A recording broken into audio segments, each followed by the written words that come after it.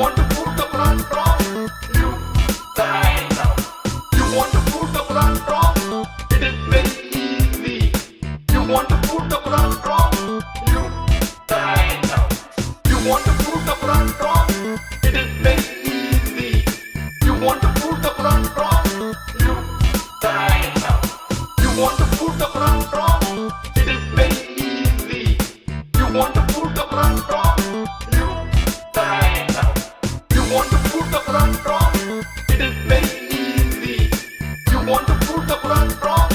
You die now. You want to prove the Quran wrong? It is very easy. You want to prove the Quran wrong? You die now. You want to prove... All right. We are live. Welcome back to Reasoned Answers, your home for all your favorite crackhead clown individuals. Today, we're going to be talking about some breaking news. And you see breaking news. Yes? No? Okay. Yes, and I will definitely never work again because I keep calling everyone crackhead clown individuals, which is highly offensive. So we are joined by Mary Harb and the Dizzle. We're going to be talking about everyone's favorite Islamic apologist, Mohammed Hijab. A couple days ago, a video was released by a fairly small, but not brand new channel by any means, a channel that we'll talk about in a little bit here. But the entire mission of the channel is to hold Muslim leaders accountable for the actions that they take.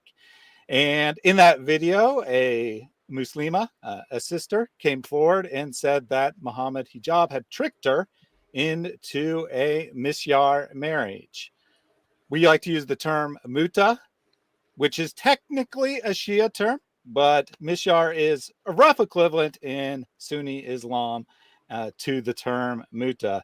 There's a slight difference in that you're not supposed to have a fixed end date for the marriage, but it is intended to be a temporary contract. A number of years ago, I was reading about the young girls of Egypt and how wealthy businessmen and princes from Saudi Arabia and the United Arab Emirates would vacation in Egypt for the summer, and they would take these young girls, 10, 12, 14 years old, as their temporary wives, to the point where in certain poor families, by the time the girl turned 18, she had had 6, 8, 10 different husbands in these Misyar arrangements. Oh, so well, it is a would very... you would you go ahead and before we go much farther, I actually have the big article about that in okay then. Post. So I didn't even know you were going to have an article. So I know you didn't. I know you didn't. So it says some girls have been married because, of course, Islam is the backwards religion. Whenever you fast, you pig out and gain weight. And whenever you marry, you have sex with many, many men. Some girls have been married 60 times by the time they turn 18. This is about Misyar marriage in specifically in Egypt. And there is a habit of Middle Eastern men with money to travel to Egypt for sex tourism. And they contract with a girl for Misyar marriage for a short time, especially very, very young girls. It's many of them less than 15. And has intercourse with her for as long as he likes, then goes back to Saudi or United Arab Emirates or somewhere else. They will also take the girl with them for a few months and then kick her out whenever they're done with her. So this is, and later I'm not going to read the whole thing, but notice 60 times before they turn 18. Each time they are sold by their parents with a dowry for a certain amount. And because the husband is the one who divorced them when he's done with her, then the dowry goes back to her. So it's just sex trafficking.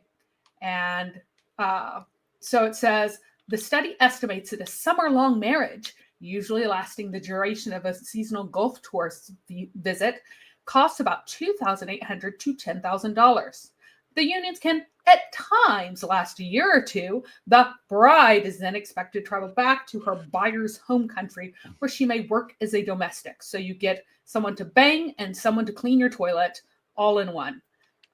Win-win. And there you go. Yes, win-win. Win-win. To be perfectly clear, Hijab is not accused of this exact thing, right? Rather, he promised a girl or a young lady, she was not underage, a young lady, that he would have a normal marriage with her, that it would be, he'd fulfill all the normal Islamic duties of being a husband and providing for her financially and such. And then once she'd signed the contract, then suddenly he changed his mind and said, oh no. This is just a Misyar marriage. It's a sex marriage. It's a boyfriend-girl relationship. This is perfectly halal. Nothing wrong with it. And by the way, I'm allowed to lie to you and tell you whatever I need to tell you to get you into the... You want to prove the Quran wrong? It is very easy. You try it out. Morgan did that, the cat. So that's what she said. We'll get into the details there. But just within the last couple hours, Hijab tweeted out that a response video was published. It's published on a brand new channel that this is the first ever video, has less than 100 subscribers at this hour. Wait, he posted it on a new channel? Yes. With an AI voice pretending that somebody else was doing it and not him.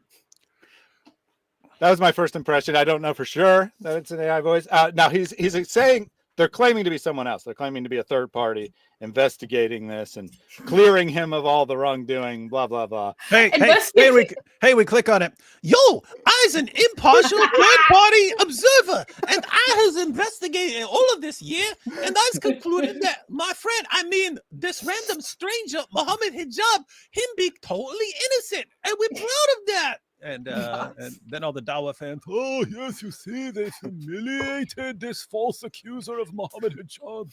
Yeah, and they're cute. He's saying, oh, I'm researching it, but what is he doing? What is he publishing? So I only skimmed through the video. I haven't watched it myself, but he posts texts that allegedly came from Hijab proving his innocence. So by investigating, he just means I published what he provided me. Yes, pretty much. Super independent researcher here doing true research. Whenever I do research, what I do is, hey, will you send me some select texts that I will present with your side of the story? Because that's what researchers do. So we'll get into all that, but I saw a number of messages in the chat about people not knowing what we're talking about. So we'll go over the basic story first. We'll try to get through that relatively quickly. And then we'll get to the response video, which we'll play through in its entirety and react to it for the first time. No one's really watched that yet. All right. So with all that, let me take a couple quick comments from the chat. Pat's Leatherstrap says, lateness is haram and gay. David says, how dare Dawood take a break? Daughter of Galatians says, David needs a little break. That was a lot. LOL. Also, AP left him last night, so he did more talking than he had that cake. So obviously, it's all AP's fault in the end there. Alexander says, I feel kind of sad for Mojab's hotel wife. She wanted a Christian marriage and had no idea Islamic marriage is the opposite of what she wanted. And then, but a little side note, that is an issue that you have Muslim women living in the West who've absorbed an idea of marriage that is, one man, one woman being faithful to each other and so on. And that's what they want. And then they find out, Islam doesn't have to go that way. Nikah doesn't even mean marriage. It means intercourse. Zawaj means marriage, but the word used over and over again in the Quran is nikah, which is it's intercourse. It's halal intercourse. The marriage as such does not even truly exist in Islam. There is the sale of a woman's private parts in return for a certain consideration. What that consideration is depends. There's an entire book called Slavery and Marriage in Early Islamic Law, which explains how all Islamic law sees marriage as just another institution that is a sister of slavery. There's regular slavery, and then there's marriage, which is a special type of slavery. The woman's private parts are sold to the man. He owns them. And in return, he has to continue to pay.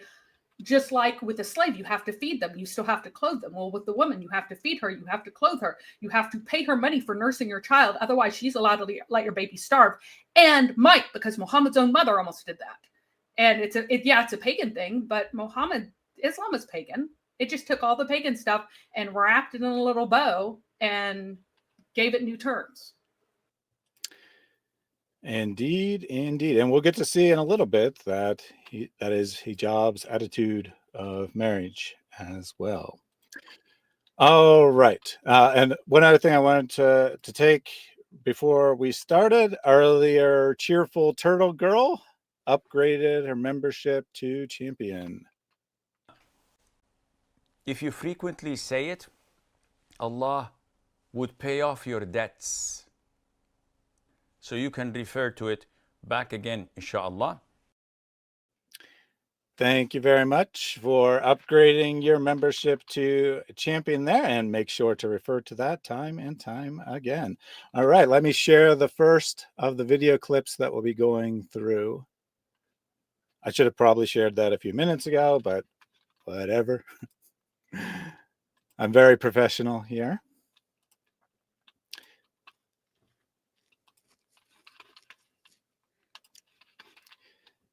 All right. So this is the introduction from the Beyond Veils channel. It's about a minute introduction to the subject here. Behind Veils is not just a channel. It is a movement, a space for the unheard, the betrayed, and the silenced. And today, we bring forward one of the most troubling stories we've encountered, because the man at the center of it isn't just a figure in our ummah. He's a global personality who commands influence, wields scholarship, and yet, behind closed doors, denies a marriage he once entered. This is the case of Sister Aisha. Her real name is concealed for protection. Her voice, not for long, she will be humiliated. Revealed. After months of conversations, evidence gathering, and consultation with scholars, we reached out to Mohammed Hijab, not to ambush, not to sensationalize, but to give him the opportunity to speak. Instead, we were met with deflections, threats, manipulation, and a disturbing refusal to acknowledge what multiple witnesses, texts, and even a sheikh confirmed, that a secret nikah did occur, and a woman was left in emotional and spiritual devastation. All right, so that's our first clip there. Hang on. Is there anyone watching who thinks that doesn't sound like Mohammed Hijab and doesn't sound like something he would do? Definitely sounds like him to me. Sounds exactly like him to me. Mm-hmm. So a couple things I want to point out there. The channel is describing itself as a voice for the unheard. And if you look at their previous videos, you'll see other stories about people who were abused by sheikhs or other religious leaders, other authority figures in some way or another. They're not all cases of like male-female relations gone wrong type deals. Some of them are men who were abused by, not sexually, to be clear, were abused by their teachers and various, were tricked into a false contract, all kinds of things. But the whole purpose of the channel seems to be to call out religious leaders. Obviously, they've never addressed someone as prominent and famous as Mohammed Hijab before, but it is in line with what the channel is all about. The other thing I wanted to point out is they said that this has been going on for months. They've been trying to be in contact, work this situation out for months, which will be relevant when we look at some of the timestamps of when Mohammed Hijab said certain things. Anything else you want to add real quick, or should we go to the next clip? Let's see what happens. Let's see the false accusations against our hero, Mohammed Hijab. Mm-hmm. All right. So before we get into any of the accusations, we're going to very briefly cover Mohammed Hijab talking about Elon Musk because it's highly relevant here. These videos came out in January of this year. So within the last 2 to 3 months. Many of you will know that I've been engaging one Elon Musk. This individual who has a very unusual and atypical family history, whose father was engaged in incestuous behavior with his stepdaughter, in fact.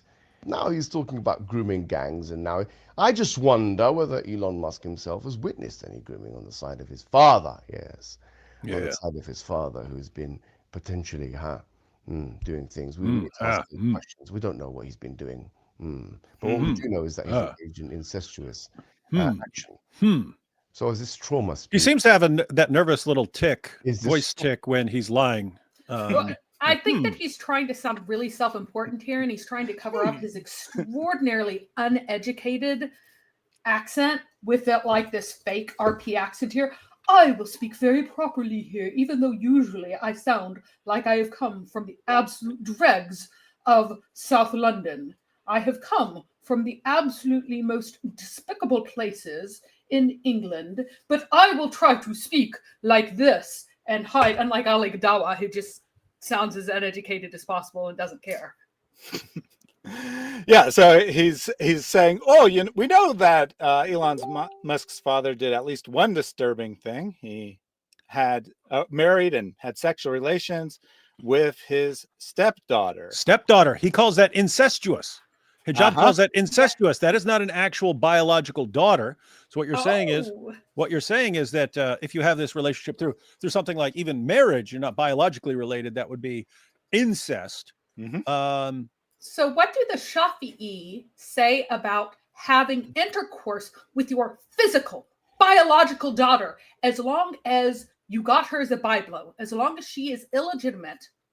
What can you do with your actual physical, biological daughter, according to the Shafi'i madhab? What can you do with her? You tell us. You can marry her and have 50 children with her, with your biological daughter. So Mohammed Hijab here, Hijab, Mr. Hijab, who is pretending that he isn't actually Egyptian, he thinks that it is appalling that this man had sexual relationships with his stepdaughter, but he could not say that it was clearly wrong because there's no consensus on the point in Sunni Islam to have intercourse with, bear children with, marry, parade around as your wife, your physical, biological, actual daughter. Now, I have here an article really quickly with a timeline that shows when these various things happened. So, the Elon Musk here Elon Musk's father knocked up his stepdaughter when she was 30. He was 4 when he married her. When he married her mother, the entire timeline works like this. The stepdaughter was 4 when the parents married. Musk was 20. The stepdaughter was 22 when the parents divorced, which was 18 years later. Musk is now 38. Stepdaughter was age 30 when they had a child. Musk is now 46. So Musk was not even in the same household when his father was married to the new mother and did not grow up at all with the stepdaughter. So he saw nothing, was not traumatized by anything.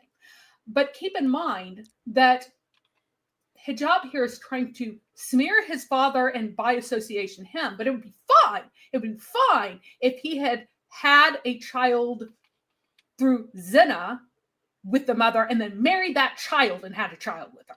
That's fine. But this is like, oh, grooming, evil, it's disgusting, it's despicable. And then he tries to go, the only reason you don't like the grooming gangs is because this grooming happened and you were aware of it. First of all, there's no indication here that there was any grooming because, again, she's 30 when they had the child and was apparently a full adult whenever they started any kind of relationship whatsoever. Whereas in Islam, if you take a child into your house, this girl is the only father that you have ever known.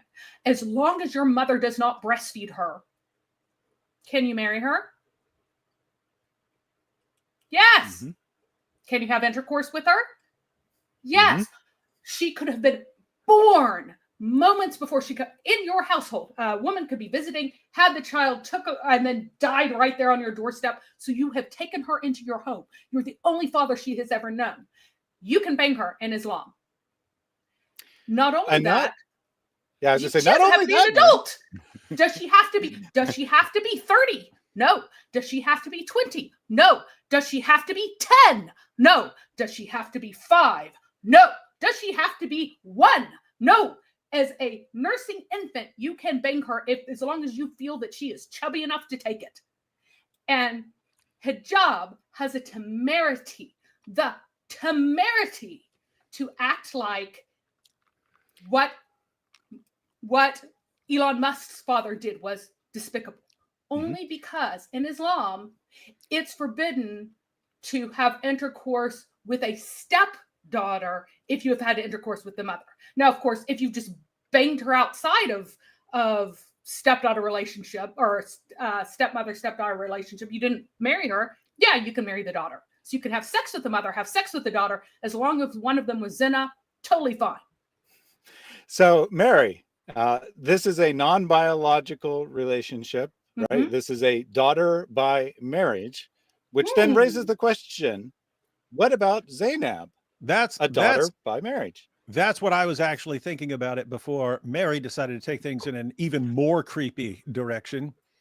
But yeah, I was thinking, wait a minute, if you're saying that even non-biological relations that are through marriage or let's say adoption, that those would also qualify as incest, and you're talking about Elon Musk's dad having sex with a non-biological relative, but it's incest because there was a relationship through marriage, then great. Muhammad's adopted son, who is his son through adoption, Muhammad took his adopted son's wife, who was actually a fairly close relative. Zainab was his first cousin. And so is actually a closer relation than Elon Musk's dad's had with a stepdaughter. But so you have Zainab. Zainab was Muhammad's daughter-in-law. Wait, is that stepdaughter or daughter-in-law? I always forget what's the difference. Wait, if it's his son, daughter-in-law. Okay, daughter-in-law. But legal daughter according to Islam. Until the only reason why it is not incest in the same way is that Muhammad went, oh, I really want to bang her, so no more adoption. That's the only reason it wasn't incest, because according to his own rules, banging your son's wife is incest, just like banging your stepdaughter is incest, according to Muhammad's rules. He changed the rules after he had made them so that he could bang Zainab ibn Jahash. But we're going with Muhammad. We're going with Mohammed Hijab's definition of things, and according to Mohammed Hijab, if you have a non-biological relationship with someone through some other relationship, that actually qualifies as incest, and therefore Hijab should be pointing a finger at Elon Musk or his dad. You should be blaming your prophet for incest, which is why he set that example. Yeah, for your community. Yeah. You think about this, you think about that. Maybe that's why incest is so common in your religion, because look at what you've done. Yes. And also, that's what impresses your followers, right? Don't talk like this. I'm very speaking deliberately and importantly. Yes, I am a very smart person, and now I will speak of all the many cousin marriages and how we marry cousin after cousin after cousin, following the example of Muhammad, so that our marriages are as close as those between siblings biologically, and that is fine because we're just repeating the sunnah of Muhammad. So actual incest in terms of genetic closeness is not a problem for him. Having sex with a child you raise in your household is not a problem for him. Having sex with all sorts of people who are related to you by marriage is not a problem for him.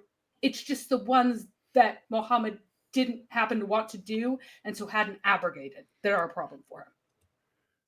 And I mean, just think about the great irony here. So you've got Muhammad, who married his first cousin, who was married first to his own adopted son. So that was his daughter-in-law for years until he decided that he would have her through revelation, of course. But I mean, think about this. And Mohammed Hijab is attacking Elon Musk's dad when Muhammad, his prophet, set this example, but also, she was his first cousin. And here you have Mohammed Hijab's fans, which are basically the products of 40 generations of first cousin marriage. And now he's attacking that when the only reason he has followers is because 40 generations of first cousin marriage destroys their ability to think clearly about really anything, and then turns them into these mindless, gullible people who will believe any idiotic nonsense where you talk like this to them and they're going, after 40 generations of cousin marriage, it seems very intelligent. I must agree with him.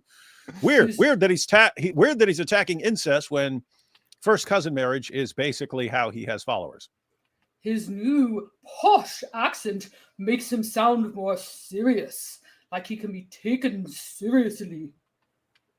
Yeah, I definitely would not recommend taking him seriously.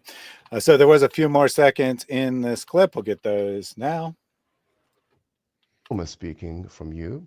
Or is it something you witnessed? Or have you been groomed yourself? These are all questions, I think, which are legitimate psychological questions that people are going to be asking now, considering the overcompensatory behavior. So the argument of hijab here is that Elon Musk is opposed to this perfectly ordinary practice of grooming gangs because he himself was groomed and now he's overcompensating for that. That is the accusation argument he is making here. Well, what's wrong with grooming gangs and Islam? Nothing. Well, Totally normal, I do have because to give you it's that Dar one. al-Harb, right? It is a house of war, totally normal behavior for Muslims. Why would you have any problem with the warfare Muslims are doing against your people? Yeah, I guess that must be my Islamophobia kicking in there. And that's why I'm opposed. In Musk's case, it's personal, but in my case, it's just general Islamophobia. So shortly after publishing that video, Hijab posted this video where he titled it, "I am in danger." And here's what he claims. I have received a threat through someone who knows Elon Musk very well, who is in contact with Elon Musk, documented public contact with Elon Musk. And that threat was essentially a blackmail. Yes, you heard it right. I was blackmailed that if I do not stop attacking Elon Musk, that I will be framed for a crime I did not commit. Hey, quick pause. Well, if someone who's connected to Elon Musk sent me a message saying, if you do not do what I say, then I will frame you for a crime, how would you not instantly post that? For real? Yeah, like what's the threat? Show me the threat.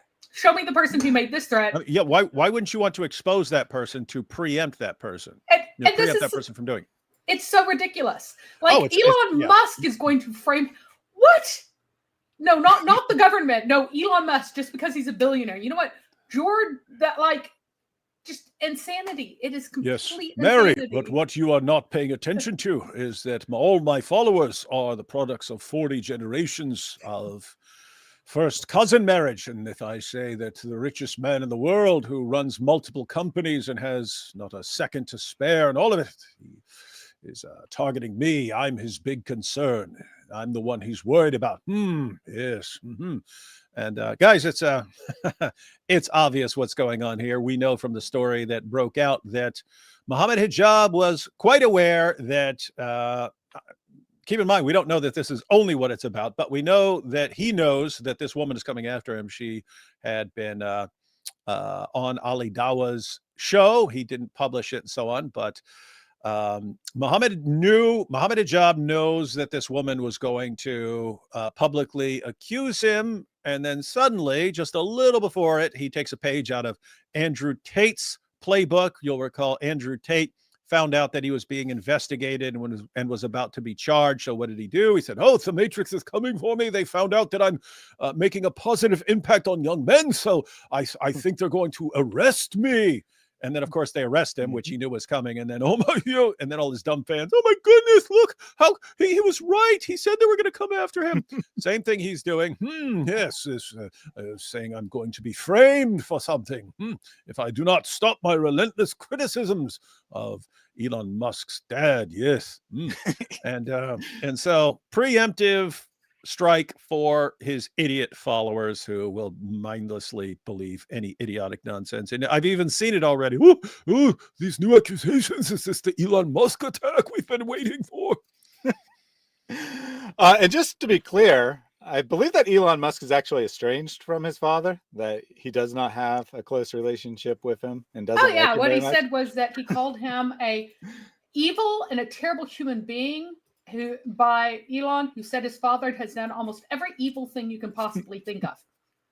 So the fact that he just imagine, my father is a pervert, so I hate perverts. So you should not listen to me because I only hate perverts because my father is a pervert. That is the best kind of argumentation that Momo over here can come up with. Mr. But then but no, Barry, it's more because now he's being attacked for calling out his father. Like, just so insanity. And by the way, according to one study, whenever you have double cousin marriages, so only 2 generations, that will decrease your IQ by 11 points. That's almost a standard deviation. I've actually seen it suggested that the reason Europe took off was by people outlawing first cousin marriage, which just over time makes people you stop the negative effects on your population of first cousin marriage if you outlaw it, and then compared to countries where first cousin marriage is normal, you end up with a smarter population. I'm going to take one super chat real quick. I'm going to do these sparingly, but I'll try to get through them by the end. From Jack Ray. من ذا الذي يقرض الله قرضا حسنا? Who is going to give Allah a good loan? Ya akhwati, this verse puts shame in my heart. My Lord is asking for a loan. Nothing's wrong with that guy. He has ability, but only a little bit of cash flow problems. He just needs a little bit of money right now. So give to Allah. Don't ask for anything back, guys. Ray said TikTok, time to rock, obviously, as we were starting. And remember, Allah, he's got the ability. He just needs a little help, guys. He just needs a little help. So make sure to send in your donations for the benefit of Allah, not the ministry. Definitely not the ministry. Una makes a good point. Mr. Hijab here, he colors Musk poorly because of his father. So does that mean that Hijab is a grifter himself because his father runs a fake Cambridge college site? So yes, by the logic, yes. Yeah, clearly. All right, so the next clip I have is Aisha, as she is alias, telling the start of her story. So let me call that up here. This is the story of my marriage to Mohammed Hijab and how his actions that he claims are permissible by Allah have completely destroyed my life. I'm coming from a religious family. My father is part of the da'wah himself, organized da'wah work. I was part of an organized da'wah group in my own country growing up since I was a teenager. So that's how we met. It was for a da'wah work that was liaised between us through an Islamic institute. Asked me a few questions about myself, if I was married. Told him I was going through a divorce. He knew all the details about that case, and he was helping me throughout the whole process. Fast forward, he started giving me hints that he's interested in getting married to me. He told me I am not like your ex-husband whatever you see on social media, don't worry, because I'm very good as a husband. But he never took that step until he asks for my hands. Formally, he told me, would you like to consider me as a husband? He told me it's going to be polygyny. And that's where we'll stop the story here. Left out a little bit about he was giving her hints that he was interested, but he wasn't actually being forthcoming about it. Other suitors were pursuing her, and they all kind of get chased away as Mohammed Hijab was asking questions and showing why they were insufficient for her and such. So he's being very curious about her personal life, very interested in her marriage background. And then when, I don't want to call them boyfriends because that might imply something different, but when she has male suitors, Hijab's instructing her, don't go for that guy, don't go for that guy. And thus she turned down multiple legitimate relationships that she could have pursued because of Hijab's advice. And what is quite interesting here is that because he managed to isolate her from her father, Islam keeps women dumb on purpose. It keeps them in ignorance. It makes them believe false things. You have half a brain. You're a stupid little girl. And so we flatter you and pet you, but you're not a full human being. You're less than that. So you just don't worry your pretty stupid little head about these things. And so she was not a savvy person. She was not guarded, told to be careful and guard because, her husband's supposed to, or her father's the one who's supposed to be like controlling who she marries and stuff. So she did not have it put in the contract what he owed her. And because it wasn't in the contract, she agreed to a marriage without terms where he didn't have to provide her anything according to his rendition. And it may even say something like that in the contract that, what we owe you is nothing. That might even be in her contract. And she just doesn't know because she was kept in the dark. Yeah, so we'll get to the actual marriage here in a little bit. Nanny says, anyone who says I'm a good man, don't listen. That is a red flag. Also, Good Emperor says, don't believe what they say about me online. Right. Yeah. I mean, it's his own social media posts, right? He's like, oh, don't believe my own social media posts where I act like a complete jerk. I'm really not a complete jerk. That's just an act. Wait. You mean when he was threatening the wives of critics of Islam, threatening them with giving them these veiled threats of rape and torture, that sort of thing. And then him saying that some Western women who criticize Islam he believes they're waiting to be conquered by Muslims so that they can be taken as war booty. Those kinds of things that would give a woman, the indication that maybe this guy's got serious issues. Or even his discussions with like Ali Dawa, where he's saying, of course you can lie to your wife. Of course, if you got one wife and you want a next wife, you got another wife, but that wife's going to have a problem, or your original wife's going to have a problem with you marrying someone else. Just lie to her. You can lie to her. It's no problem. Just lie to her. You're totally fine. You can lie right to her face. Where were you? I was at the gym. You can lie to her. Mm-hmm. So that sort of thing. Yeah, and we're going to get that from Hijab himself here in a minute. Jack Ray said, oh, Mary has arranged the clips ahead of time in discrete units. No, she has not, because I did that. Although Mary did help. We worked on it together to determine, cut down the 30-minute video of her testimony into about 7 or so 1-minute chunks.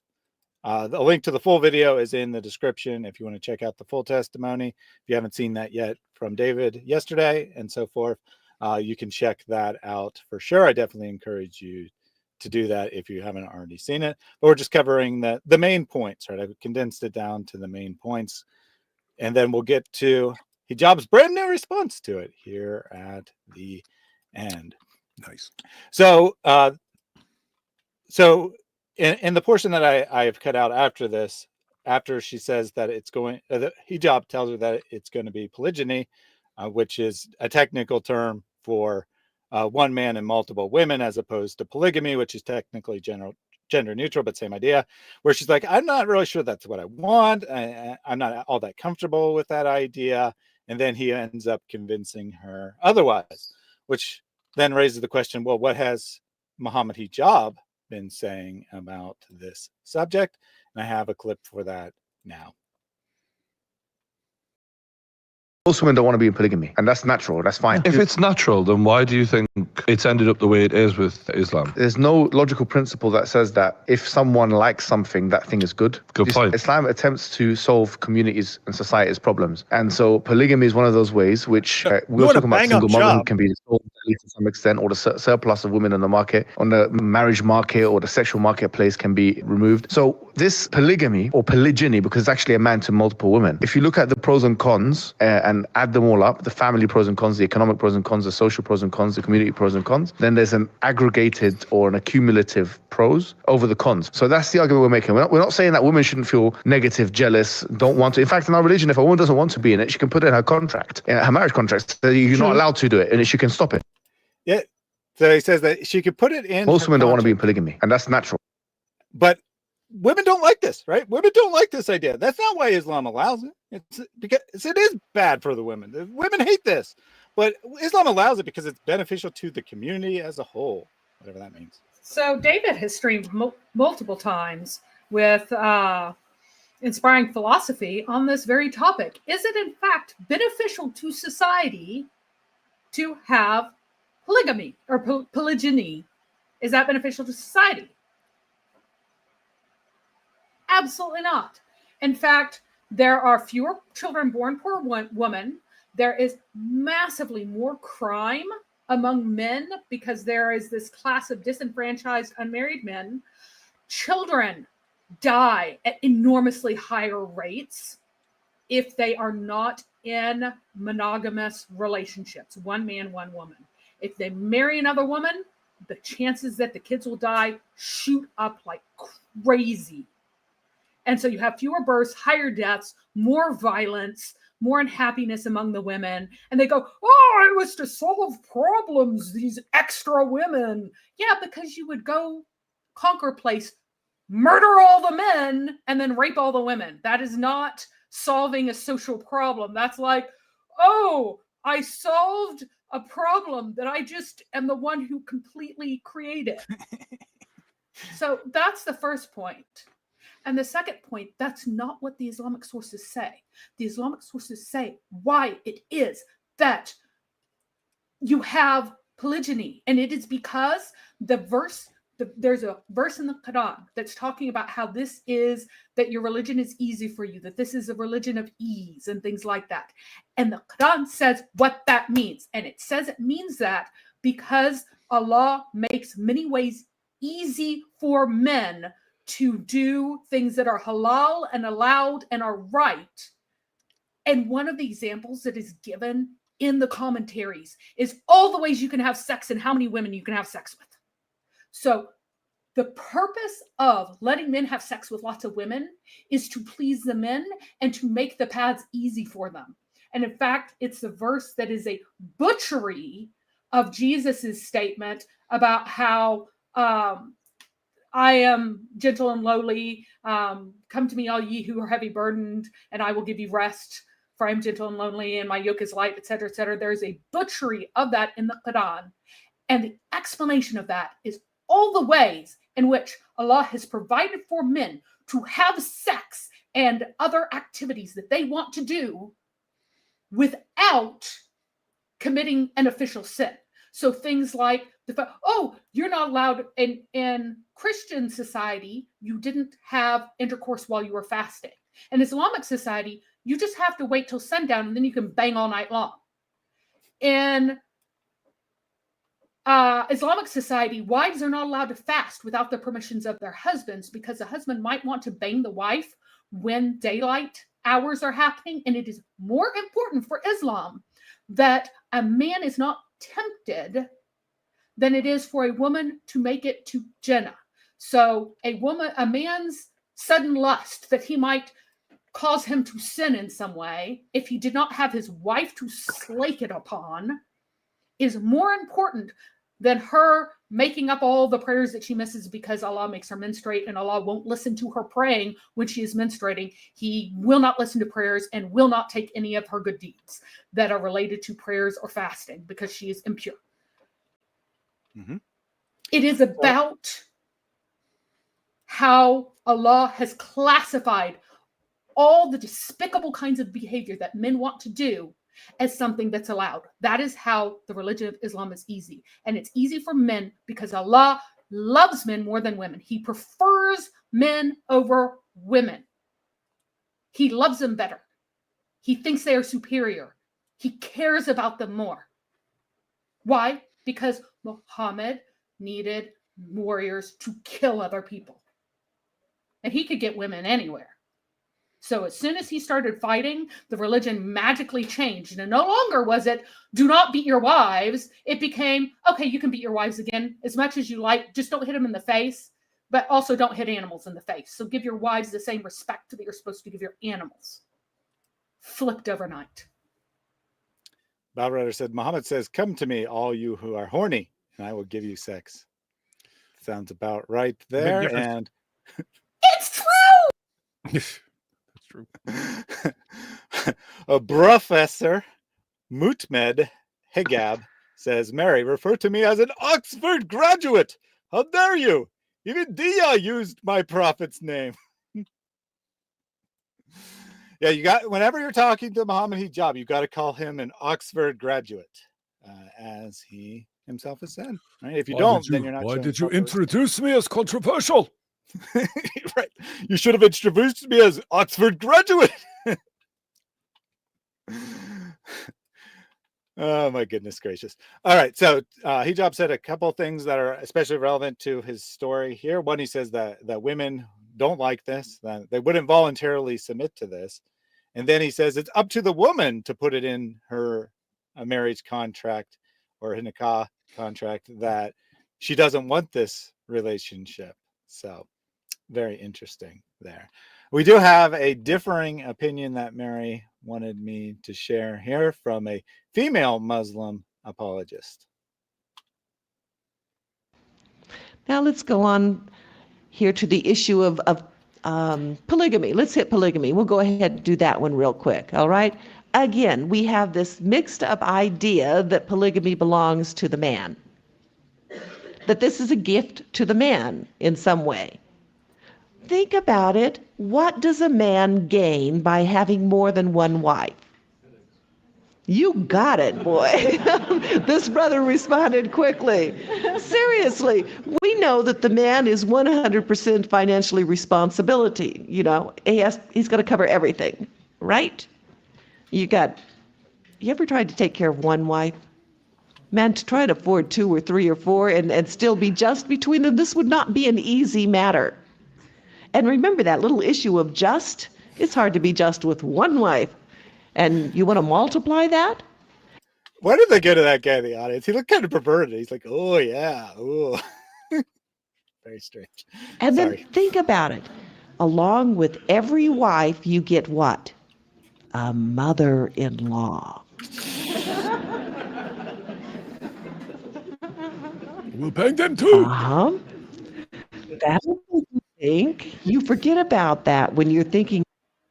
Except in Mohammed Hijab's case, right? As we'll see here in a little bit. He doesn't want to get a mother-in-law. Yeah. Oh, we can actually just stop here. We don't actually have to listen to the rest of her nonsense because I guess she. Well, or she is there more important word? Okay. I forgot. I sent it to you, but I forgot. Go ahead. Yeah. Well, I asked you, did you want me to play the whole thing? And you're like, yes, it's all good. Maybe I forgot. No, towards the end, she makes another highly relevant point. About just getting a wife, but another mother-in-law? Oh my. So now what is a man getting? Oh, definitely headaches, a drained out pocketbook, and always this terror of answering to Allah on the day of judgment? Oh my, a man has not gained anything by polygamy. It wasn't designed to meet the needs of the man. Polygamy came as a gift to the woman.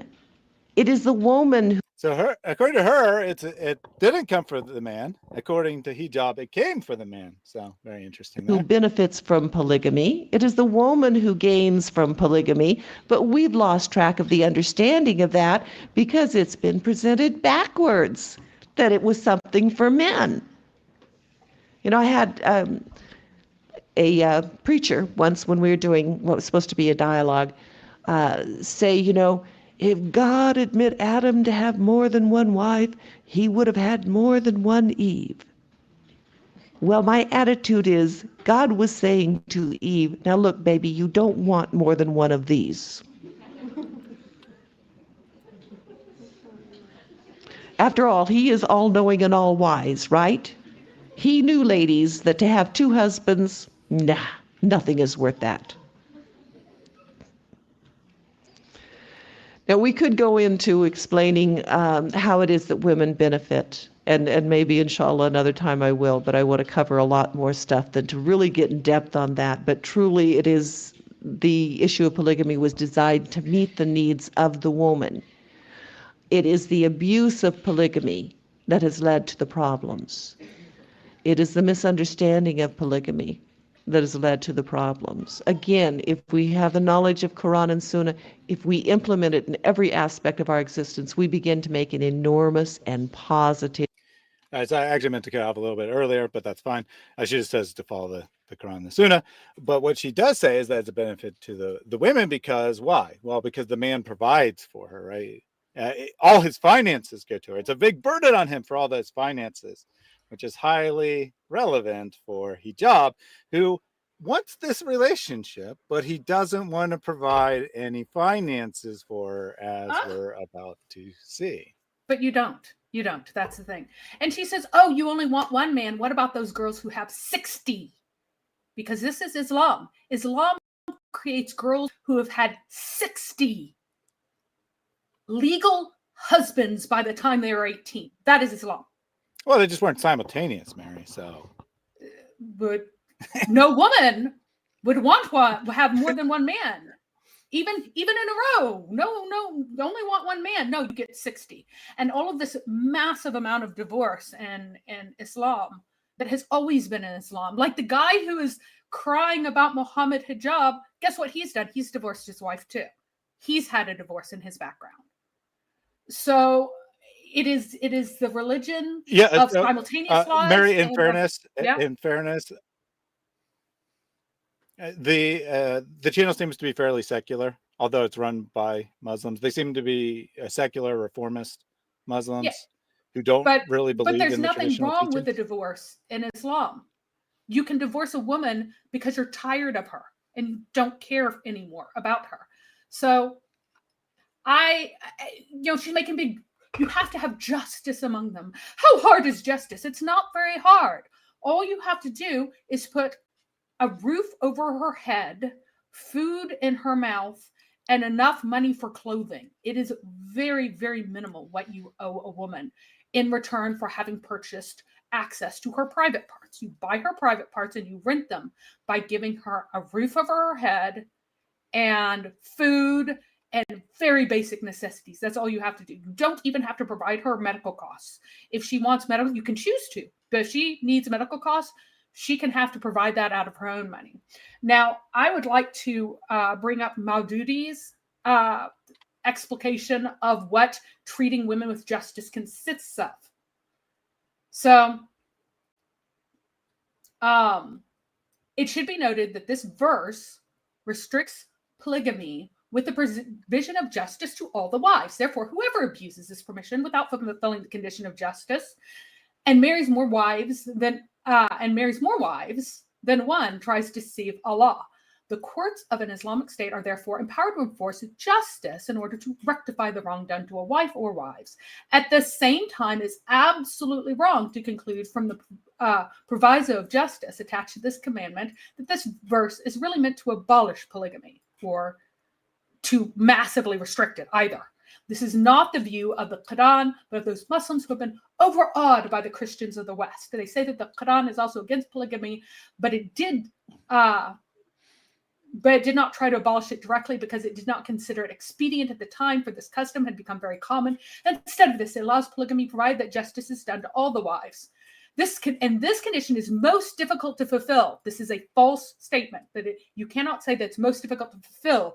So the recommendation is toward monogamy. That's what she's trying to do. Who can do justice to multiple women? Obviously, this way of thinking is a result of mental slavery, because polygamy itself is not evil, for in some cases it becomes a real cultural and moral necessity. There are born people who, even if they wish, cannot remain content with any one wife. So there are men who are super lusty and horny. So Allah would never restrict these horny men from one wife to one wife. Polygamy comes to the rescue and saves them and the society in general from the harms of unlicensed sexual indulgences.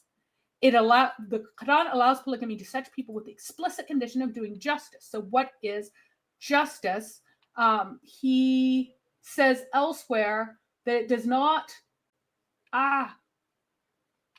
it's not on this one, but Maududi explicitly says elsewhere that justice does not consist of treating wives equally.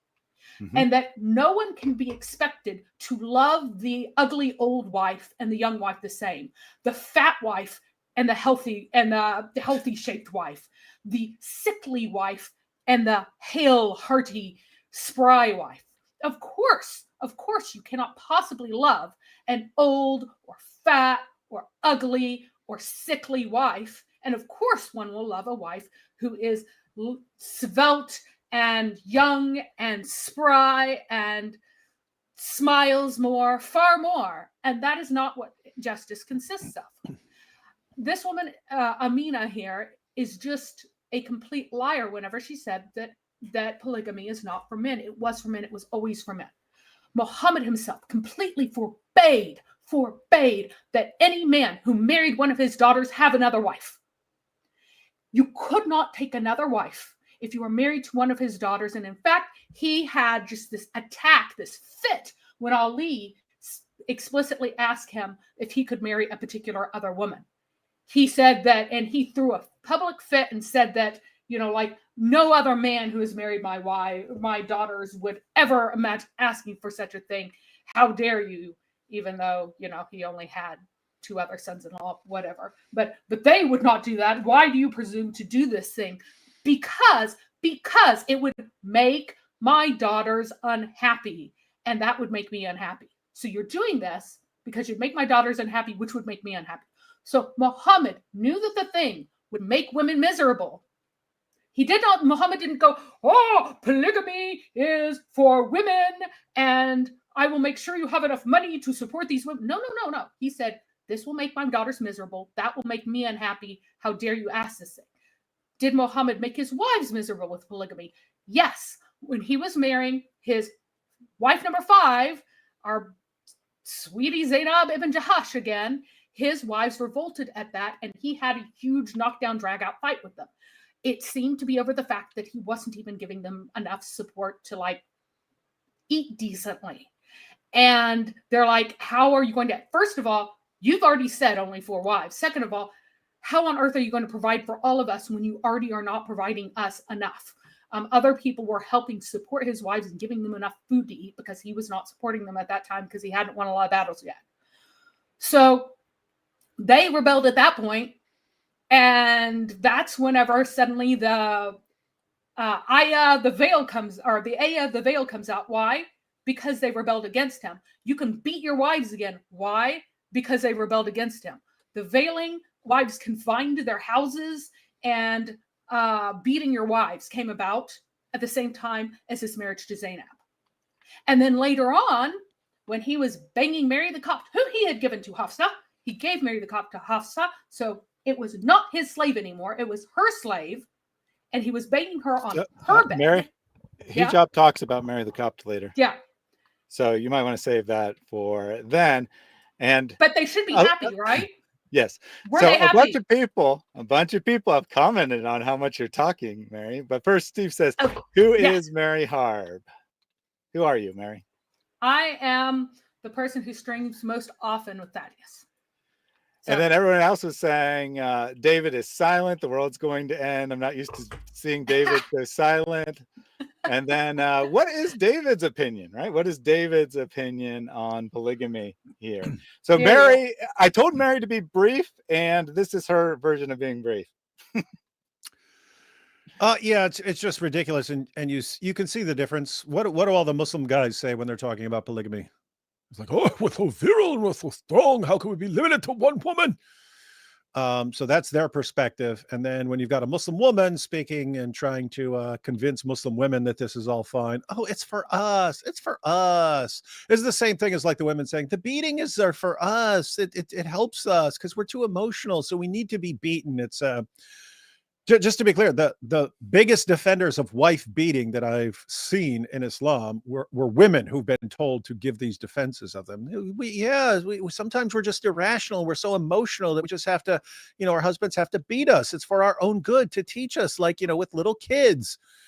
And so, yeah, the polygamy version is the exact same. It's the same thing of that. It's for us. It's not for the man to go around banging multiple women. And it's just pathetic that women are the ones defending this when it's clearly for the man. Yes, he has to pay more. Guess what? There are men who would gladly pay for multiple sexual partners. It's just like the guys who are going around doing getting Mutah wives and so on. Oh, but he's paying. It's so hard for him. See, that's for her. That's for her. It's for her. It's not for him. Why is he paying for it then? He doesn't need that. Oh, to help. It's out of the goodness. It's out of the kindness of his heart that he's giving money so he can have sex with this 14-year-old girl, right? Guys, if it were just out of kindness and he's doing it for her, he could just give her money. He could just give her family money. Why is he giving it to her in exchange for sex? Because guys are willing to spend money to have multiple sexual partners. Giving it to her dad a lot of times, not even to her. Yeah. So the weird stuff says Mary Harb is the slayer of Allah in the Quran, the woman with two full brains, completely the opposite of what Muhammad was preaching about women. And I would say definitely Mary is smarter than us all, or certainly smarter than me. I don't want to speak for David, but Mary knows everything about everything in my experience. Let me take one super chat and then we'll continue with Aisha's story. They give a loan to Allah. What is the reward? The reward in this life is that the money will come back double. You give 100, 200 will come back. Sooner or later. Believe me. All money that is given for the sake of Allah, it comes back. And I'm sure that all of you have experience. He says, believe me, you'll get double back for whatever you donate. I don't know if the sound was messed up for you guys as well, or it was just messed up for me. I think it was the echo cancellation because it is very echoey in that clip. Robert says, much love for you all. Thank you very much for that donation. All right, so we will get the next part of Aisha's story here. And this part is where Mohammed Hijab starts to act very weird before the marriage that he proposed takes place. Give me 1 second on that. All right, got that pulled up, add it to the screen. All of a sudden, he stopped everything. He said, I think the best thing for me to do for you right now is that I wouldn't go ahead with this marriage. I was confused, especially after he opened up about his feelings. He spoke to my father. He's been pushing the idea forward. I had feelings for him too. I tried to get explanations from him, but he didn't give me any reply. So we stopped contact. After like 8 months, he contacted me again. He apologized and said, I couldn't go ahead with the marriage last time because I had personal reasons. I am back. I am here now. Let's go ahead with this. I am ready. Don't worry. We're going to go ahead with this time. Let's just make things quick. And he was rushing up the process. Obviously, I told him you have to talk to my father again. And like, it was quite hard this time, especially that he told me he's not ready to make a big wedding back in my country. I told him that's okay. He said, I am not ready. I'm not able to go and meet your dad in person for personal reasons. And I trusted him. He said, let's do this over Zoom. It's actually halal. So that is her saying all the weird things were happening. So Mohammed Hijab proposes this marriage, and then he, as the day's approaching, right, he gets permission from her father, gets a contract written up, and then as the day comes, he says, "Oh, never mind. I don't think we should get married right now." And then he ghosts her for 8 months, and then they get back in contact. And for some reason, this isn't bizarre enough for her. She decides to go through it again and somehow convinces her father a second time to agree to the marriage. So all kinds of weird stuff going on. Mohammed Hijab keeps saying this is for personal reasons. Personal reasons I can't go forward with the marriage. I kind of suspect I know what those personal reasons might be. That his wife has gotten wind of what's going on and is not going to allow it to go forward. I think is probably what happened. That his first wife got some inclination of what's going on, and he had to call it off because she knew about it. Or he'd already reached his four wife limit at the time. Ha! Yeah, has to divorce one before he can had to wait to trade some of them out. her in. Nice. Just to clarify, for some people are confused, she wanted to be a public second wife, as public as you can be in the West where it's actually legal. She wanted to be a wife who had to be provided with a house and all of the provisions of a wife. This is what she believes she is getting into. But again, it's not in her contract.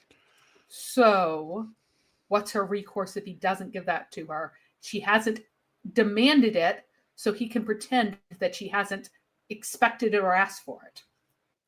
Yep, and so we're going to have another clip of here in just 1 second here, where Mohammed Hijab makes some more demands on what needs to happen if this marriage is to take place. I did cut out the part in between where she was, explained her rationale and her reasons for doing this and whatnot. If you want to see that and you haven't already, check out the full video linked in the video description. But I'm just trying to hit like the highlights, the main points for hijab's perspective, especially why we're being critical of hijab here. I don't think anyone should be too critical of Aisha. Yes, there were some warning signs, but also she's a woman in a culture where you're supposed to be submissive. You're supposed to just go with whatever your wise male leaders tell you to do. And she lists all these reasons why she trusted him, among other things, because he's a leader. He's a dawah. All these people, all these important people in society are supporting him. There's no way he could be a bad guy. They all support him. They all believe him. It doesn't feel quite right, but I must be wrong, right? It is basically what she's thinking, because all these people that should be looking out for vulnerable people are in fact supporting hijab. So there must be nothing wrong here. Yeah, that's one of the issues that it's significant for people to pay attention to. She points out that the Muslim scholars were all praising this guy and he's wonderful. And that combined with him assuring her, hey, what you see online, that's not the real me. I'm your dream guy, baby. Trust me. Muslims have created an environment to basically dupe her into thinking that this is going to go well. So they all bear responsibility for propping up people like Hijab. They help them get away with this stuff. And right now, in the very near future, they're going to continue helping him as this stuff is exposed. They're going to continue helping him and try to silence her. Indeed. Relevant comment here from GMVS. Damn, where do I see HIJAB'S response? We'll be going over that shortly. A lot of people in the chat were unfamiliar with the story. Obviously, there's a varying level. Some people are very much online and on YouTube all the time and have probably already seen someone else talking about it. Perhaps David yesterday, perhaps someone else who's talked about it. But a lot of people also hadn't heard the story at all. So we're giving the Cliff's Notes version of the story and pointing out a couple relevant things that hijab has said over the years. So the next clip here is Aisha, again, not her real name, giving her description of the start of the marriage. My dad gave me the permission to go ahead with the marriage. After we consummated the nikah, Mohammed Hijab kept on reassuring me, told me, look, I am here for this. There is nothing that could possibly make me act like those players or those men that are incapable or not going to preserve their families and so Nothing could make him act like a player. And then like 2 days later, hey, you're just going to be my hotel wife and not a real wife. on. And he told me, regardless of what could possibly happen, I'm going to preserve this family. Gradually, the new rules showed. He's not going to speak to my family ever because he's Islamically not obliged to, he said. It's not necessary. It's going to give us more freedom. And he worked on convincing me of that opinion, Islamic opinion. I actually didn't even have to let them know that we did go ahead with the marriage. There you go. You don't even have to tell your parents we're married. In fact, don't tell anyone. Keep this a complete secret. That'll give us more freedom, is the argument that he is making to her. Trying to convince her that everything's good here. And, you know, this is the best way for us to be husband and wife. If no one at all ever finds out about this. Weird behavior. But not inconsistent with things that Mohammed Hijab has said in the past. I'm going to call up. Yeah, but if you can bring up really fast what I've got. Whoops. Before we go to the next you wanted one. to put some? Okay, cool. Yeah. Before we get to that clip, Mary has. Yeah, very quickly. Some Quran. This is how Mohammed Hijab is manipulating her. If a woman fears ill treatment for her husband or desertion, it is no sin for them if they make terms of peace between themselves. And this means that the woman gives up some of her rights to make peace. So the response to mistreatment by a man who does not fulfill his obligations is that a woman should make peace. And in this way, you can turn any marriage that does not specify its terms into a Misyar marriage through these means. Because this is what Sauda, this verse right here is about Sauda. So when Muhammad was married to 4 women, which was the limit at the time, he was married to the maximum number of women that he could be married to. Sauda realized that he was getting really horny for other people, and she was old and fat and ugly because, of course, old women are ugly. And why would you stay with a woman who is ugly and old, over 40? Goodness gracious. Who could ever be content with a woman like that? So what she did is she defied the ancient tradition of what pagan marriage was. The pagan marriage absolutely required from the man certain provisions. They could not be lessened, or the marriage would be void. And one of those provisions was intercourse. So you have a right to intercourse with your husband so that you might have children to support you in your old age after he dies. She'd probably hit 40, knew she wasn't going to get any kids from him anyway, and did not so much like his presence in her house, apparently. So she gave her night to Aisha, his favorite, very underage still, wife at the time. And Aisha, from that point forward, had an extra night in the rotation because Sauda gave up some of her rights. This is the establishment of Misyar marriage. So that, yes, normally a marriage would be on terms where you owe these things in return for access to a woman's privates. You bought her privates with these things. But if a man isn't willing to give all the things that you're supposed to give for access to her privates, then it's excellent if she gives up those things or makes an offer that does not require the basic things of marriage, so that he can pay less for access to her private parts. That is what he is doing to this woman, because he knows he can, and Islam does allow it. So but it's even worse, Mary. In many ways, it's even worse than hiring a prostitute, because he's also deceiving her. Right? She's not willingly participating in this reduced rights marriage, because he has one thing in mind and she has a different thing in mind, and he doesn't care if he's deceiving her, as will become clear here in a little bit. So a couple people anticipated what's about to happen here. Oh, that's one of my favorite episodes, Second Secret Wives. Classic. Yep.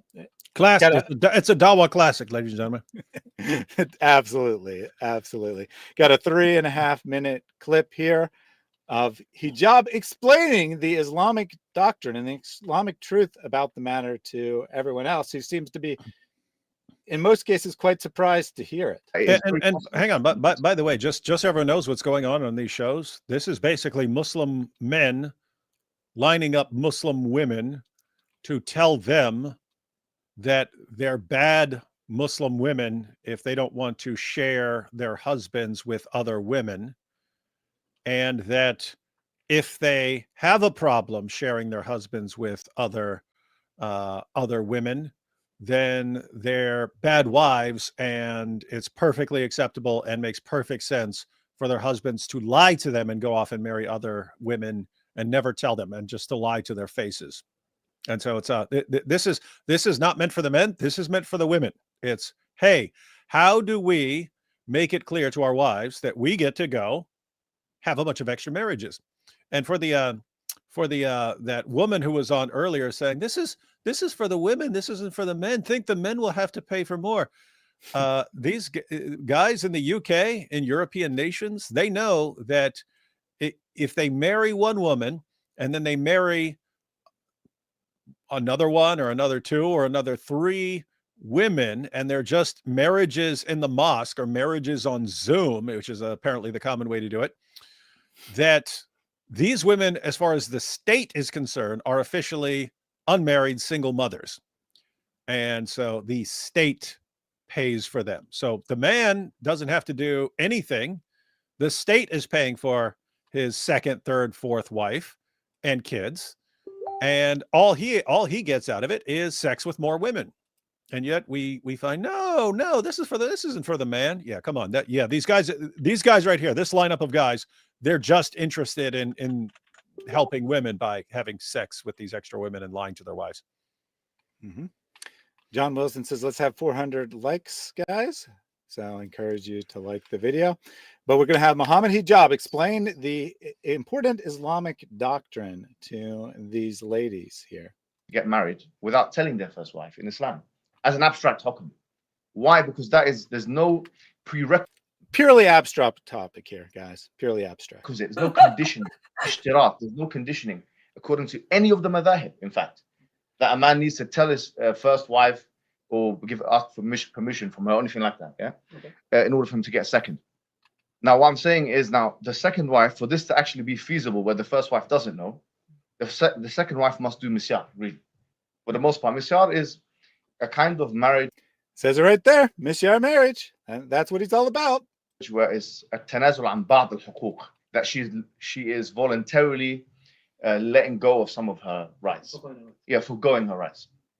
And so if she does that, and for example, she says to the man, come to me on such and such a day, on such and such a night, or such and such a place, this is legitimate in Islam. In fact, it has an asl in Islam. The Prophet ﷺ, Sauda bint Zam'a, did this with him. She let go of her nights for Aisha radiallahu anha. So it's not haram. In fact, Mary was just talking about that, giving up her nights, giving up her marital rights in order to stay married. Not exactly the same situation, but saying this is equivalent, right? You can draw up a contract to everyone. Yeah, right. You can draw a contract to everyone.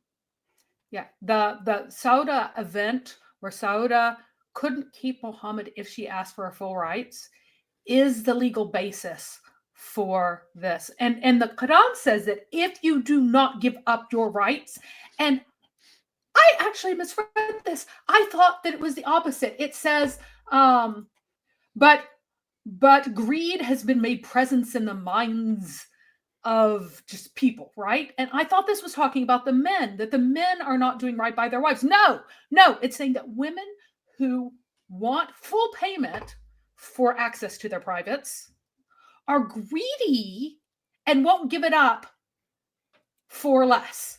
That's what it says in all the, that's what all the exegetes say. That Muhammad's saying that women who are not willing to give up the scant, pathetic payments that they get in return for access to their privates at the man's desired interval, that they are the greedy, spiteful ones.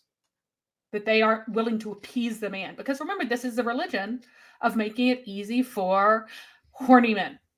Mm-hmm. Mm-hmm. So we've gone through the legal basis there, and now it's going to get even better, I guess is the right word. I don't know. So, it's something the Prophet did himself. And by the way, scholars of the past did this. They married a woman without the first wife's knowledge. Ibn Hajar al-Asqalani married the big scholar.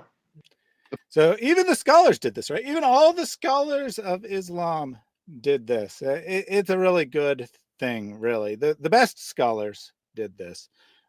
I wonder if he's thinking of himself as one of those great scholars of Islam as he's saying that. I don't know. There's no evidence that they asked any of the women for permission. Like in any of the Sahaba, even asking any of their wives for permission to marry someone else. I know of no evidence that any of them asked any of their wives for permission, because of course they would have said no. Even Salama, who was wife number 4 of Muhammad, she was a widow, and she said, I do not want to marry you because I am a jealous woman and I am unhappy if I have to share my husband. And Muhammad forced her by saying, I will pray for you to Allah to remove your jealousy. Wah! And she can't say, well, it didn't work, I'm still jealous. She had to marry him then because he prayed to Allah to remove her jealousy. And guess what? Everything that happened from that point forward, with conflict between the wives and conflict between Aisha and the other wives, and Aisha and Fatima, was because Salama was jealous and was unhappy and was miserable that she was in a multiple marriage. She became best buddies with Fatima, and Ali's opposition to Aisha happened because of Muhammad's marriage to Salama, which he forced because his stupid prayer to Allah failed. So Hijab's about to give an example from the companions of Muhammad here. Mohammed Hijab does a really, really terrible job of explaining the story. We'll get his what he says the story means, legally speaking, but I asked Mary to actually go through the story because Hijab was incoherent, frankly. So I'll pull that up. I assume that you got the right screen up there, knowing this is about to happen. Oh, it's not pulling up for some reason. Hold on. There it goes. Right, I will in just a second. Hang on. Wrong one. This one. So this is an important event. So I told you already about how Muhammad yelled at Ali and just crashed out, like literally crashed out, as the Jinn Alpha says, whenever Ali said he wanted to marry another woman because it would make Fatima upset. Remember that Ali is the Khalifa of Mutah. He loved Mutah marriage. Every time he left, and for those who don't know what Mutah marriage is, it's prostitution. You make an agreement for a certain payment for a certain amount of time for sex with a woman, and then the marriage is over. Every time he went on campaign, Ali was Mr. Mutah, but Fatima never found out about it, so Muhammad didn't care because it didn't make her unhappy, so it didn't make him unhappy. And so that was fine. But Muhammad knew that Ali was super horny all the time and would have sex with anything that didn't run away fast enough. So when Fatima begged for a slave girl to help her with grinding the grain every day because her hands were blistered and exhausted, and she had a whole bunch of kids back to back, so she was tired all the time, Muhammad refused to give her a slave. Didn't even give her an old woman. Why? Because guess what would have happened? Ali would have banged her even if she was like 80 years old, because that's who Ali was. So after the conquest of Mecca, when Ali finally goes, hey, I want to marry this woman, and Muhammad crashes out, then Muhammad sends Ali on an expedition. And Ali took matters into his own hands, and he grabbed from among the booty, he grabbed this slave girl. Well, she was now a slave girl. She had been, a decent married woman, and he snatched her from the booty and had sex with her right away to claim her. And that was before the booty had been divided up. Now, Muhammad had already ordered the execution of another man for taking something from the booty before it was divided. But of course, he wasn't going to do it for Ali. Ali called Muhammad's bluff and was basically like, I claim this slave girl to have sex with, and you would rather have me as a fighter than you would to keep your daughter happy. But the big issue over this was the fact that he was taking it from the booty against the will of Muhammad, against everything Muhammad had said, rather than the fact that he was just taking a slave girl to have sex with. Tons of people took slave girls to have sex with. So that is the context of this event. And he called Muhammad's bluff, and Muhammad caved. Muhammad said, and someone ran to Muhammad and told on Ali, because Muhammad had already ordered the death of another man for doing the same thing. And Muhammad said, do you hate Ali? And then he replied back, yeah, I hate him. That's why I'm telling you that he did this thing that you executed this other dude for. And then Muhammad just said, oh, well, he deserves more than what he has taken from among the booty. It's fine that he didn't bring it back to me and it wasn't divided up before he took a share. I will let him do that because Ali played Muhammad. So that is what is actually happening. All right. So now Mohammed Hijab is going to inform us how this relates to the idea of secret marriages. The point is, Fatima could never have known that he did that. Fatima being Ali's wife. Because it was far away from Fatima. Yeah. It was not in Medina. They were not in Medina. So you've got two things. The Prophet ﷺ endorsed it. Obviously, it could be argued that she wasn't a wife. Nevertheless, it's still a polygamous sexual relationship. And it was clear that he'd done a sexual relationship with her because there's a whole discussion about him doing janaba and ghusl and all these kind of things. Moreover, even the Prophet Muhammad ﷺ himself. I mean, there's a verse in the Quran where إِذْ أَصَرَّ النَّبِيُّ إِلَى بَعْضِ أَزْوَاجِهِ حَدِيثًا. If no one thought about this verse. When the Prophet, he kept a secret from some of his wives. Some scholars, I'm not going to go into detail, but some scholars actually connect this with an incident with Maria the Copt and so on. And so he's not going to go into the details here, but I bet you Mary wants to go into the details. Well, David, do you want to take this one since I took the last one with Mary the Copt? You mean with the on oath Hafsa's and so bed? on? Well, Yeah. his point is that the wives opposed it. Mm-hmm. So we know that that Fatima would have opposed Ali because Muhammad crashed out. Mohammed Hijab is not talking about Muhammad freaking out and saying that Fatima would hate this. But again, he's pointing to a case where it's known that the wives opposed it, which is Mary the Copt. Yeah, so with Mary the Copt, ladies and gentlemen, so Muhammad had his slave girl, Mary the Copt, and so she's with Hafsa. Hafsa goes out to run some errands, comes back. Muhammad's banging Mary the Copt in Hafsa's bed in her own home. She gets mad. Muhammad says, whatever you do, don't tell Aisha because I don't want to deal with this right now. Hafsa instantly goes and tells Aisha. Then you've got all Muhammad's wives, and they're all really, really upset, and they're bothering him. What are you doing? You're sitting there, you think you can just bang our slave girls in our own beds and stuff like that? I mean, it's disgusting. You got these sweaty girl running around, rolling around, all this. You don't be doing that. What's going on? And so in order to appease his wives, Muhammad says, he swears an oath by Allah. I swear, I'll never have sex with that girl again. Is that enough? Is that enough for you? And the wives have to accept that. But then a little later, Allah says, these are the opening verses of Surah 66. Allah says, what are you doing? I didn't tell you to make that oath. I didn't tell you to swear that oath to your wives. What are you doing there? What are you doing there? And tells him that he can go ahead and break his oath and go back to having sex with his slave girl, Mary the Copt. Very strange, because it's Allah saying, I didn't tell you to make that oath, therefore you can break your oath. Well, guess what? The overwhelming vast majority of oaths that have ever been uttered by anyone were not ordered by God. And so according to him, you could just break any oath you made that God didn't order you to make, and so on. So Muhammad went back to having sex with his slave girl. She got pregnant, produced a child. Child did not survive. But then we have it. We have it. The outcome for Muslim women is your husbands can swear oaths to you and then just turn right around and break them, because that's what Muhammad did. So it's another situation where Muhammad, in order to justify some perverted or evil thing that he's doing, just brings in Allah as the source of commanding the horrible, evil thing.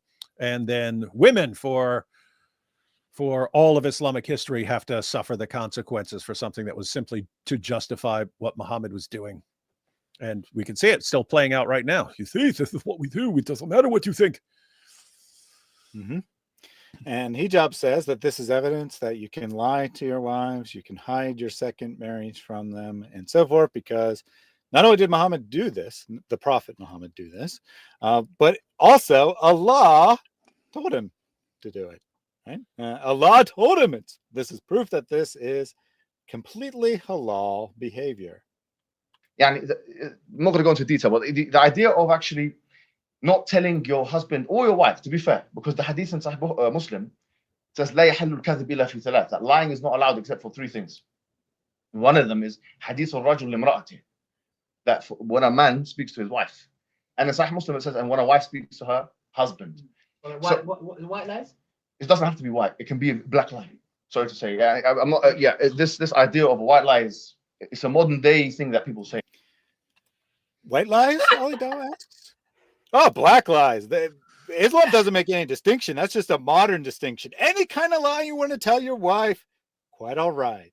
Quite all right. According to Islam. It's Mary the Copt, for those who are confused. COPT. It means Egyptian. No, Mary the Cop. Yeah. She needed a cop. Poor girl. They were role playing, and he liked having a police officer. All right. The final hadith that I have is that hadith. It is not lawful to lie except in 3 cases. Something a man tells his wife to please her. So anything you tell your wife to get her off your case. Anything you tell her to get her off your case. I swear I'll stop having sex with that slave girl in your bed. I swear. I swear. During war, or to bring peace between the people. So any lie you tell another Muslim to make them happy and to keep the peace. So basically, any time that a lie does not cause fitna, does not cause that's a word in English, an ordeal, a trial between people within the ummah. If you're putting oil on troubled waters, if you're smoothing things over, you can lie about anything. Or you can lie to your enemies to trick them. There you go. Anytime that it's useful, you can lie. 2 Timothy says, black lies matter. Awesome. Nice. Oh, I'm going to share that again before playing it, and that might help. Yeah, there's no differentiation there here in the. So the hadith that Mary cited there, Hijab says there's another version that also says wives to their husbands, so both can lie. Both husbands and wives can lie all they want. Oh yeah, there you have it. Equality. Wives can lie about the woman who visited in the burqa every Tuesday, because a man, if a woman's entertaining one of her female friends, they'll take off their hijabs and stuff, so men aren't supposed to come in. Guess what? Historically, Muslim women did. Every Westerner who visited the Islamic world from the Middle Ages through pre-World War II era universally said, oh my goodness, these women sleep with everyone. They just sleep around all the time. And their husbands don't know, because they'll dress up in clothes, or they'll go out and say they're visiting their parents and go and meet up with some guy. And in the places where there was face veiling, no one would know who they are, so nobody can tell on you. They don't know whose wife you are. You just you say send a message. I guess. Hey, I guess the burqa is for women, so they can bang. They can bang as many men as they want. No one will ever know. There are actual, there's so many books that I have read from Western travelers just shocked at this because they're like, oh, I thought the women were like closed in such that they're like, no, they're bringing men in dressed as women and they're going out to supposedly visit their sisters and their parents, but they're actually banging men. And this is happening all over the place. They universally, they note the extreme lack of faithfulness among the women. So Faryal Khan, who joined us briefly, says, I'm losing my brain cells in this chat and stream. Time to bail. Well, definitely a good idea to bail when you're hearing all these truths about Islam that are very uncomfortable for you, because if anything that we said caused you to have any doubts whatsoever, you would already be an apostate and in big trouble. So definitely run away as fast as you can. That is the only way to remain a Muslim. So good choice there. Good choice there. All right, so let's continue. Hijab has more great advice for us. Like, for example, that's not how people understood it. It can be, you can lie to your spouse. In this situation, so the issue of this is that. So can they lie in the context of, for example, if one says, I sense that you've got a second wife, can he say, no, I don't? Yes, you can. You can say that. You can say that. Yes, I personally believe this is the hadith of the Master. لا يحل الكذب إلا في ثلاث. That woman there. There's like, look it up, like, what the heck is he saying? What is he saying? You could just lie to your wife and say you don't have a second wife? Yeah. I have to say it is crazy. I mean, you've got all these women and they're finding out what Islam actually teaches and how Islam's teachings would be used by these men who are right in front of them in order to deceive them and so on. And they're surprised by it. Have to point out that by the end they were, oh yes, I guess we're just bad wives if we have a problem with this sort of thing. But it's the same thing with Aisha. I don't mean Muhammad's Aisha. I mean Mohammed Hijab's Aisha, which is her pseudonym and so on. It's the same thing. It's, hey, I want a husband, I want a family. And then she finds out, whoa, Islam allows all of this sort of thing and really, really doesn't like it. Interesting stuff for sure. I mean, this was about a year ago, I believe, that he did this stream, and he's just like blatantly saying what he's about to use, or possibly was using at the time. The exact timeline's not super clear. Sorry, this was 2 years ago. April 2023 is when this video came out. But he's just saying, man, this is what we do. This is what we do. That is what لا يحل الكذب إلا في ثلاث. The Prophet said you can do it. Yeah, I believe it's possible. Or she just asks him, where were you last night? Yeah, but even that, he can lie. We've already said. So you are allowed to lie, Yes, anything related to the relationship. Jurisprudential, the man can do it. It's up to the man.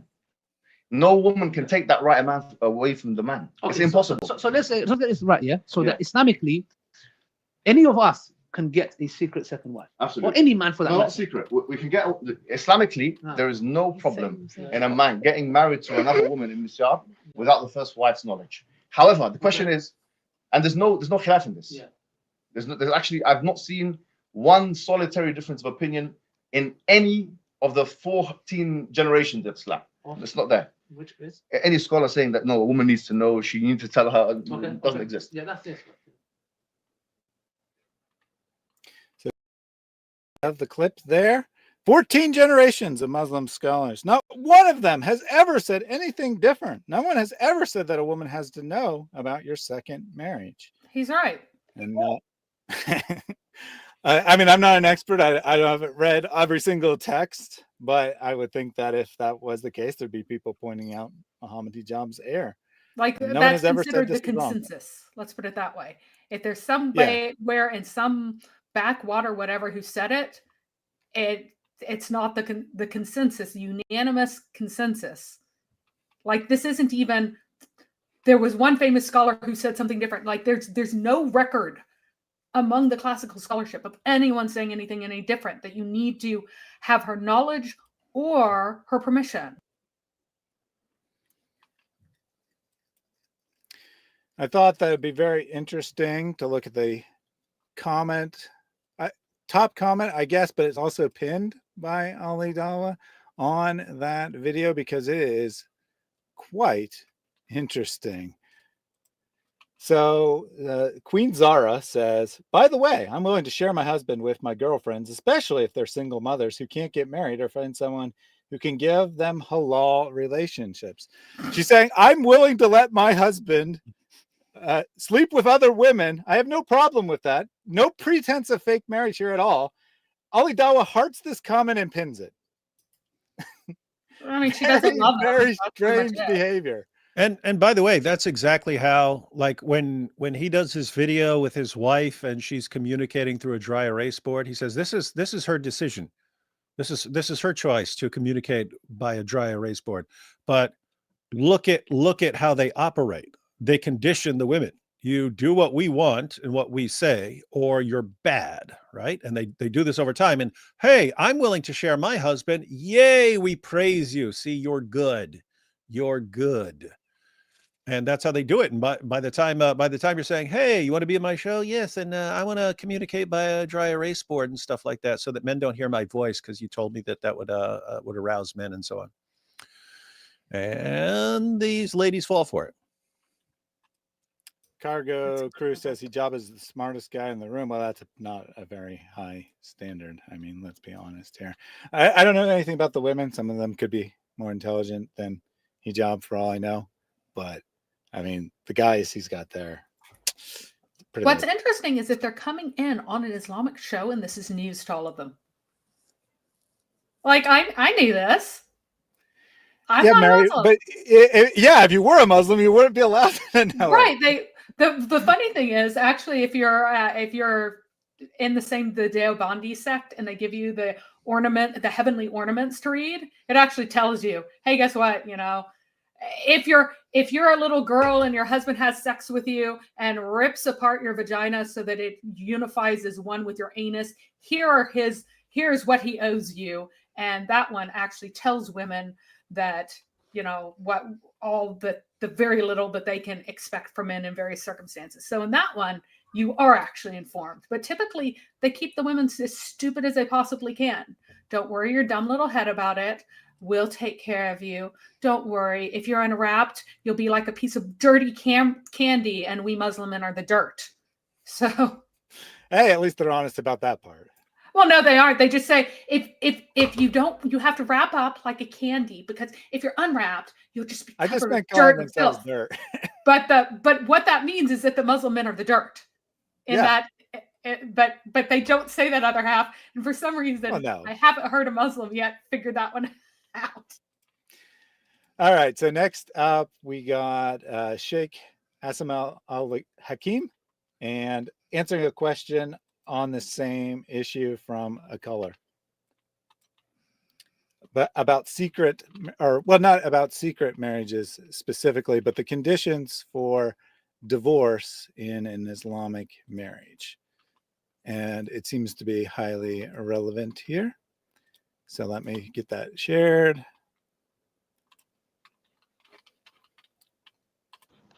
So my question is that, Sheikh, is it permissible for a Muslim woman to ask khula when the reason that her husband had started to find a second wife for himself, and she did not mention conditions in her marriage contract while marrying him? A woman asking for divorce from her husband without a legitimate reason is a major sin. The Prophet said, alayhi salatu wassalam, any woman who asks divorce from her husband without a legitimate reason would not find the fragrance, the smell of paradise, of Jannah. And the fragrance of Jannah is so strong that from a distance of 40 years travel, you can find it. So this shows that it's a grave sin. So it's a major sin. Secondly, a man taking a second wife is not a legitimate reason for divorce. Otherwise, all the Muslims would have divorced their wives. No woman on earth is usually happy and jubilant because her husband took a second wife. Oh, we found one. We found one. Her to go to Yeah, we found one. Yeah, that one. But Hey, here, the hey, funny thing is, that's a hypothetical. anyone can make a short little video about that. Sheikh Asim Al Hakim, then play the clip of the women, and Sheikh Asim Al Hakim has been humiliated by powerful Dawa girl. But here's the thing: I don't think that woman does not have a husband who has a second wife. That woman didn't have a husband who is doing other things, right? The one who's like, oh, it's for the woman. She didn't have a husband who had other wives. She's saying that from the position of someone to whom it hasn't happened. And Jai and Daughter of Christ had a really incredible translation stream that unfortunately is not currently available that talks about women. They'll have like first person stories about women who have had this happen to them, and also one about a man who was complaining because he decided to take another wife, and then his first wife treated him coldly, and the second wife kept asking him for some things, and the second wife didn't want to take care of him when he was sick because he already had the first wife. First wives go to your second wife. So he got a third wife, and all three of them now are like, we hate you. Give us more things. You aren't, because women aren't going to love a man long term who doesn't love them. Women want to be loved. If you're going off to another woman, you're not loved. You're not. You can fool the second wife for a while. Oh, it's just for the children. Oh, it's just for this. Oh, it's just for that. But as soon as she realizes that that's not true, you can only fool her for so long. You really can. And it's horrific. And by the way, Hulu, or is it Hulu? I think that just means when a woman asks for divorce, it has a different word than when a man asks for divorce. So whenever a man divorces a woman, it's talaq. But a woman can only request to be divorced by a sheikh. So she can't divorce herself. So is she allowed to ask for divorce if a man runs off and marries a second man or marries a second woman secretly or against her wishes? And he says, no, it is a major sin if she asks to be divorced because he has run off. Mm-hmm. So Sheikh Hakim has a bit more to say here. Am I invited for the wedding? No, she's not going to dance in your wedding. Of course, she's jealous, she's sad, but this is life. For women. That's life. It is not a legitimate reason for divorce. As long as the man is a real man.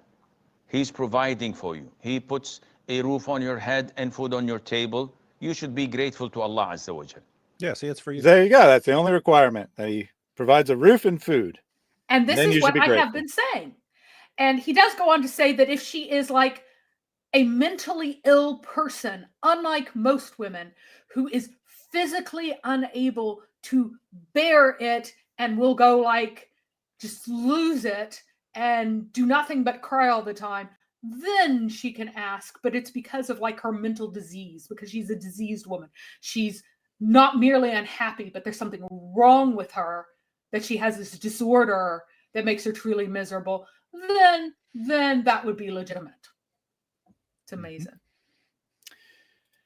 So I'm going to take one super chat and then we'll get the rest of Aisha's story.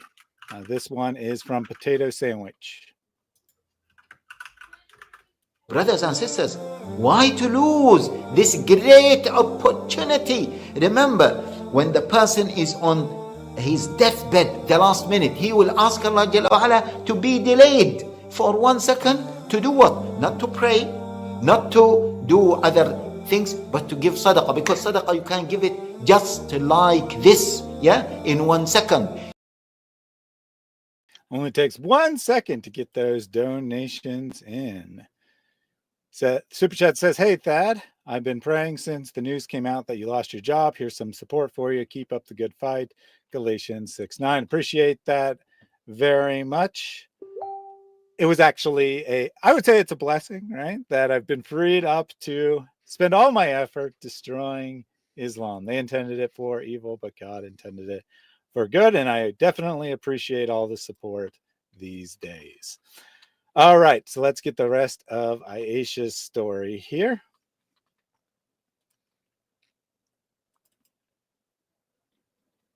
You're going to get used to this situation. It's halal, there is nothing wrong with it. Why are you making things difficult? Don't worry, I'm going to try not to get you pregnant. This is a real relationship. I'm going to keep this She like wanted to get this for pregnant. the rest of our life. I told him, are you going to Yes, earlier in the video, she talked about how she wanted to have kids. And now he's like, don't worry, I won't get you pregnant.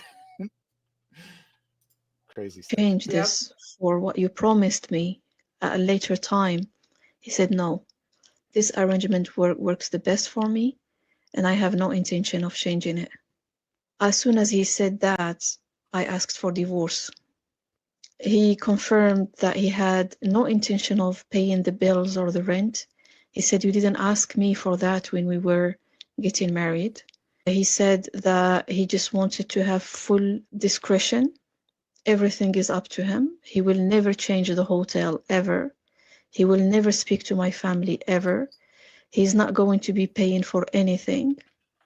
And we're not going to have kids. Not going to be Prince taking Charming care of here. my daughter. Nothing. Yeah, real winner, right? Real winner here, Hijab. Yeah, it's every woman's dream. I'm not going to provide for you. I'm not going to take care of you. I'm not going to have kids with you. All I'll I'm do not is going bang to- you whenever. All I'll do is bang you whenever I feel like it, and you get. I'm not going to nothing. meet your family. Yeah, exactly. Yeah, All I want to yeah. do is bang you, as David says. Very, very sad. We're never going to have a home. Every word he uttered was trauma for me.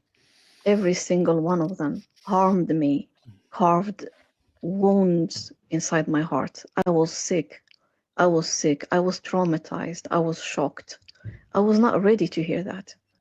I asked for divorce, and he gave it to me. And he was very angry. He said, why are you refusing something that is halal? This is Misyar. Why are you not accepting it? Why are you not accepting it? I've offered you a great deal here.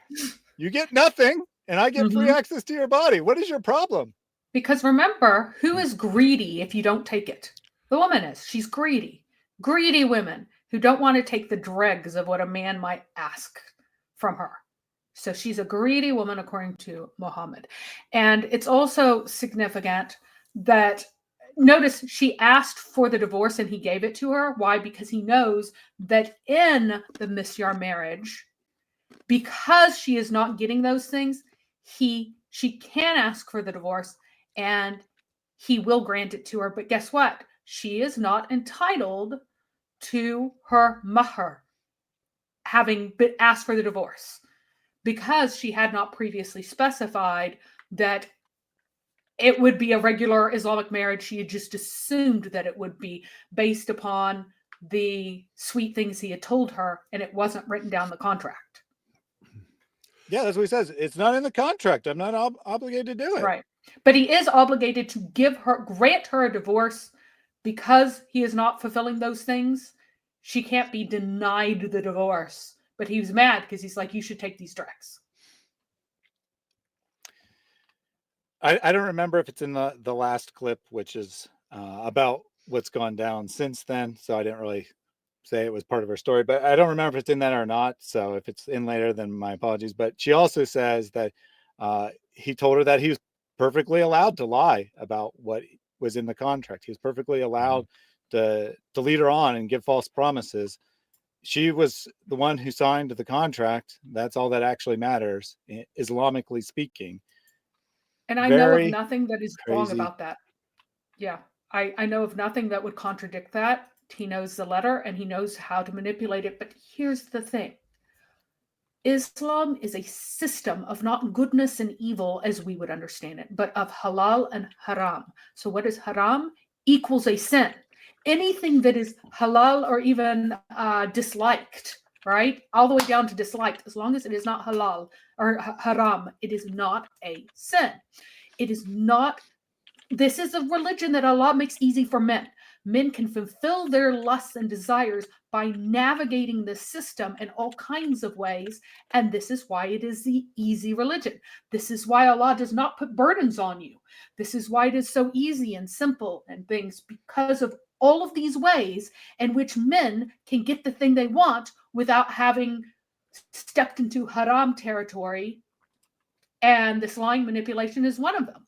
Now, I don't know how they're getting away with the fact that her father was not a representative. I think it's just because he's in a different country. There is a letter of the law that says that if the father is not local, you can have the imam or somebody else marry her off instead. So I think that they manipulated that, even though they absolutely could have gotten him on WhatsApp or on the phone or something. Well, I think he may have been present, Mary. She does say that the wedding took place over Zoom, so he might have been on the Zoom video. I don't know one way or another. But in she the was last lying clip, about. She was telling him she wasn't married. oh, that's yet, true, right? remember? That it hadn't happened So yet. it did not happen. So he definitely wasn't He got present. somebody else, yeah, and that he could not have been present because he was having her lie to her family about them not having married yet, and so that means he got somebody else step in so that nobody was checking her contract. He had somebody manipulative do it. So in the last clip that we'll see from Hijab coming up, he says that according to one of the 4 schools, you don't have to have the father's permission. You don't have to have the father present. So he might be using that as a justification as well. Not sure one way or the other. Well, no matter what, if the father isn't nearby, isn't local, technically you can have an imam or the ruler step in. Oh, and if she has been divorced before, that's more lenient. But I did not hear whether or not she'd ever been married before. Some people were saying she had a kid, but I did not hear that. Yes, so at the start You're going she to said, get used to this situation. Play that. At the start, she says that she's divorced and she has a daughter. And that's why she's willing to be a second wife. And in fact, she was married. Hold on, Mhm. Mary. In fact, she was married at the time she met Hijab. The relationship was on the outs, and he counseled her on that marriage. Counseled her right out of that marriage and into his bed. Pulled a shaky throne. Yeah, that sounds familiar. He comforted her with his penis. No comment. All right. So we now have Mohammed Hijab teaching on Misyar marriage. Misyar marriage, which is allowed in Islam. Misyar means التنازل عن بعض الحقوق. That a woman steps down from parts of her rights. It's allowed. Misyar is not mut'ah, where the man is trying to get married, you see, and then get divorced after 2 days, and then they put it in a contract. You see, that's not. So, like I said, Misyar is not supposed to have a definite end date, and he says it's about intention, but you can never know what someone's intention is, and these words are going to come back to haunt him in a second here. There's a difference. People get these words confused. Misyar is when you get married, and then for example, if it's ta'addud, if it's polygamy, then it's not an even nights. It's not even nights. This shows you that Islam is trying to create a situation where every type of person can be married and find a spouse. That's what Islam is trying to do. It wants to keep people away from zina. It wants to facilitate all kinds of marriages. You've got polygamy, you've got misyar polygamy, you've got non-misyar polygamy. And the asl is non-misyar polygamy. In fact, it has to be equal. That's the asl. But some life situations don't allow such a thing. So, Islam has opened the door for something else. You see, yes. When you mean by stepping down from her rights, do you mean that the wife would see the husband one day a week or something like this instead of the whole 7 days a week? Or is that what just an example? As an example, if you have 2 wives, right, what would have to happen is that you'd have to split the nights equally, not the days, by the way. Okay. You'd have to split the nights equally, yeah? So you can. Yeah, I mean, who cares about the days? You just got to make sure that all the wives get equal access to your penis, and then you're good. Or create a relationship where that's not the case. Well, or you can create a race, but the reason why that was the historical right of a wife. And by the way, it's not actually. I don't think it's actually equal. It's not equal. You have to give each one. You have to give each one at least 1 in 4 days of sex if they want it. So 1 out of every 4 nights you have to stay with one. So you could technically split it unequally, but as long as you're giving a woman 1 out of 4, then you're fulfilling your obligations to her. Muslim women, watch out, watch out. If your husband seems to be missing 1 out of every 4 days, he might have a full second wife, not Misyar. But notice he's like, oh, all these ways to do what? To have halal sex if you're a man. You have tons of ways to have sex if you're a man, and a halal way. No, Mary. It's just so that everyone can get married, regardless of whether they're willing to commit to someone or not. That's what he's saying. Sometimes in life, some people are just very promiscuous and they just want to have sex all the time. And they don't want to commit to marriage. They don't want to commit to providing for a woman and having children and having a normal marriage relationship. Islam is so merciful, it allows for that possibility. That's what he's saying. And keep in mind what I just said about, or what Aisha just said about what he didn't want to provide for her. Do that in a multiplicity of different ways. You can do 3 nights, 4 nights, 4 nights, 3 nights. You can do 5, whatever. You can decide the structure, so long as it's even. That's the asl. Whereas Misyar now, the situation happens is that, say one of the wives, say the second wife, for the sake of argument, she comes and says, okay, I don't need you to come for all the nights, for all the 3 nights or 4 nights, the equal. You can come for 1 night or 2 nights, for the sake of argument. Now, it has to come from her. She has to agree to this. Oh, hold on. It has to come from her? She has to agree to this? Did Aisha agree to this? Just asking. You can't force that upon her. Do you get it? You can't say, okay, well, you have to do that. And what can happen is the following. Like a man can marry a woman, and that could be the agreement. And then she can decide, no, I don't want this no more. Now, if she decides, I don't want this no more, all the scholars of Islam says that he has to give her equal rights. All the scholars of Islam say that. The only way he can get out of that is by divorcing her. Say, I can't facilitate, and this is going to end the marriage. What about non-polygamous marriage? So he says that according to all the scholars, you can set up this arrangement, but if she decides she doesn't like it and demands to be treated as a full wife, then you got 2 options. You can either do it or you can divorce her. Interesting. So what did he do? What does that look like with Misyar? I mean, yeah, what did he do? Well, I mean, in fairness, she also asked for the divorce, but she didn't like the arrangement. She wanted a real relationship. He said, that's true. That's right. She first said, will you give me what you promised? And he said, no. So he gave her she didn't know that her rights was to demand that. Yeah. She didn't know her right was to demand it. What rights would she? She can still give up her rights. To have a right means you can give it up. So you could say, for example, like in the case of a man and a woman, and her right is to be given provision, right? And then he just goes through a stupid example saying that, if the woman wants to work and provide for herself, she can do that. It's allowed in Islam for you to not provide for your wife. And likewise, if the man wants to do all the housework, he's allowed to do that.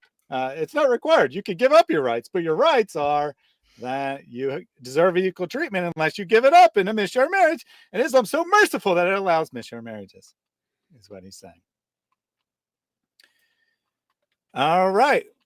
Now we got one last clip of hijab here. This one, I don't know if they would consider this one a classic, but it should be. I don't think it was actually talked about very much when it came out.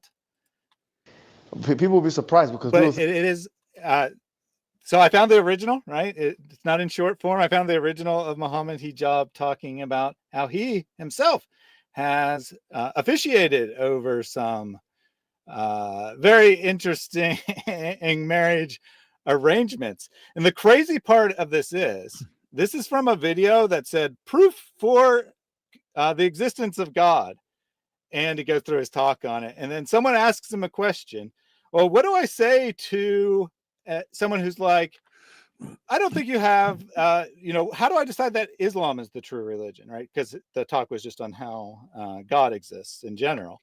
And then he's like, well, there's necessary conditions and then there's sufficient conditions. For example, in Islam, the necessary conditions for marriage is that there is one man and one woman. And he's like, but that's not sufficient, because just because there's a man and woman there doesn't mean you're automatically married, there's other conditions as well. And then he goes through his whole story. The conditions are there has to be a man and a woman, there has to be 2 male witnesses, and there has to be a bride price. Those are the only conditions. And maybe, according to some schools, also the father's permission. People will be surprised because people think that is that all it takes to get married in Islam.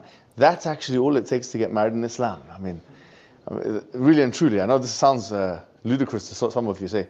That could take 10 seconds. It could take literally 1 minute. I've gotten people married in 1 minute, in 60 seconds, because I was busy. Honestly, someone comes to the office and say, listen, I need to get married, this and that. I say, listen, I need to go to the toilet. So this is going to have to be a quick one. You know, I say, what insanity is this, right? He laughs about it. This is his view of marriage, right? Marriage is so insignificant that it's comparable to needing to use the bathroom, right? I gotta use the bathroom. You want to get married? Let's just hurry it up so I can go use the bathroom, right? He is offering these words and he's laughing about it. How hilarious this is! Because in Islam, all marriage is a contract that legalizes sex. That's all it is. Yes, and that's what it means by, you know, and marriage is so easy. I've made this easy for you. I have made for you the religion very easy. Muhammad came, you know how Aisha came and confirmed the Torah that came before him and changed some of the laws. Is what it says in the Quran, that he brought in some new regulations. He confirmed the Torah, and then he brought in some new regulations. Well, Muhammad is seen to have brought in new regulations too, specifically to provide a wide path so that it doesn't have to be difficult for you to not fall into what is haram. So you have all these ways to slake your lust on all these female bodies so easily, because you can get married if you can grab an imam on his way to the toilet and pause for a minute and a half, and then you can go and bang each other, and then you can go talaq, talaq, talaq. Get rid of her. Mm-hmm. And I already pointed out yesterday when we were talking about this, that sort of thing affects the woman's reputation more, like massively more than it affects the man's reputation. If a guy does this with a bunch of different women, well, he's just a stud in the ummah. If a woman does this, she's damaged goods, and basically she gets to the point where she's only good for this.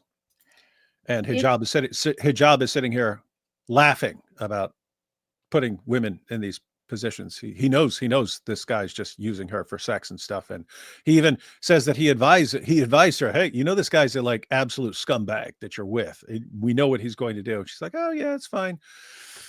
And instead of I'm not doing this. I'm not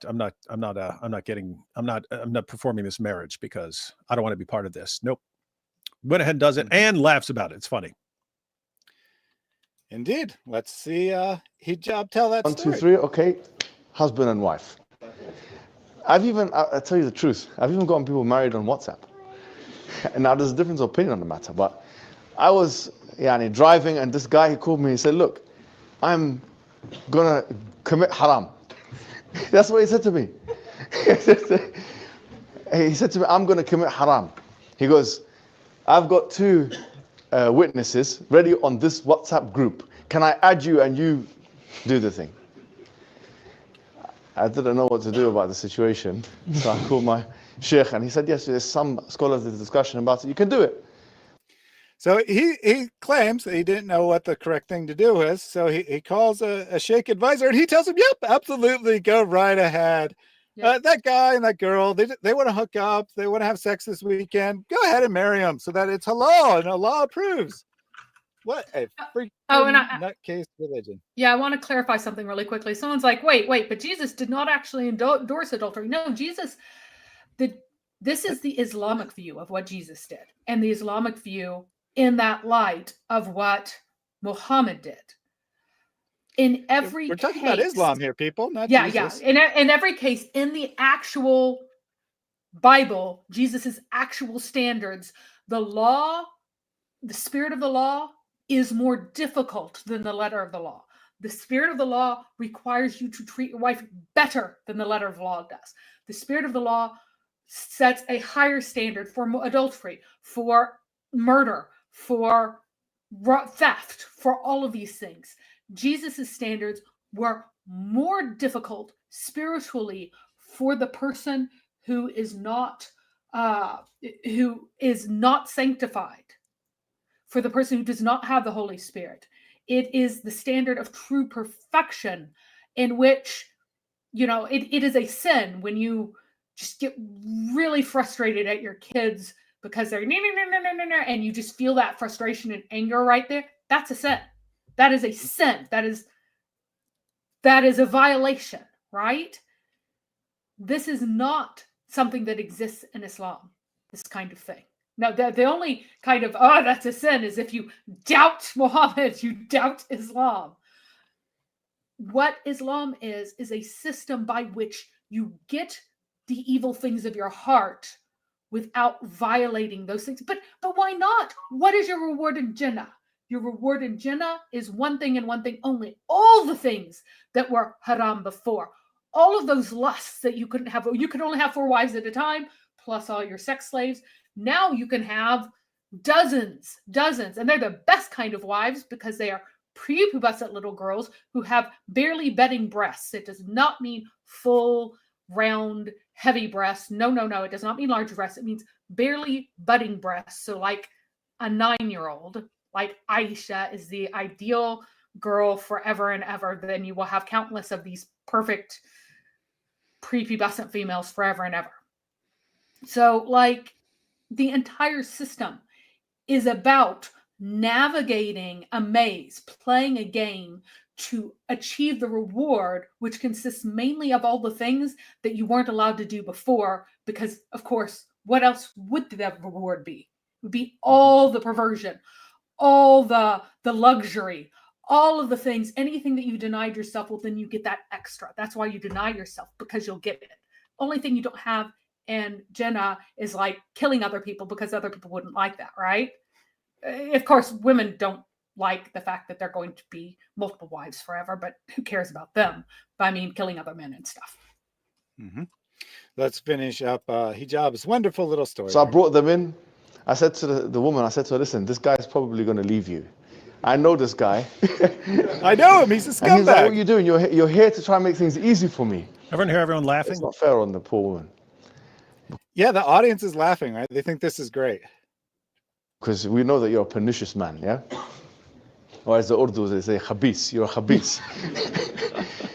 Anyway, so it happened. Marriage happened. And I said, what's the mahar? And the guy said, you don't want to hear this one. And this was before McDonald's was on the boycott list. He goes, I'm going to give her a meal in McDonald's. I said, sister, don't do this. I said, at least have something. No, she said, I don't mind. I don't care, whatever, It happened. And he did, in fact, divorce her, unfortunately. But I said, I told you so. And that was it. Told you so. That's it. I said, don't do it. You did it. Now it's your problem. I mean, obviously, both the guy and the girl in this situation, they wanted to hook up and have sex. And the guy was like, oh, that would be against my religion. We should get married first. And she's like, whatever. I don't give a shit about your stupid religious beliefs. And so she went through with the fake marriage. But if that, if later on she adopts Islam for real, I assume that chief was of a Muslim background, but she adopts it for real, she's going to be in trouble, right? Because she's going to have this reputation now. And Hijab's like, oh, this is so funny. I did this. I'm responsible. It's not funny. It is not funny at all. Like, you think you can fool your God? You think that you can make something that would normally be haram, forbidden, illegal, bad, immoral, good, just by saying some pretend magic words that are a joke, that no one cares about? Wow. This is Islam. This is Islam. So I wanted to share real quick some of the comments on that video. So again, this is a talk on the truth, or the proof that God exists, right? It was a general stream on that subject. And this was at minute 24 or so of the video, so well into it. A lot of people who watched the video would have never even gone that far and seen it. And yet, what we find, once I get it caught up here, because I'm having trouble. There we go. What we find is that people did see that moment, and they thought it was really hilarious and awesome. So here we go. Proof of God. See, proof of God in Ireland. I was walking past the local mosque when the imam called me over, standing just outside next to a car. He said to me, "Are you good to be a witness for a couple to get married?" I said, "Sure." I stepped inside of a people carrier there, sat inside, was an Arab man and his English girlfriend. Then I witnessed the 30-second proceedings. The more button's missing, but it says 30-second So they call him in like, "We need to get a marriage real quick, and we only got one witness. Can you come in and witness it?" And he says, "Sure." This is great. And this is the most liked comment, right? This is the most upvoted comment, obviously inspired by that. And then some of them are pretty generic. Don't know if it's about that comment or not. There needs to be a session where hijab just goes on tangents. This is a very extreme tangent, obviously referring to that moment about how great it is. 2550, so that's referring to this section. Yes, good example. We take our precautions, and if marriage does not work out, then there's divorce. No big deal. Right? We tried. It didn't work out. No big deal. And these are the Muslims who watched this video, came to this video because they wanted proof of God's existence, and they're getting hijab's amazing wisdom here, and they're just like, "Yeah, this is great. Great. This is great." No one's calling him out, right? Well, Hijab decided in his wisdom to take this clip and make it into a short and post it on his own channel. And then he did get called out for it by a number of people, and he ended up deleting the short version of it, but the original still exists there. At least he had some sense. At least he realized what he'd done after he was called out. And I do have a short clip here of a Muslim calling him out on this issue.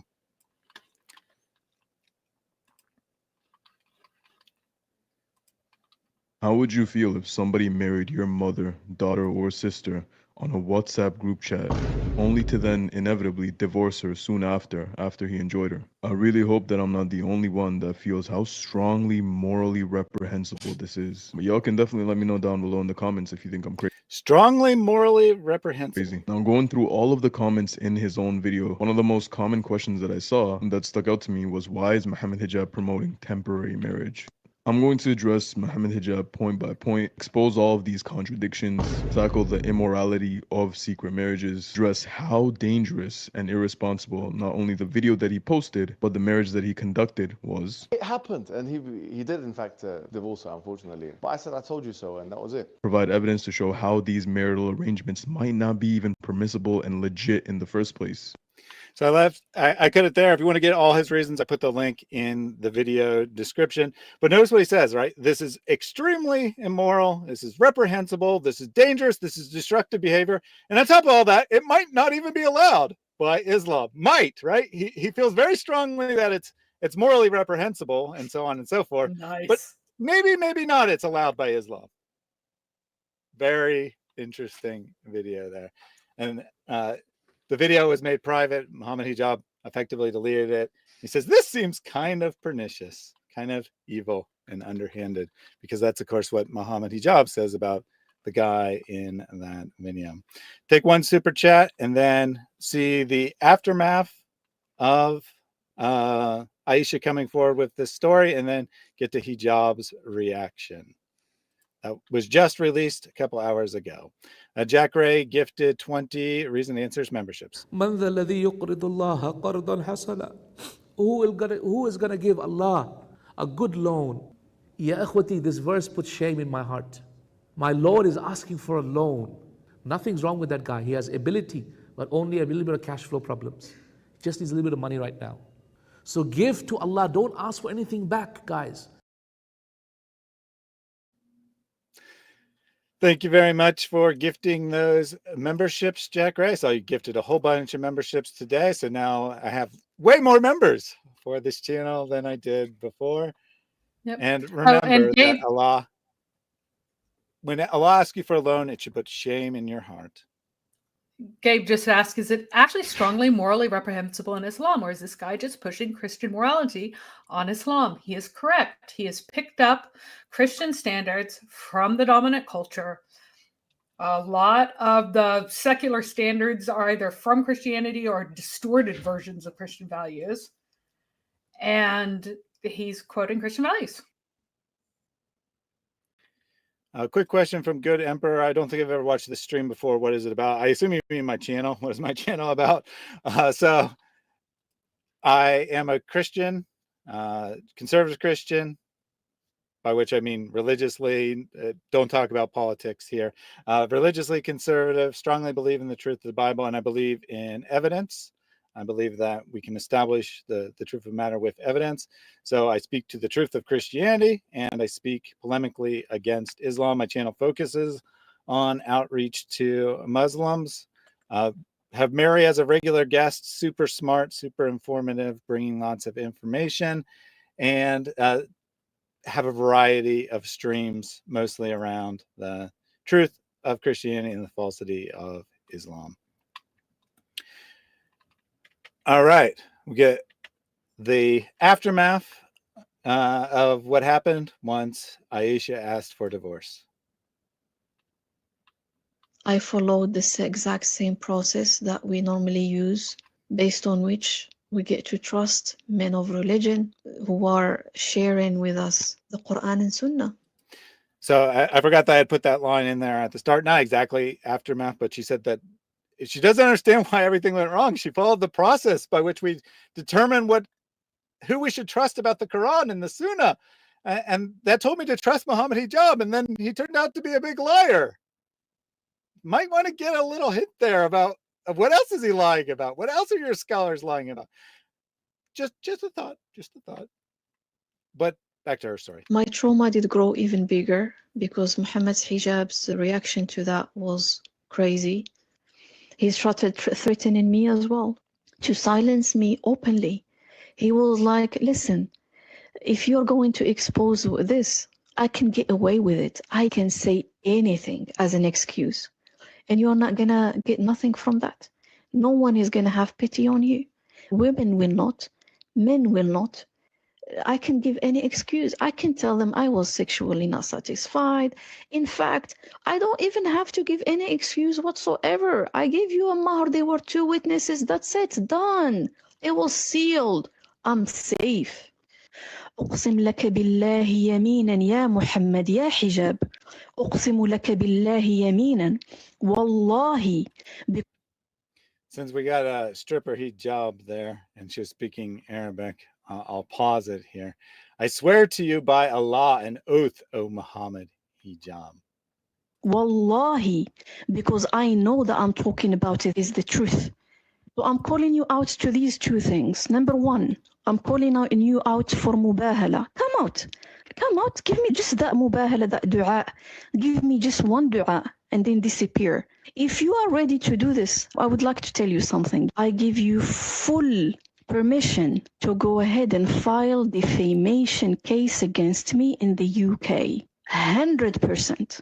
You destroyed my life. You destroyed absolutely everything. You took away my health. You took away everything from me. And I'm going to tell you this. I am here. Come and face me. I am ready to come out for mubahala, and I am going to be ready to go to court with whatever you would like to accuse me of. If you would like to go ahead with that, wallahi, أفسدت علي دنياي وأفسدت عليك آخرتي. You ruined my worldly life, but I have ruined your hereafter. That's her final words to Mohammed Hijab. Chris Oakley said that David went to get married for 30 minutes. He's in the McDonald's line. Nice. So she gets savage here at the end, right? She's like, you messed with the wrong lady, Mr. Hijab. And she calls him out for mubahala. She goes full gangster. But here's the thing. In the Islamic world, before, during, after Muhammad's lifetime, there were women like this, and it didn't matter. There were women who would slice open a body and eat the liver out of it with their bare hands. There were women who took a tent pole and just bashed somebody else in the head. There were women who were extraordinarily forceful, and it didn't matter. They were still locked in their houses. They were still beaten by their husbands. Their hair was tied together as their husband beat his multiple wives, because that way they couldn't run, because they were tied together by their hair. One of Muhammad's companions did this. It does not matter. It does not matter, because you are one woman at one time speaking out against this, and it won't change anything in Islam. It can't. The only reason why you have a voice at all is that you have a Western audience. Everyone else would have shut you up already, one way or another. Either you would just be the scorned crazy woman and the disgraced crazy woman in the village, which very often happened, where everybody just treats you with contempt, or you would be forcefully, violently silenced. The thing is, she can call, there's a formal curse thing where you say that if I am lying, may Allah curse me. Yeah, I was gonna ask you Right. to define mubahala. Right. So I swear this is the truth. I have done nothing wrong. I have been wronged. If I am lying, Allah strike me down. Then the other person on the other side of that is supposed to do the same thing. Muhammad called mubahala on himself before, in front of the Christians, talking about how he truly was a prophet, and Jesus really isn't the Son of God. And funny enough, you're supposed to die within a year if you say this wrongly, and he died within a year, by the way. But this whole thing, she thinks he has done wrong only morally. And what does Islam have to do with morality? What does Islam have to do with goodness? It's all about haram, halal. Nothing about goodness, nothing about truth, in any sense that we think about truth. Right, but if he did accept the challenge, though, he would actually have to testify to the events that took place, right? Yes. And this isn't his story. His story publicly isn't, or in response to the inquiry, and now in a public video as well, isn't that I didn't do anything wrong. This is all Islamically allowed. It's I don't know who this lady is. She's just some crazy nut who's making stuff up. Oh, wait, you have lots of texts from her? You know that she was in contact with me? Well, she was a stalker. She was obsessed. I rejected her. And now she's desperate to get revenge for me rejecting her sexual advances. That's Mohammed Hijab's story. But what is he doing? He's lying to do what? To bring peace in the brotherhood, to quiet the storm. So that's allowed too. So why not lie? Why not lie? Because she's the one causing fitna. Mm-hmm. And David said he's too important, which segues perfectly into the last clip here, which is the channel response. But first has a couple where they drop a major bombshell on the situation. But first, it starts with a couple words from Aisha from earlier in the video. He told me if I take care of all the women around me and I deal with all their needs, I'm never going to be able to do anything for the da'wah. Never going to have time to do da'wah with all these women around him, which in theory is too, right? In theory, it's his actual wife and Aisha, but apparently there's a lot more women. There's all these women after him. Yeah, keep in mind what that's talking about, right? She's being used for sex, and he's saying, I'm not going to provide for you. I'm not going to pay your rent. I'm not going to pay for your food. I'm not going to provide for your child. I'm not going to provide anything for you. But you're going to provide me with sex. And she's saying, well, what kind of person just wants all the sex and doesn't want to provide? And then his response is, if I worry about taking all the women around me, I'm not going to have time for da'wah. And so he's using da'wah as an excuse for not providing for the women that he's having sex with. I don't have to give you anything. You're my wife only in the hotel room. And apart from that, yeah, so I'll call you when I need you in the hotel room, and we'll have sex, and then I'll see you later. No, I'm not giving you anything. Take care of yourself. and just understand that you're doing this for the good of the da'wah. Mm-hmm. That is his argument. And thus, we have one more thing that they'd like to point out. But there's one more thing I want to highlight. The sheikh that knew about your secret nikah with this sister and tried to help during the fallout between the two of you, someone who was also involved in conducting your previous secret nikah with another sister? Boom! Not the first time Mohammed Hijab has done this. Nope. And that's with this particular sheikh. And keep in mind, Mohammed Hijab will know who this sheikh is, and I guarantee you they are raining fire down on this guy to keep him quiet right now, right? Once they found out, hey, this guy's sharing information, they are letting him know that he is done. He is done, and possibly in serious physical danger if he does not recant and say, what? What? They're saying what? No.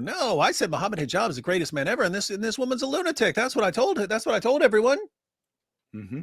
Yeah, don't bring me into this. No, come on. Yep, that's what's going on. Yeah, and we're going to see that here in just 1 second. But Caleb asks, do you have an email address you can be reached at, David? Yeah, you can find one on my YouTube channel. All right. Go look at his YouTube channel. So the sheikh, right, he signed on, said, yes, this is the truth. Aisha's telling the truth. And then what happened? We are fully aware of the threats you issued against him and the ultimatum you gave him. Threats? Ultimatum from Hijab?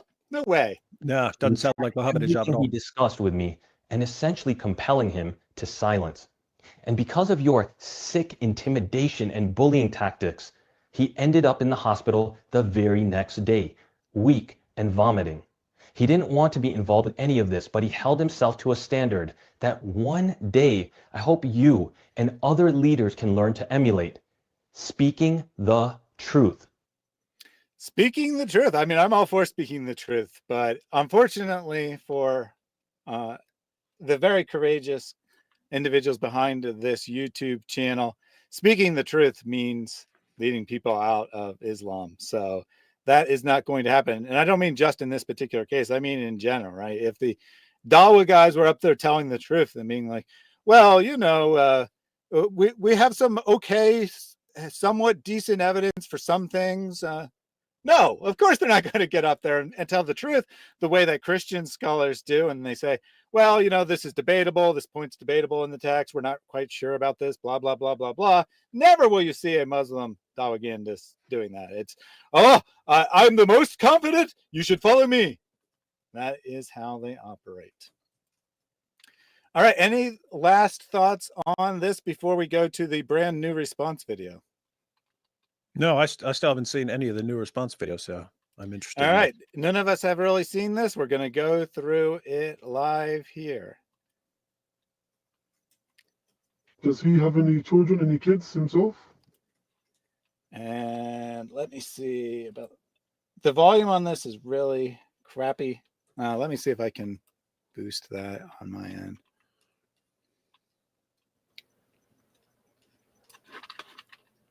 Yes, and I'm making dua on them as well. You're making dua on his children as well? Yes. Their atoms, their cells, their bodies give him cancer. There have been some serious... I have no idea what any of that was about. I have no idea. But Maybe that's what they something chose to black open the video magic, with. give him cancer. I don't know. I can't tell. I don't know if was that supposed to be Aisha talking there. I don't know. I think so. It doesn't sound a thing like her. Give Mohammed Hijab cancer. I mean, maybe she said that at some point. Who knows? What does that have? That's their introduction. Accusations made against Mohammed Hijab by a woman whom we will demonstrate has had a persistent and concerning obsession with him, dating back to 2021. This response addresses a video produced by a group of American bloggers featuring what they present as the testimony of a woman who alleges that Mohammed Hijab pursued her for a secret second marriage, manipulated her into accepting it, and eventually divorced her after years of controlling behavior. According to her account, even after the divorce, Hijab allegedly continued to pursue her. Despite the complete absence of credible evidence, some, whether out of naivety or a deeper, more insidious bias, have chosen to Oh my accept gosh. the narrative at face value. Hijab has written this. This is Hijab's words, and it's his cadence too. He ran his own voice through a voice changer or something. I wasn't quite sure. It sounded like it might be an AI voice. In any case, I forgot to mention this at the start. So a link to this video is in the video description. It was posted on a brand new channel with no subscribers, but Hijab linked to it on Twitter. So instead of putting it on his own channel, right, he buried it somewhere obscure and tried to pretend that someone else had made this response. I mean, maybe one of his buddies made it. I don't know if he made it for sure, but he definitely dictated what was said. Yeah. And listen to the inflections are like it's been taken from Hijab and then changed. But this is so his wording. I'm a writer. He wrote this. This is from, these are his words. Just this pompous, credible, like the types of words that are being used, and the extra unneeded adjectives. He loves adding these extra adjectives. And the noble Hijab, when this woman came at him, said, if the trajectory continues as it is, I will have to expose you. And then Hijab dealt with this ultra-crepidarian. Hijab did not originally know what ultra-crepidarian meant. He had to get that from Yasser Qadi. He gets most of his vocabulary from a thesaurus and doesn't know the actual meanings of a lot of the words. So anyways, he says that these accusations were raised by a group, and now he's going to say what's wrong with that group, probably, I suppose. In an age where misandry often masquerades as moral vigilance, it's... Wait, misandry? Misandry, yes. Misandry. Is that a real word? Okay. Not when it's pronounced that way. It's not. Okay, so it isn't. Okay, that's what I was like. Yeah. The AI said it wrong, right? Misogyny, misandry. Yeah. Well, you think it's misogyny? Do you think that's no. Misandry is the male version, and this is Mohammed Hijab. I guarantee it. Yeah, with words like that. Well, it's mispronounced too. The fact that him run through a filter. Often masquerades as moral vigilance, it seems for some that the mere accusation against a man is tantamount to guilt.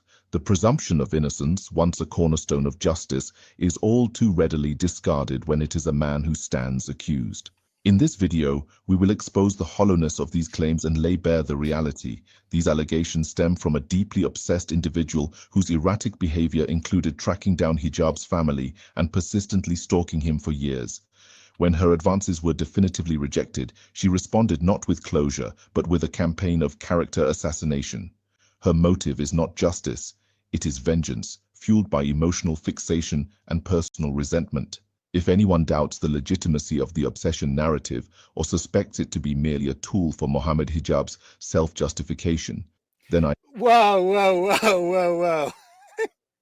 If anyone doubts the legitimacy about what we're about to say and thinks that it's just Mohammed Hijab trying to justify himself, You're saying that? But listen. Other than Hijab, right? Individuals. All of these words: erratic, persistently, definitively, individual, fixation, legitimacy, allegations, presumption. His vocabulary is not actually very large. He reuses the same words over and over and over again. These are all words that they're his favorite words.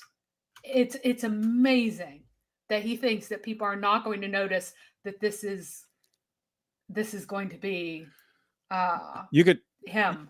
You could do a little research, and for every one of these words that pops up, show Mohammed Hijab using that word in one of his videos.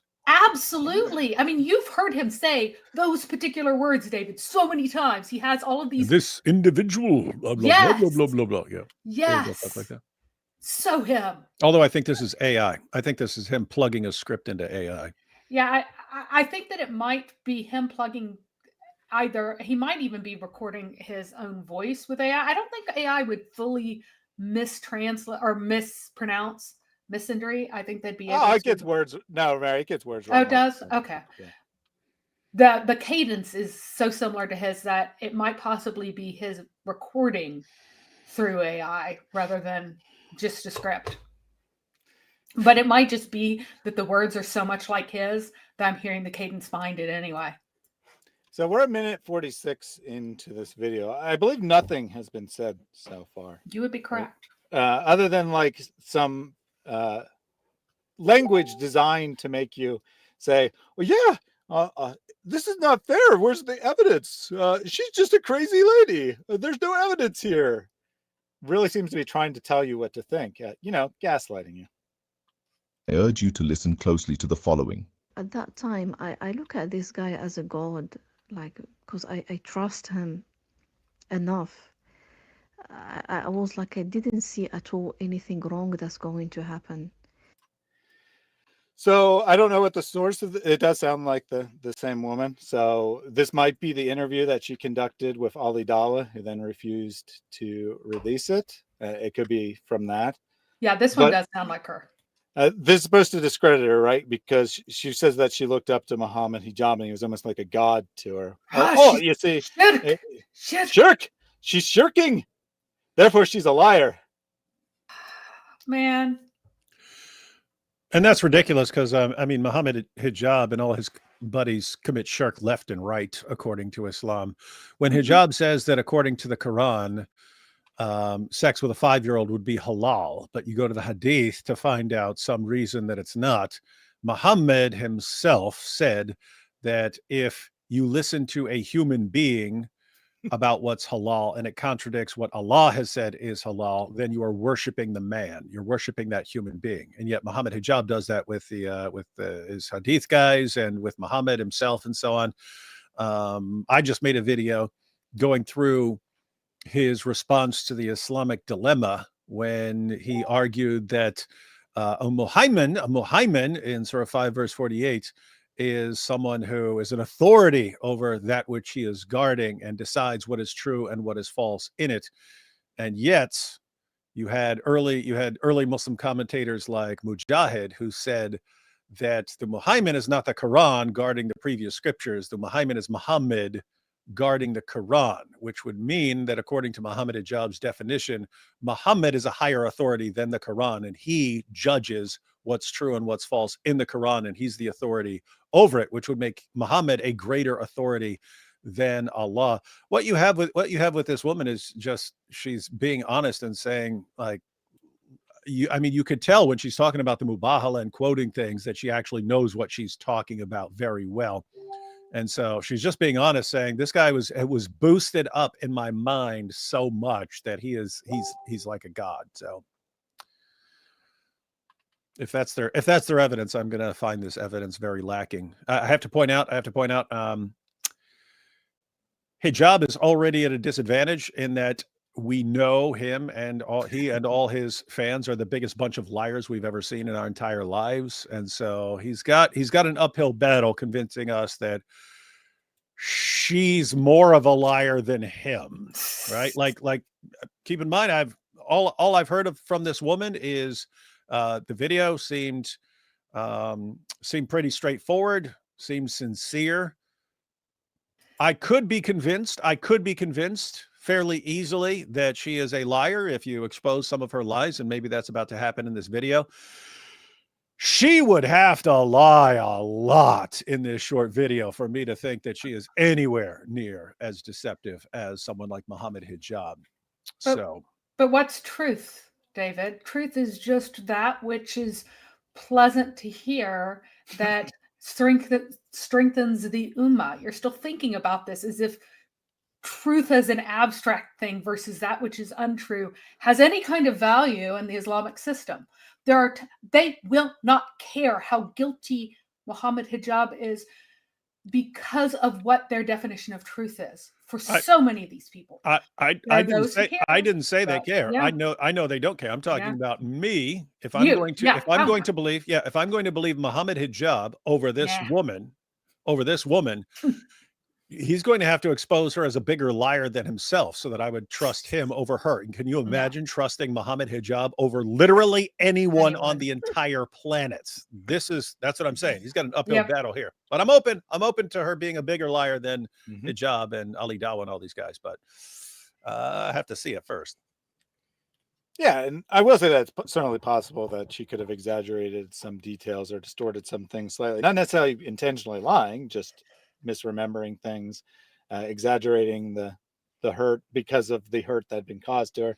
Who knows, right? So let's see the evidence. No, and to be clear, it would be very easy for her to justify in her mind lying about this guy and still be telling the truth about the overall story. Just look at what he's done. Look at how he's threatening me. Look at how he's ruined my life and hurt me so much over these years. So I'm going to exaggerate this or something like that. That would make perfect sense as far as, but as far as her story about being married to this guy and how he was treating her, for that to be false, she's going to have to be, she's just going to have to be less reliable than Hijab. And I can't even imagine that at that point. I can't, she put up with this for years. Yeah, well, I mean, this video that hotel rooms have, in Britain, they have teapots that boil water. I'm just saying, but she put up with this for years. The video, this response video itself says that it dates back to 2021. So why'd she wait 3 years to come public? It lasted for years. That's what she and he said. Yeah, she said it was years. She said this was years. She put up with this, that she did not have a tea kettle accident with his private parts for years. What I'm saying is, if Hijab's version was true, if she, stalked him for some months and he said, get out of my life, and now she's just trying to get revenge was true, why'd she wait years? That's what I was saying. And why wouldn't he have blocked her, for heaven's sake? This is for me like the story of the marriage of Salama with the Prophet sallallahu alaihi wasallam. As evident here, she openly commits a grave act of shirk, of the kind that places one beyond the pale of Islam, by declaring that she saw Mohammed Hijab as a god. While she may in some measure be excused by ignorance, such a statement nonetheless reveals either an alarming degree of obsession or a profound psychological instability. In any event, this is terrible. This is already. This is made for stupid people. Like I listen to her. I have a pretty good detector. I have a pretty good detector for lies and picking up inconsistencies as someone's going through. She seemed pretty genuine and sincere and hurt by what had been done, and things were lining up pretty well. This demonstrates a severe psychological instability and blah blah. Oh, shut up, you bunch of compulsive liars. This is already a joke. This is pathetic.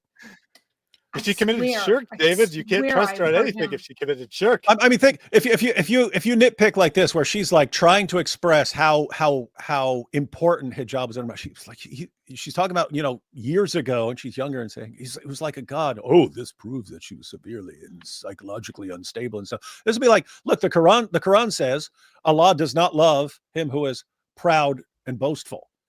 Mohammed Hijab is the most proud, arrogant, boastful person I've ever seen. And you even see that in the video we just watched. He's going, yes, you look the champ. What about the champ and stuff? And it's like, I mean, just imagine someone trying to discredit him and saying, well, look, Muhammad. I mean, matter of fact, you go all the way back. Mohammed Hijab says that Allah prays for Muhammad. Who would say this? Who would say such a thing? Mohammed Hijab says that he's the champ and is constantly boasting about how great he is. When who would say this, knowing that in the Quran, Allah says he does not love him who is proud or boastful. I mean, the fact that that's how they're coming after the girl here, pretty pathetic already. And if that's what they're leading out with, not looking good for Hijab. That's the argument they got, right? And so Mohammed Hijab's words, all of these phrases. Oh my goodness. Right. Let's continue. A calculated attempt to ruin his life through false and malicious claims. This woman managed to obtain Hijab's phone number and made contact with him through his colleagues. Oh, I wonder how she got its phone number.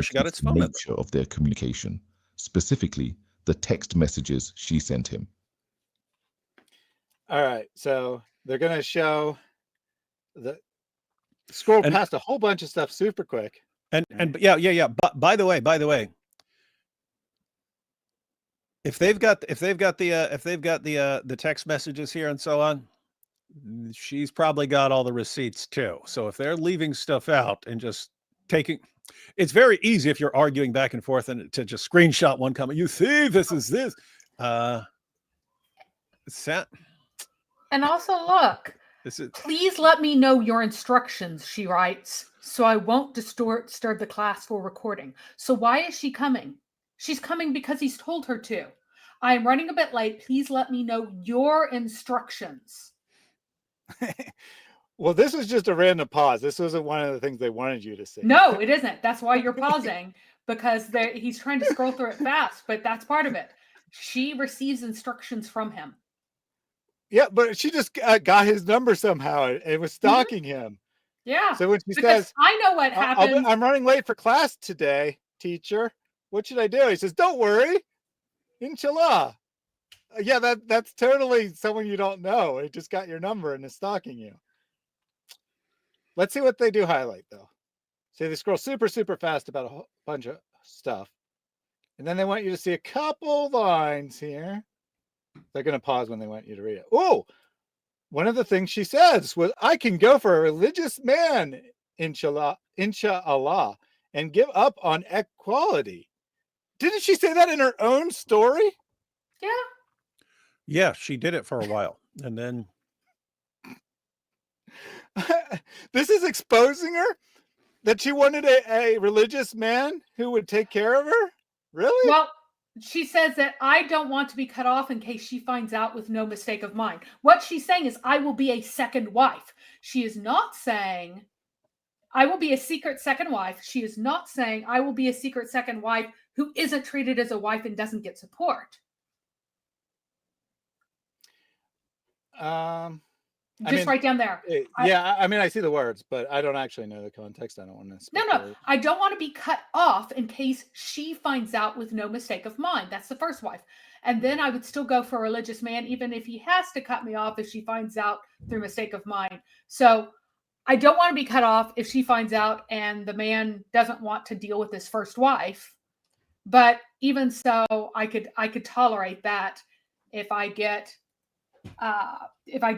cut off, if I'm no longer the wife, if a man finds out. But she's talking about that she's willing to accept polygamy as a secret second wife. It definitely could be read that way. And you know, maybe that's what Hijab would say as well, but he didn't say, no, I rejected this. She was just trying to get this. Let's see what else they highlight. Yeah, but she always says that she would be a secret second wife. She just didn't want. She wanted to be a full wife, not a Misyar. In the video said that she would be hesitant, right? She wasn't really all that interested, but then Hijab convinced her. That's what she said. Anyway, let's see what else they highlight here. So they highlight this text from Hijab. Listen, I honestly think that you deserve, and what is most likely to ensure you don't have to go through heartbreak or oppression is a normal monogamous relationship. I must give you this advice. Hey, David, if you're manipulating someone, do you always just try to push them into things, or do you pull back? Do you pull back? Do you hold out and pull back and hold out and pull back if you're trying to horribly manipulate someone? Let me go ahead and break this down for you, because this wouldn't be all manipulators, but my sort of go-to thing back in the day was making someone do something, but the entire time making them think it's their own idea. I loved doing that. So in other words, I would take another person and get that person to commit a crime with me and make him the entire time think that it was his idea and his entire plan, even though I planned it out before I ever even got him involved every step of the way, and get him to think that it's his plan. And then we commit the crime. And if we get caught, he's actually apologizing to me for getting me involved in it. If you're wondering how you do that, ladies and gentlemen, just so you don't think I'm just rambling stuff, you basically lead the person right up. So if you have a plan to commit a crime, right, you divide the plan up into all these steps of things you're going to do. Then you lead him right up to one of the steps, and you don't tell him what the next step is. You present it as a problem that you can't figure out. I don't know what to do for this part of this. Blah, blah, blah. And if he suggests something that is not part of your plan, you shoot it down very easily. But if he gets it right and gets the part of the plan right, you go, whoa, yeah, hey, you're right. That would work. That would be a great, say thank you. And you keep doing that until he has come up with the entire plan that you already planned before you ever got him involved. And he thinks that I don't know why, but that was just absolutely hilarious to me. And if you are manipulating this woman, yeah, you just let her think that things are her idea as you go through. Why? By giving her what you do for a situation like this. Hey, you're a young woman. I know you've been divorced. You've got a kid. Let's find you a guy. I can already tell you this is what I would do if I were him and I were evil lying scumbag and wanted to manipulate this girl. I would say, hey, you need to get a husband. I'm here to help you because I just have your welfare in mind. Let's find you a guy. And every option I give would turn out to not be a good idea until she's kind of like left with me as an option. And she's suggesting it because I'm dropping hints here and there. And eventually she would decide that she wants to be with me. And then once she wants to be with me and she realizes that, then I start laying out the conditions for what this relationship is going to be. And so anyway, that's how I would go about it if I were an evil lying scumbag. And a lot of narcissists also do this nonsense where they're like, not that you're a narcissist, you're psychopath. So that's they're overlapping. You could say that, but they overlap. But what they do whenever they're trying to manipulate you, they go, like, I would have to have this, but that is not for you. You should do something else. You should do something else. Oh, I need this, but you should do this. You should do this, and you lead them into it so that they think that that's their idea. I'm kind of a jerk, so I've had a number of people try it on me, and then I just like throw it in their faces because, again, I'm a jerk. But like, I have no patience for that. But like this kind of thing where, he needs you. He's a victim. And the ummah, it needs you. We need to be together for the ummah. But no, that's not something that would be asked of you. You deserve this other thing. So that I need to sacrifice myself for you. I need to be your second wife. I need to give up this. But only to this point. But then he pushes you a little bit farther, pushes you a bit farther, pushes you a bit farther.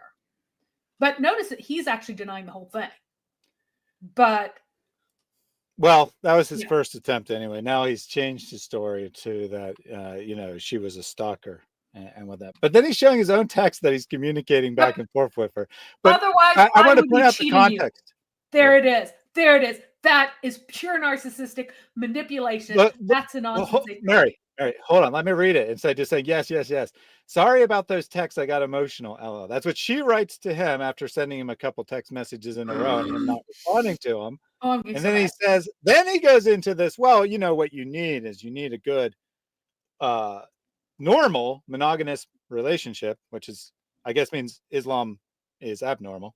And then he says, otherwise, I'd be cheating you, right? If I didn't tell you to pursue a monogamous relationship with another Muslim man who doesn't already have a wife, then I would be cheating you. So definitely sounds kind of manipulative to me, especially in the context of her being like, I'm sorry that I kept texting you. Right? I'm so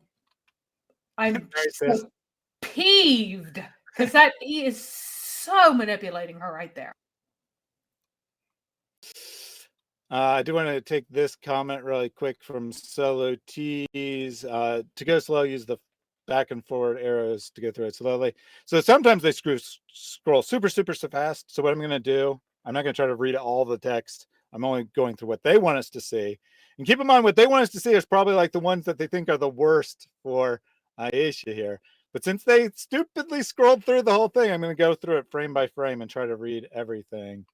Not live, but at a later time, and see what other useful information they might have accidentally included in this video. All right, let's continue on. Let's see what they highlight next. So we got the the listen, I honestly think that you deserve a normal relationship, not this Islamic relationship. That's very abnormal. And then they're going to highlight this. Nope. They did kind of pause on it, but then they didn't highlight it. He says that your chances of being oppressed or heartbroken in polygamous marriage as a second wife increase exponentially. That is an incontrovertible truth. This is Mohammed Hijab. He's saying that polygamous marriages are very, very bad for women. This is, but he is so manipulating her because I'm the one you can trust. You get this. So whenever, if you find about the traps of people going after pedos online, one of the first things that pedos do when they find someone they think is a little girl or a little boy is they go, you have to watch out because there are a lot of bad people out there. You need to be careful because people will take advantage of you. And by warning them, you're telling them that I am not a person who would do this. This is like textbook manipulation. Textbook manipulation. Yeah, it's saying, yeah, you're right. Right. By saying makes that me to itch. look out for this, it at least subconsciously generates the idea that, well, they would never say that if that was them. Right? Exactly. Like so many creepy pedos trying to meet small children online are like, watch out, there are bad people out there, but I care about you. Oh, by the way, send me your dirty pics. Like, all right, let's see what else we got here in this.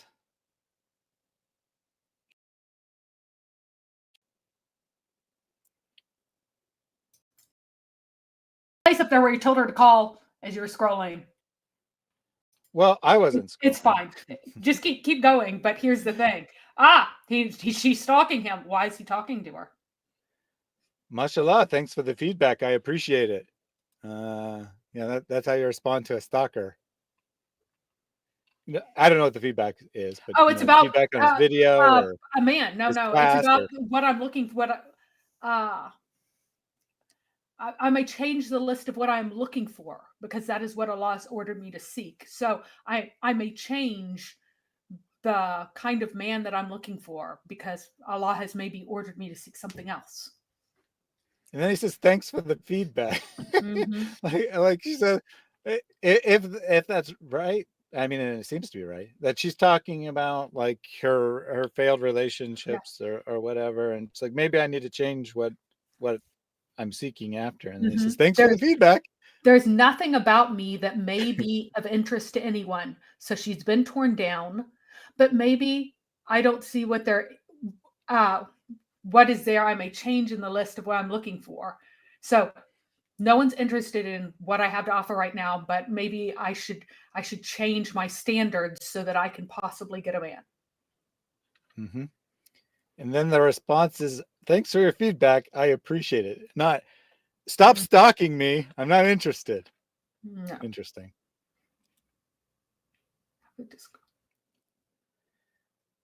And she sends a bunch of Quran verses. This is all one text from the looks of it. I didn't see any breaks there. And then that's where they cut off. I guess they just scroll all that to say, oh, look, she's sending these really long, obsessed messages, but they look like they're probably Quran verses. And we don't even know what the context of why she sent those. Maybe he's like, can you provide some Quran verses for my next Dawah video? You know, who knows? And this was back in 2021. Yes. And that's where they cut it off. And then there looks like a phone call that was recorded, probably. Hi. Hi. Is it bad? No.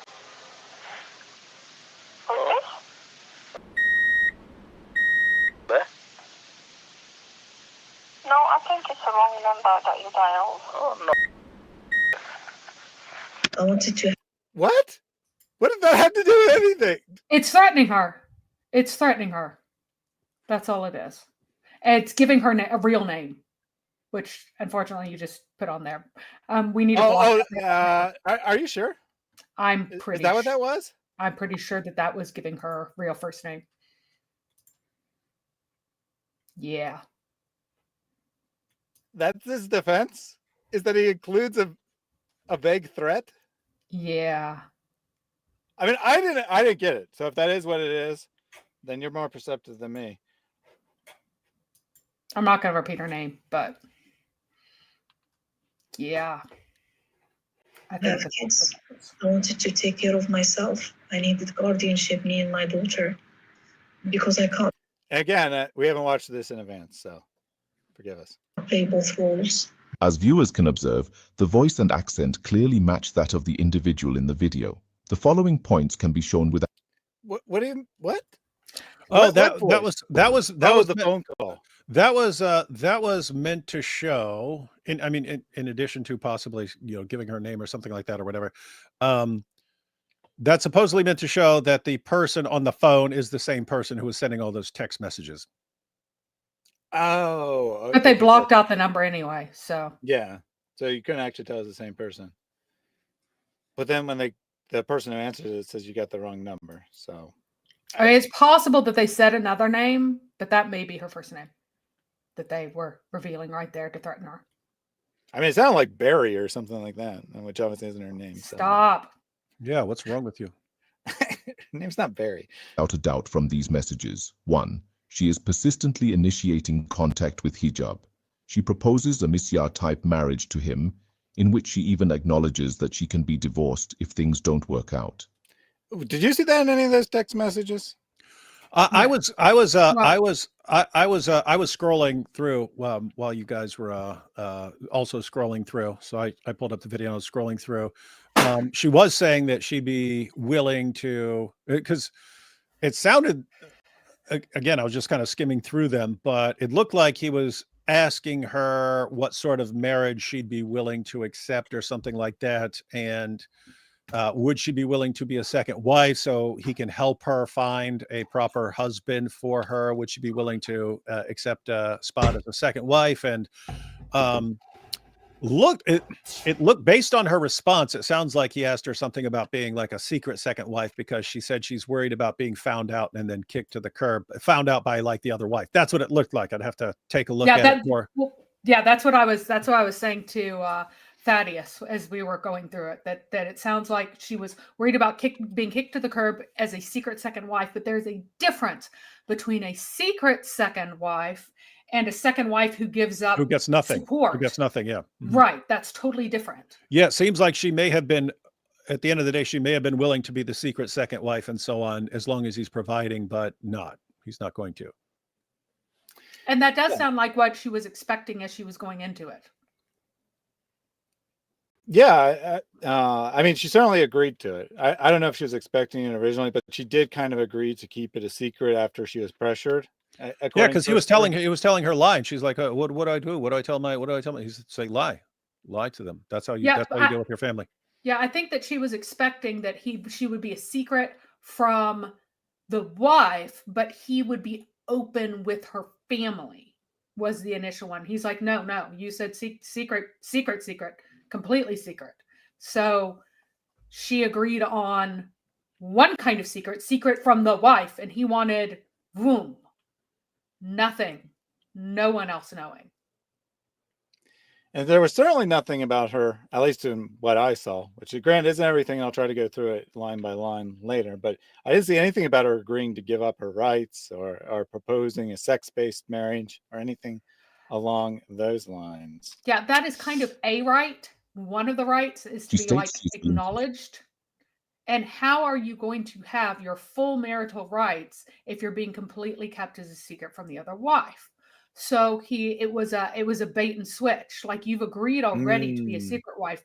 Well, that means all this other stuff, which I didn't tell you. When you are expecting that you would still get house and support and frequently see me, and that we would have a husband-wife relationship, you might have thought all that, but you agreed to secret. Therefore, you were just delusional when you thought that could possibly happen with the secret. Chris Oakley said she was happy with a sugar daddy. No, I don't think that that's correct at all, right? She expected a full Islamic marriage, which, I mean, you could argue that all Islamic marriage is a sugar daddy relationship, I suppose. But she expected to be treated as a normal wife. She did not expect to be treated as a I'll call you when I need your body and meet me at the hotel. Wife, right? And that's not what she expected at all. It seems like it was something along the lines of, I'm willing to be secret second wife, but I do need you to take care of me and my daughter, and I need to be able to explain something to my parents. If you can agree to that, we're good. And Hijab was not willing to agree to any of that. It was just give me sex. Well, I mean, he probably lied to her before they married and didn't put that bit in the, oh, sure, we'll do that. Oh, sure, that's fine. Oh, sure, whatever, that kind of thing. Zane says her father must be furious. I would think so. I mean, I would hope so. Let's continue. Give up on equal rights. Hijab in response warns her against pursuing this kind of marriage. 2. Hijab explains to her that heartbreak is very likely if she continues down this path. At no point does Hijab express any interest in this woman. 3. Not in any of the points they paused, but when I just paused at a couple of random points, he seemed to be expressing support. Weird. The messages from this woman are long, emotional, and copious. In contrast, they are met with 1 or 2 word responses from Hijab. His tone and approach throughout remain professional and distant. 4. Things escalate when she begins to make accusations and slander against Hijab. At this point, mediators attempt to communicate with her in the hope of finding a resolution. What will be presented? That definitely was not in any of the texts because they cut it off in late 2021. And before the marriage took place. The last message they showed was just a long list of Quran verses. So where's all these mediators and all this stuff? He said he's claiming this is what the text messages prove, right? Yep. Next offers a chilling and repugnant glimpse into her mindset. I ask Allah subhanahu wa ta'ala to annihilate him, give him cancer, atoms in his body, his cells, his work, the work, all the work he's done. Ya Allah, I ask Allah subhanahu wa ta'ala to spread it. So that sounds shows like her bile. That sounds exactly like her in the video. Like, I want God to punish this guy, and I want to get together with him. I want to mubahala, and we're going to call on Allah to curse. It sounds like she wants this guy destroyed because of how she treated her. So I don't know what that is supposed to prove.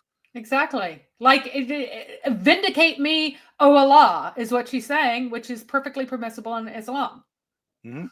I don't know. And this would be, I mean, this is totally vile, reprehensible behavior. Whereas getting on Twitter and telling people's wives to bow in submission, get on their knees and use sexual terms about beating her, that's just perfectly ordinary behavior. Yep. Interesting. So she's vile because she calls on Allah to give him cancer to spread like his lies. Okay. I asked Allah to make the freeze blood in his veins. I made dua on him before. And I was in ثلث الأخير من الليل, and I was like, how much I cried that time. She makes disturbing remarks. Oh wait, how much did she cry? What was she crying about? Yeah, what was she crying for? She was just texting Mohammed Hijab about finding her a husband, and then she just started crying her eyeballs out and wanted to destroy Mohammed Hijab's forever. Mm-hmm. Believable. I'm pretty convinced that those little clips they're showing are probably when she did the interview for Ali Dawah, and he was supposed to bring in this to public, or at least resolve it privately if it could be done. And then he declined to release that video. I'm pretty sure that's where they're coming from, but they're just taking a couple seconds out of context, right? And it doesn't actually sound different than the other video. Yeah, she wishes Allah's curses upon Mohammed Hijab because of what he did to her. That makes her a vile person, I guess. In Islam, that would mean that she is so certain of that she is in the right that this is a valid thing for her to pray as it would be in Islam. I don't know what the Islamic problem with it would be. Oh, and I'm sure if you look at the context, right, not just a few seconds, when you see the whole thing, that's probably exactly what she was describing, right? That she's willing to do the curse oath, and she prays that Allah will curse him and cause his blood to freeze him. I mean, this is not like all that strange. Like even not Islamically, it's not all that strange for someone to express negative feelings towards someone who they had a failed relationship with. And this is supposedly shows she's a psychopath and unhinged. Okay. And this is the best, right? This is their video. This is the best they could do. About Hijab's children. Does he have any children, any kids himself? Yes, and I'm making dua on them as well.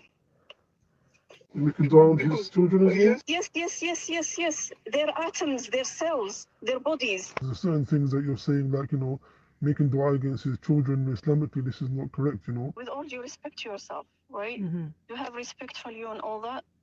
Absolutely. So far, according to what I have, maybe there's something I have to look into, but so far I think that I have 100% permission to do that.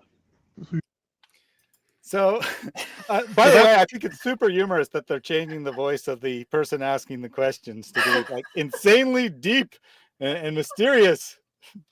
But it's probably Aladawa who's squeaking. But what's even funnier is that they didn't say that it's not Islamically allowed for her to curse Mohammed Hijab, because of course it is. And I don't know about cursing the children. It may or may not be. Yeah, well, she says, I think it's okay, but if it's not, then I'll repent from that. Yes, Right. you're just saying I think I can, but if I find out not, then I'll change that. But they didn't even challenge her on cursing Mohammed Hijab, only on the kids. That's the best part, because they know that she can on Mohammed Hijab. That's insane. You saying you have evidence for this to do this? Like, what do you mean? Sorry. So this Islamically, like you're saying that. I just like. Well, I have to like. You make dua against everything that this person has, you know. And uses phrases. So yeah, that was just a continuation of the same idea there. But though the dispute isn't like you're psychotic for this. It's like, well, that's not really allowed Islamically. Do you have proof that's allowed Islamically? That seems to be the gist of the interview. Not what is wrong with you, crazy lady? You were stalking him. And notice that she's like, wait, it's everything that belongs to him. I'm allowed to curse that, and his kids belong to him, so I should be allowed to curse that too. And that's what they're focusing. That's what they're focusing on. But notice that she absolutely is allowed to curse who? Him, for what he's done. If she believes that she is wronged Islamically, yes. Mm-hmm. Yeah, there's no dispute about that, right? And there's also no like accusations of her being emotional or unhinged or anything like that. It's just, are you sure this is allowed Islamically? In her video that she released, or that people got it and then released it for her, she sounds really enraged for going through this for years, and she regards this as, you've ruined my life because you already took up years of my life with this stuff. She seems enraged. She wants divine judgment and to expose him and so on. And then they're playing clips where she sounds really enraged. Guess what, guys?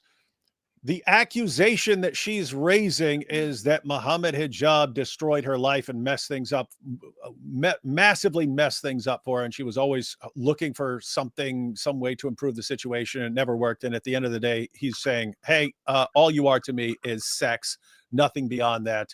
And that she was used like this, and that she was really, really, really ticked off and hated him after that. And they're playing clips where she's enraged against that. That's not inconsistent with her story at all. That sounds exactly like a woman who's really ticked off at a guy because of the way he treated her, and who's finally reached a tipping point and is saying, you know what, this guy is a sick, evil dude. And whenever I try to bring this up, he responds with threats and intimidation, and he's going to expose me and this and that. You know what? I'm sick of this. I want judgment on this guy. They're playing clips that are perfectly in line with their story. And by the way, I just added in the chat a prayer to destroy your enemies. that is Islamically valid. This is what you should do. So you recite these things so that your enemies will be destroyed. His servant says, and we're proud of that. Indeed. Such as shaking hands with the devil. That if no one would like to get me help with this, I would go to the most vile of the vilest of the. I'm in a public place, right? I have no problem even being hand to hand with shaitan to getting this out. She goes as far as to request a mubahala while simultaneously. Interesting. So they're trying to say that she was asking for Satan's help, but she was like, I'll go to anyone who will help me in this situation. Okay. Again. Even the most vile of women, because of course women are low class or low position. So she automatically goes to the most vile of people. Anyone who will help me, the most vile of women. So yeah, sad. Again, that's not unhinged, right? You were wronged. Hijab's threatening you. He's trying to suppress you. You know a lot of people aren't going to help you. Guess what? A perfectly valid thing to say is, I don't care what the consequences are. I'm getting this story out. I might know a thing or two about that here. That no matter what the case may be, even if I have to, appear on the worst podcast in the world to get the story out, I'll do it. Okay, that's not inconsistent with her being enraged at being harmed. Expressing a willingness to shake hands with the devil, which naturally raises serious doubts about the sincerity and validity of her request. Conclusion: this is a neurotypical woman exhibiting obsessive tendencies who has acted in a desperate and groveling manner. Oh, this is meant for idiots. This is meant. This is a neurotypical woman. This video is made for people who are the product of 40 generations of first cousin marriage. That's who this is made for. Oh, this is so written by Hijab. Yeah, that was the dead giveaway there. Neurotypical woman. You have to say like a neurotypical woman with this contempt dripping off your voice because Mohammed Hijab loathes all of these women, these neurotypical women. Oh, he's so disgusting, like viscerally revolts me. The groveling, Mary. Groveling.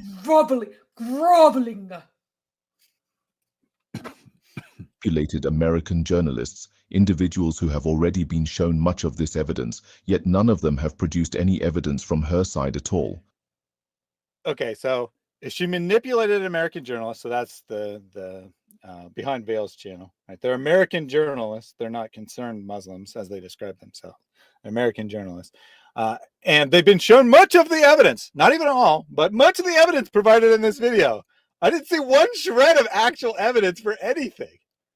Other than that, she and Mohammed Hijab had text conversations. That's the only thing I saw evidence of. I want mubahala too. Mubahala. Let's do it. Mubahala. Yeah. Mubahala. Instead of fight. We need to just much better than fight, right?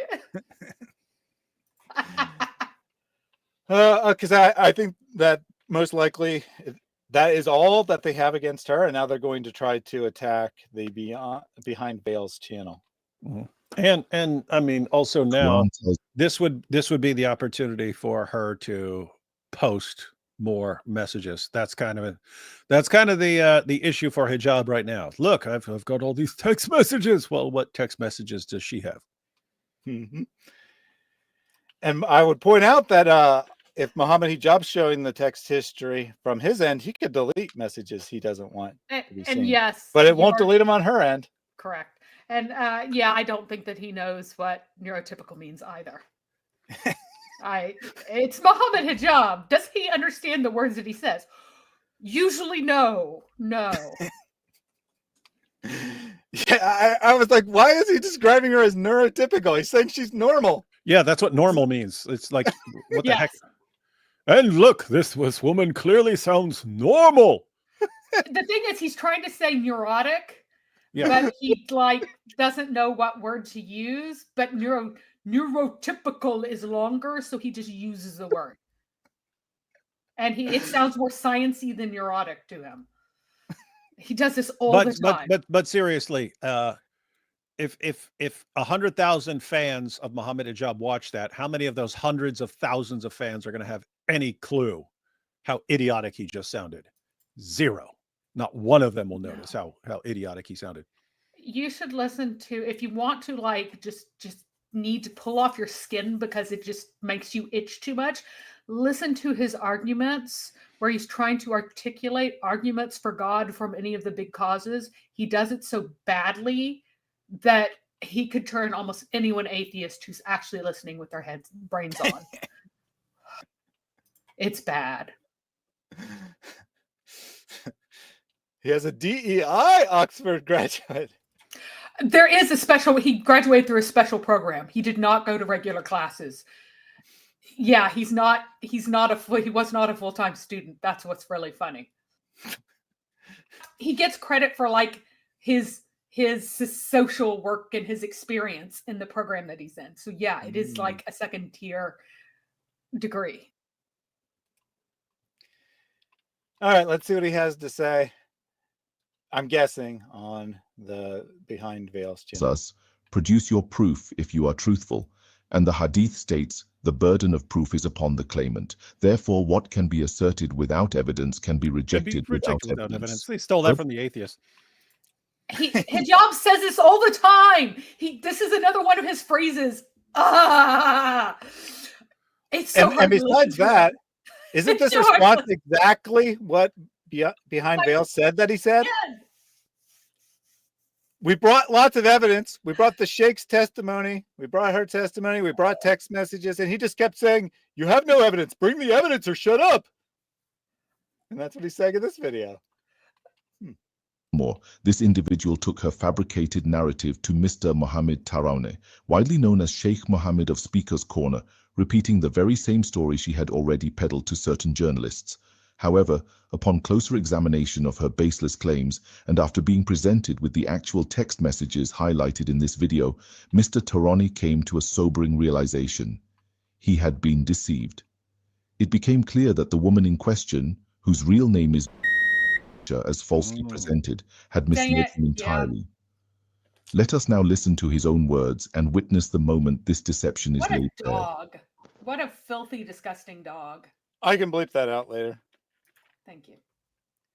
But in any case, despite other than doxing her, he says that she tried to go to a Muslim who is well known at Speaker's Corner and give him the story, and he concluded, based on the 3 text messages that I showed you, that she was lying. Okay, I guess we're going to hear from Mr. Tarawne. I don't know who he is. Do either of you know who he is? No. Wait. Okay. He looks slightly familiar, but I don't think so. I mean, he said Mohammed Tarawne, commonly known as Sheikh Tarawne at Speaker's Corner. No, now he knows who he is. I was just trying to see if maybe he was a known buddy of Hijab. Assalamu alaikum wa rahmatullahi wa barakatuh, Brother Mohammed Hijab. I ask Allah Azza wa Jal that you are well. I'm contacting you regarding the case of Sister. I just wanted to mention to you, Akhi, that I was dragged into the situation and I have nothing to do with this matter. As they say, I have no dog in the race in this matter at all. Wait a second. Wait a second. Our narrator, which we're going to assume is Hijab, says that he concluded that she was full of nonsense. What he actually said, I was pulled into this. I have no idea. I have not looked at the evidence. That's what he actually said. He's just warning Hijab that she's out there passing the story along. That's all he's doing. And this is presented as him and his authoritative opinion has concluded that Hijab is innocent. Yeah, I think he said no dog in the race instead of no horse in the race, but that's what I heard at this last one. Yeah, he's mumbling really badly, but I heard, I have no dog in this race as if it's a dog race, but usually I have no horse in this race. Like, I'm not involved in this. Yeah, I'm pretty sure that he said that I haven't looked at the evidence. Yeah. As they say, I have no dog in the race in this. I haven't looked into the reasons. And this is what's being presented as a defense of hijab, right? He hasn't looked into anything. He's just letting hijab know that this story's out there. Matter at all. Also, in the same time, I just wanted to acknowledge that I was kind of misled. I should have paid attention to all the details before dealing with it. But anyway, at the end of the day, it is a mistake, which I wanted to apologize. My sincere apologies to you, Akhillah, about it. So he is apologizing. I think that maybe he's saying that he repeated the story without looking into it. He hasn't looked into it, so he shouldn't have repeated the story, I think is what he's trying to say. I was misled. I didn't have all the details. Well, what are the rest of the details? He's not saying that the details that he had were totally wrong. He's saying they didn't have them all. Yeah, well, I think what he's trying to say, I'm guessing, I'm speculating, but I think what he's trying to say is she came to me with her testimony. I believed it, but I didn't have all the facts. On reflection, I decided I didn't have all the facts. I shouldn't be repeating it until I get all the facts. And I apologize for repeating it without asking you first or whatever. I think that's what he's trying to say. But it's not defending hijab. It's not saying I looked into this and you're innocent. That's not what he's saying at all. No. It is if the people listening to what you just said are the product of 40 generations of first cousin marriage, right? In other words, you see this over and over again. Here's something. Here's what it actually meant. And they go, oh, you see? Even if it had nothing to do with anyway. So I always say that Muslims claim that they've refuted things when they just respond. They confuse response for refutation. So like a 3-year-old going, nah, ha, ha, he refuted you. He said, nah. Mm-hmm. But anyway, inshallah ta'ala, I will be always, inshallah ta'ala, your brother.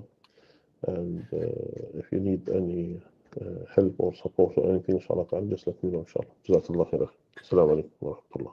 One must ask, why are American bloggers, known for their fixation on gossip and for targeting American duat like Omar Suleiman and Yasir Birjas, suddenly involving themselves in a matter rooted in the United Kingdom? So that's his next slide. Is that the previous people they've called out for wrongdoing were Americans? Why are they calling out people in the UK now? Yeah, this is made for stupid people.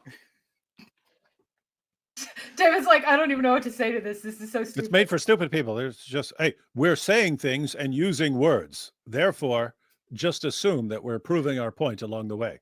Yes. This channel is fixated on calling out American Muslims who have done wrong. So why are they calling out UK Muslims who've done wrong? Yes, do they think that other people can be wrong too? That would be insane. This is proof. They are low intellect individuals to believe this. So oppressive. What exactly compels their intrusion? A clue may lie in a voice note where one of these bloggers tells Mohammed Hijab that he is cornered, all while admitting there is a lack of concrete evidence. So let's just, you know what, I'm just going to give this to you, and perhaps this might work. It might not. If you don't answer me, khalas, qaddarullah, whatever. What am I going to do? But at the same time, she needs to have her voice, akhi. Yani, we saw what we needed to see, and once she moves forward with the Islamic Council of the UK, and once she asks for those list of witnesses, and once they present themselves and they don't, we already know what we're going to do afterwards. So kida o kida, ma'alish, yani, you've been cornered. The speaker explicitly states, where did he say that we don't have any concrete evidence? Yeah, he's saying we're going to go through the appropriate Islamic channels. We're going to take this through to a Muslim council, and witnesses are going to be called about all of this, and all the evidence is going to be put forward. You're cornered. And he begins with saying that he has seen evidence. With all this evidence that I've seen. Mm-hmm. Yeah. So we've seen enough. We know the truth of this matter. We're going to go through the proper channels. We expect that they will deny us because you're a famous dude who's very important. But guess what? We have all the evidence. You're cornered. We know what we're going to do when the proper channels fail, because they're in your pocket. We're going to go public with it. That's all he's saying. That's not saying we don't have evidence. In fact, it's saying the exact opposite. Exactly. Wow. Wow. You've been cornered. But this raises a crucial question. Why would anyone genuinely interested in truth or justice speak in terms of cornering?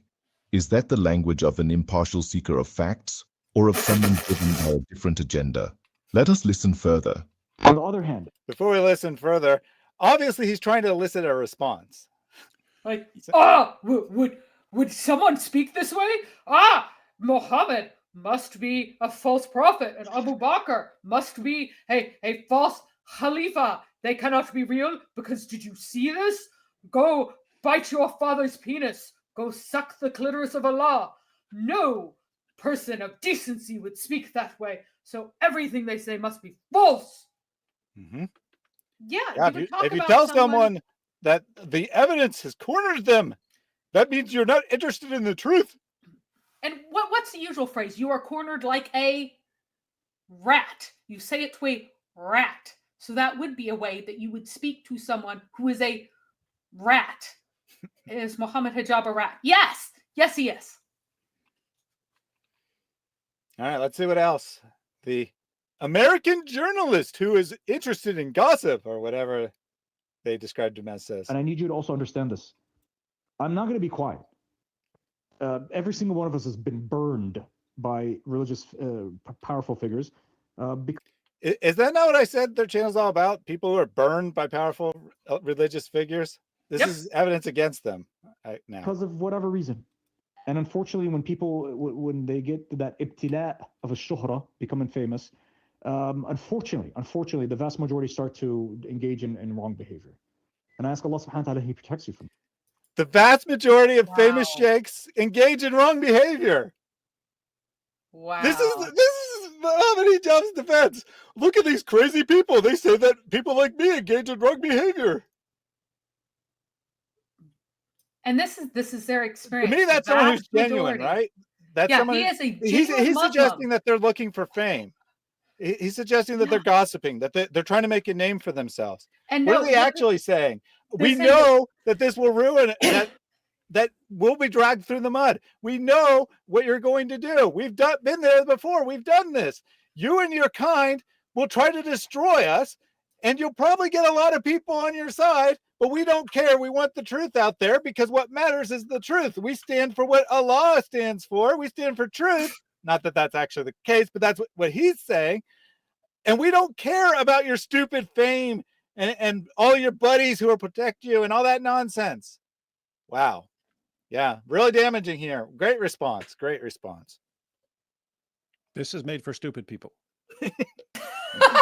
All David can say. It's just like It is. It's a version of the 99-1 rule. Normally with the 99-1 rule, it's if you're going to tell 100 people and make something up, and you're just going to lie, you're going to perfect preservation of the Quran. You're going to just make things up to support your religion. If 100 people are going to hear you, and 99 of them are just going to mindlessly agree with you and accept what you're saying, and one person is going to go look up what you said, well, the 99 can silence the one. So Islam's methodology has just been keep lying over and over again. This would be a version of that if 100 people are listening to you and 99 of them are the product of 40 generations of first cousin marriage who are too dumb to understand that you're not actually providing evidence for anything you're saying, but you sound confident. In other words, the normal Dawah fans. Guess what? You have a bigger mob than your opposition will. And so you win. Pretty straightforward. And I predict that that's exactly what will happen. That enough of Mohammed Hijab's fanboys will watch this video and they'll all be like, "Oh, he's innocent. This is a smear campaign. We will donate more for your next masjid." I'm not saying that you did it. I'm just asking questions so that you can help us, so that we can help you at the end. But again, I get it. You don't trust us. You don't know who we are. We could just turn around and basically backstab you and betray you. I understand that, and I would probably be hesitant as well if I was in your situation. So I don't know what else to do. I'm just giving you the lifeline. If you want to have a video chat with me, if you want to get to know me, if you want to just, you know what, maybe that's what it will take for you to feel comfortable with me. Ahlan wa sahlan. In this segment, Abu Aya lays bare his All he's saying is we'll do whatever it takes to interview you so we can get to the truth. And so that you will trust that we will give you a fair hearing. Wow. I mean, what's terrible this is about that? evil. We will do what we need to do to trust that you will believe that we will give you a fair hearing. We just want to talk to you. Yeah. Like, oh, do you see how evil these people are? Yeah, and you've been cornered in the sense you're not getting away from this. We're going forward with this. We're going to examine this. We're going to get to the bottom of this. And no, you can't just dismiss it or pretend that you don't know what we're talking about. So you've been cornered on that. You see, it's been cornered. They're saying that they're framing him, and this is Elon Musk. It's so clear. Oh boy.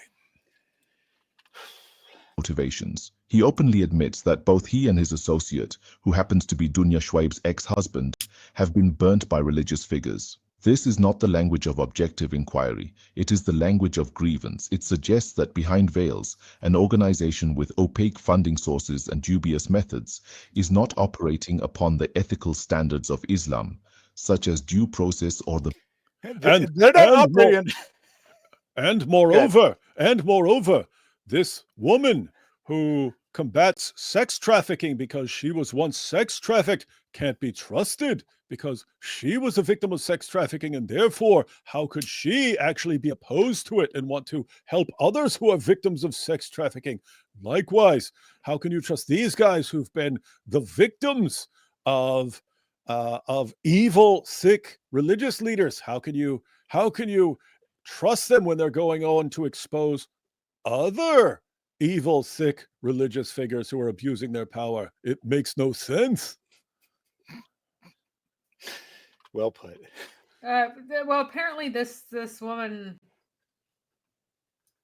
the behind the veils person, says that there were false allegations involved. Well, I'll play through things, his. so.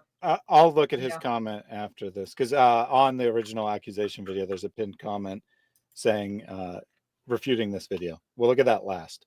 Burden of proof. Instead, it is propelled by personal vendettas and emotional baggage. Notably, Dunya Shuaib's ex-husband exhibits a staggering double standard. On one hand, he demands the public disregard the serious accusations made by his ex-wife due to a... That's not at all what he said in the video. We didn't play that portion, but that's not at all what he said. He said, by all means, bring the case against me, but understand that has nothing to do with your case. So if you think that I did something wrong, by all means, bring that case, make it public. He's not saying ignore it. He's saying it doesn't help you by bringing this forward, is what he's saying in the video. Supposed lack of evidence. Yet, on the other hand, he sees no need for evidence when it comes to discrediting Mohammed Hijab. The inconsistency is glaring. In truth, Behind Veils is less an advocate for accountability than it is a vehicle for personal retribution. Its mission appears rooted not in sincerity, but in a desperate attempt to undermine influential duat, motivated, perhaps, by the bitterness of failed relationships and the bruising of fragile egos. By the way, doesn't that sound exactly like hijab? Even like in the why would you be going after the grooming gangs? Yes, why would you be doing that? Is it perhaps because you are groomed with the grooming going on? What's he saying here? The exact same thing about these guys.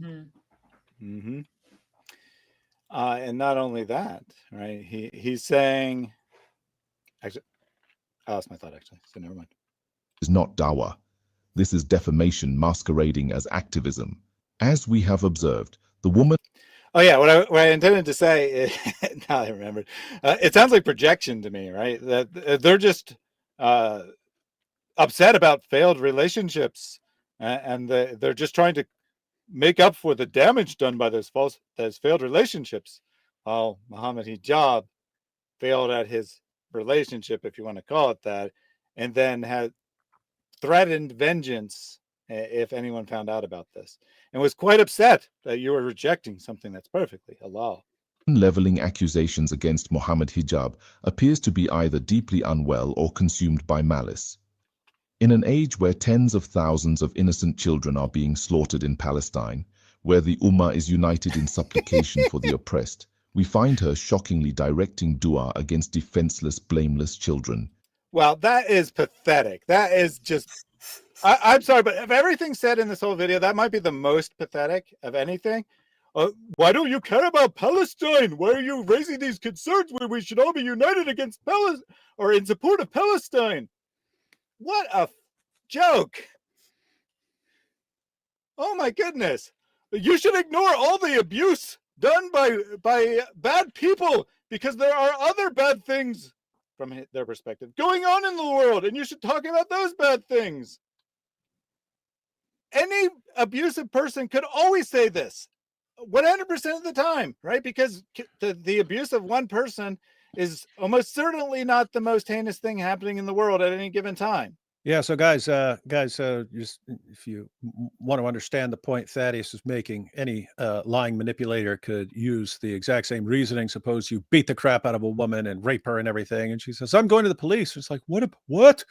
Have you heard of Rwanda and what's going on there? How could you be bothered by this small little thing here? This small little thing. Think about the genocide in Rwanda. Yep, that's exactly the argument. Such behavior reveals not just a lack of moral compass, but a disturbing level of malignant narcissism, an evil so profound it casts a long shadow over her credibility. Malignant narcissism, by caring about harm done to you personally, is malignant narcissism. Can't make this stuff up. It forces any reasonable observer to ask, is this the conduct of a sincere truth seeker or of someone plagued by psychological instability and in need of psychiatric care? Either way, her conduct irreparably undermines the seriousness of her claims. When one's actions so clearly betray a disregard for truth, compassion, and justice, their accusations cannot. Where does it show? Credible. What has she done that shows that she has a disregard for truth? She sounds massively more truthful than this video. Like what has she done? Oh, disregard for truth, disregard for compassion, because she, like if she wishes ill on the children, everything she says must be a lie. That is the entirety of anything approximating an argument in this whole video. Yeah, I'm trying to think of what they're even referencing. I have no idea what they're even referencing, right? Because the only accusations of people being on his kids, untruthful. Oh, yeah, calling for cancer on his kids, I guess. Yeah, that's mean. That's not untruthful. And even if she's wrong, that would be her being wrong. That's not she untruthful. Doesn't have compassion, so she must be insane. As Savannah says, he's describing himself. It does seem to be the case, honestly. I'd like to close this video with an open and direct challenge to the American Muslim bloggers who amplified and legitimized the false claims against hijab. Present a single piece of concrete evidence, just one romantic message, one voice note, one email, one expression of interest from hijab to this woman. And as hijab has done, ensure that whatever you produce is directly and verifiably linked to him. I believe that challenge has already been met, because when I accidentally paused at that one random spot, Hijab was saying, "Thanks a bunch for providing me this information on your sexual preferences or your relationship preferences." I probably shouldn't have said sexual, but your relationship preferences. That would be an indication of interest, in my opinion. Mm-hmm. And that's in his own video where he only showed what he wanted to show, cut it off at the end of 2021 or so, which is probably before the arrangement actually took place. I don't know the timeline, but I'm pretty sure it probably was more recent than that. And thus is totally insane that they're saying there's no evidence, right? She's supposed to be a deranged stalker. Yeah. For heaven's sake, she was talking about not coming in. And remember, of course, are you going to go into the screenshot with the address that he sent her? I wasn't planning on it. So when I was playing through the video earlier, I happened to pause at a screen where he sent her an address. There was no context. There was nothing from her ahead of time to indicate why he sent an address, but he just sends an address, and it happened to be an address associated with Hamza sources for some reason, which then I did a Google search because it said that it was registered to his company's name. So I did a search to make sure it wasn't some other guy with the same last name. And a Google search said that the company name was linked to Ashley Madison leak years ago, that he had an account registered in the company name and had been leaked. So I don't know. All right. I don't know why he texted that address. It wasn't at all clear, but it could be his little love nest, possibly. Who knows? He just texted her address with no context as to why she's supposed to go to that address. And again, I'm going to go through it frame by frame and try to get the whole text message history and see what else is in there. And I'm sure he's deleted all the most damning stuff already. But... yeah, probably. But that doesn't mean that she deleted it. Just saying. No, it doesn't. If you cannot do this, then have the humility to acknowledge that no such evidence exists and that you have acted rashly, So even if he couldn't produce evidence, which I'm quite confident they have seen the evidence and they're just not making it public because they don't think that would be appropriate to do. You know, the sheikh that Mohammed Hijab has threatened, for example, they don't want to make his name in the text public because it would damage that individual who's an innocent party, more or less. But what did she say? What did she say? Go ahead and sue me for defamation, right? If you think I'm making this up, go ahead and sue me for defamation. Now, why would she do that? Why would she challenge him to bring a legal case against her? Discovery. What's discovery, Mary? That's where you bring everybody in and the lawyers ask them a ton of questions and they have to answer a huge number of the questions unless there is and there are very few questions that they won't have to answer. So it's not just it's give us all your emails, give us all your text messages, give us all your correspondence with this guy that she claims was a witness, give us all everything, and they get to do that with anyone involved. So as far as like the sheikh who was a witness according to her and so on, they get to bring him in, give us your messages, give us your emails and so on. Anything about this, that is discovery. Yep. So it's both that you have to say things under oath and be possibly guilty of a felony if you lie, and also that you have to give all access to texts and other things. I'm hoping that she wasn't stupid enough to allow him to give her a phone and not back up her messages. So what you're saying is that one party in this dispute, let's just call it a dispute, wants everything on the record, and the other party is posturing, saying, please make this public. Interesting.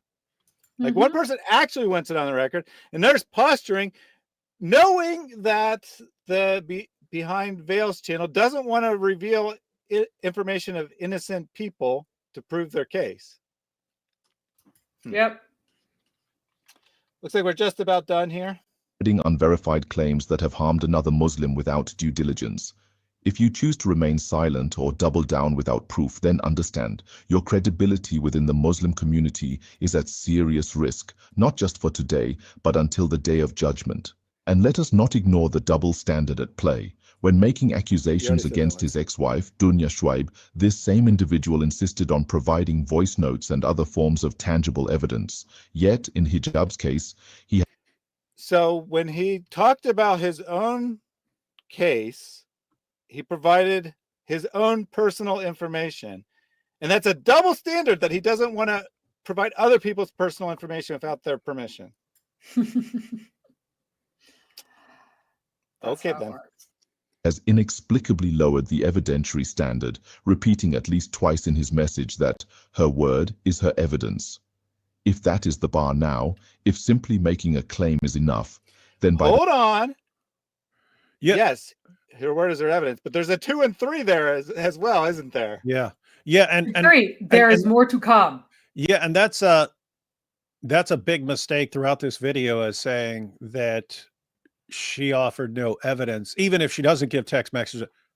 Someone's testimony is evidence. You might say, you might discredit that evidence or something somehow, but someone saying this is what happened to me, that is evidence. You could overwhelm or outweigh that evidence with something to show that someone is a liar, but her saying, hey, this is what was happening for years and so on,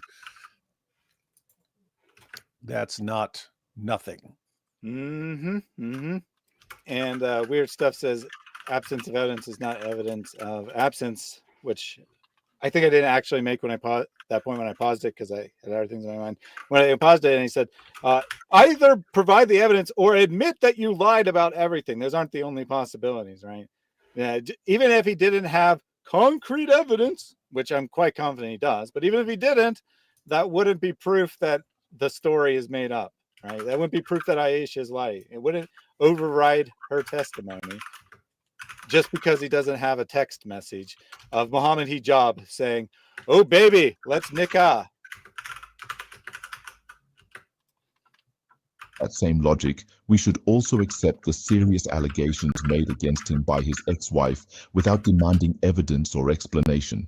But we don't, and we shouldn't, because as Muslims we are commanded to uphold justice, not emotional loyalty or convenience. Emotional If loyalty. no word is the evidence That's all you of guys nothing, have. Oh my goodness. And that Oh. is basically the end of the video there, but I wanted to share one other thing, which is the pinned comment on the channel. Let me pull that up. Oh, sorry, those are the comments on just to emphasize David's point. Yes, all these people, all these Muslims who've watched the response video, they're all like, "Oh, Mohammed Hijab is innocent. This woman is crazy. I can tell just by the way she talks. Mossad really did send their best this time." Really? Really? Yeah, she's Mossad. But why Mossad? Why not Elon? It's Elon or Mossad. That's the only possibility, unless. Yeah. Anyway, you can look through those if you want to see that David is 100% right about what Mohammed Hijab's fans will think. But here is what Behind Veils said about this video. Mohammed Hijab just released a video. Let me move this over here. It's so pathetic. It's full of ambiguity and trying to attack our credibility. He deleted my comment. So Behind Veils posted on that video the response to it. It was deleted. He's trying to censor and deflect from the allegations. He fails to take a public oath and simply says, "Produce your evidence." His sister's testimony and oath is a form of evidence to which he must respond directly. But he fails to do so, trying to take viewers down a winding, twisted road. We will respond, and it will be damning. May Allah allow the truth to prevail, and may he humiliate the liar, the deceiver, and the wicked. Alhamdulillah, amin. And then it continues, but I'll pause there. Unless you don't have any thoughts, and then I will continue. No, my Oh, only never thought, mind. my only thought is looks like this is just getting started, and I have to say, 2025, Mohammed Hijab, not a good year for all this to be coming out, but looks like it's going to be multiple live streams of entertainment for everyone. And I just want to point out, in all seriousness, if Mohammed Hijab is innocent in all this and she is some lunatic making stuff up, I hope that comes out and that Mohammed Hijab is exonerated of false accusations, even though he is one of the worst people on the planet. And likewise, if she's telling the truth and Mohammed Hijab is lying and he's enlisted all of his idiot followers to help him and so on, then I hope that he is exposed and that she is vindicated. So those are my thoughts. But here's the thing. He says that he has evidence that he has multiple secret wives. I think that you may be onto something, David, whenever you said that maybe he had his 4 wives at that time and had needed to divorce one to make room for her in his stable. I have a strong feeling that it is quite possible that a number of women will come out because he has probably been doing this for. It will never happen. No, that's something that happens. It's like with the Me Too movement and so on. If you have some important person who has been abusing women for a long time and getting away with it, and lots of times women don't want to come forward because they don't want to have to deal with the lawsuits, and especially if it's a powerful person who can send lawyers after her and harass her and things like that. There are a lot of women who just put up with it and don't ever bother exposing it, and then one woman comes forward, she gets blasted, and others say, you know what, I can't let her stand against this on her own, so I'm going to step up too. And also people who are like, I thought it was just me he was doing this to. He's doing this to everybody. Like there's a form of outrage in that too. Tiger Woods had that issue where he had all these ladies in all these different cities and stuff like that, and they all thought they were the one, and that he was eventually going to leave his wife for them and so on, and then they find out about each other and expose him. So let me just read these actions to be taken here real quickly because I support Christians doing this as well. Subscribe to this channel and be notified when we release a response. And by this channel, I don't mean my channel. I mean the Behind Veils channel. The link to the video is in the video description. Take a screenshot and circulate this. Demand hijab respond with mubahala and take an oath. I think that is a very reasonable request, even from... It's completely reasonable. These are serious accusations, and she's willing to go through mubahala to get Allah's curse on whoever's lying. But where is Mohammed Hijab's willingness to have Allah judge their dispute and curse the liar? We'd have to see that. We'd have to see that level of commitment. Mm-hmm. Mm-hmm. Yeah, from a non-Islamic perspective, I think this is a very reasonable request to be made. Serious accusations have been raised against hijab. He shouldn't be hiding on new channels with fake voices. He should be posting a public response in his own words, and or he doesn't have to do that if he doesn't want to, taking an oath and testifying to the court, or if you prefer to Allah, to the truth of his side of events. But since his side keeps changing, that's going to be really hard for him to do. The fact that he is posting this, as if this is not him who wrote this, is just so outrageous to me. It is so clearly he's the one who did this. It is his words. This is Mohammed Hijab writing for himself. Come on. Come on. I can't disagree. I don't know for sure. I won't say for sure that he voiced it and changed his voice, but he definitely wrote that script. It was all kinds of markers of his typical language in the script. He may have had someone else voice it, but he definitely wrote it. The new insult on this channel is neurotypical. From now on, neurotypical. Neurotypical. All right. So I am going to go through the super chats. I'll see if there's any specifically for David. There is one about veganism. There are two questions related to veganism way back there. Because David has been streaming an extremely long time today, I want to let him have the opportunity to sign off if he so chooses. Let me find that specific one there, though. From Tarun TAC. Why are you posting stuff? They give a loan to Allah. What is the reward? The reward in this life is that the money will come back double. You give 100, 200 will come back. Sooner or later. Believe me, all money that is given for the sake of Allah, it comes back. And I'm sure that all of you have experience. You all have experienced that when you give Allah money, it comes back to you. And sorry, David, I'm not like super versed on the lore of your channel. I don't know who Tarun is. Tarun is a vegan obsessed with spreading veganism who always tells us, think about the animals. Think about the poor animals. And he'll turn any topic into veganism. He sent two super chats. He was so desperate for veganism. See? Okay, there is actually a verse that deals with this, that you should not tell people to deny yourselves meat. And if you do, that's like a sign of people doing bad things. You see that, Tarun? You've been humiliated. There you go. Your veganism has been humiliated. Stop forcing your veganism on other people. Stop trying to legislate veganism. Yeah. To answer your question, no.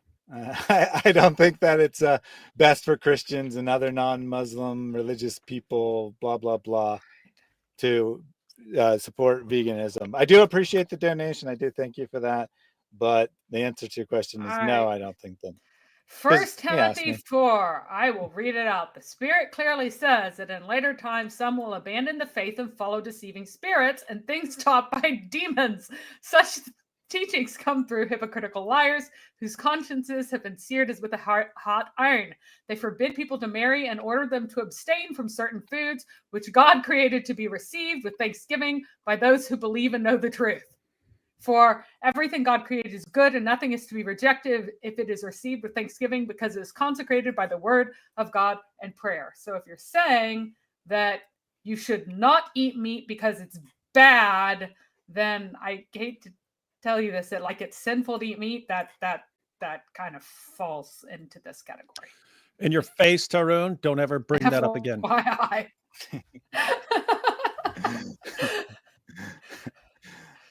All right. There's nothing wrong with fasting or anything. It's David, just that and stuff like that. Yeah. I choose the cow. But I don't see any that are like specifically asking you questions. Oh wait, I did find one from the Columbus Dispatch, apparently. Woohoo! Brothers and sisters, why to lose this great opportunity? Remember, when the person is on his deathbed, the last minute, he will ask Allah Jalla wa Ala to be delayed for 1 second to do what? Not to pray, not to do other things, but to give sadaqah, because sadaqah you can give it just like this, yeah, in 1 second. So the Columbus Dispatch, and obviously not really, writes, this is the Columbus Dispatch. We're giving some money to support your racist Islamophobia. David is being super quiet. Was he humiliated or something? No, just I normally go to sleep in the morning, but I stayed up to edit a video and then posted the video and stuff like that. And then, but then still had to get up for the live stream I had scheduled. And then, yeah, so it was just, it's basically getting like 4 or 5 hours of sleep per night for like the last 4 nights. And yeah, catching up with me right about now. Doesn't matter. Still gotta stay up all night. So, but yeah, you're turning gray very slowly, like the color's seeping out of your face and running into your shirt. That happens. Oh, I do the same thing. I turn. That's all right. Scary colors. We forgive you for not being as energetic as usual. I think Mary was pretty passionate there and was like practically yelling at points. So it's all good. Yes, I was. Oh, that's the thing. If Mary's on the show, so I am going to go through the rest. No, I'm just saying, if Mary's on the show, I know I can take a back seat because she's gonna. I wasn't going she'll to. She'll do plenty of talking. I can sit back and. Yeah, but on your stream, you're like, she's going to be prepared. I'm like, I am? Great. Now I have to prepare. So I prepared.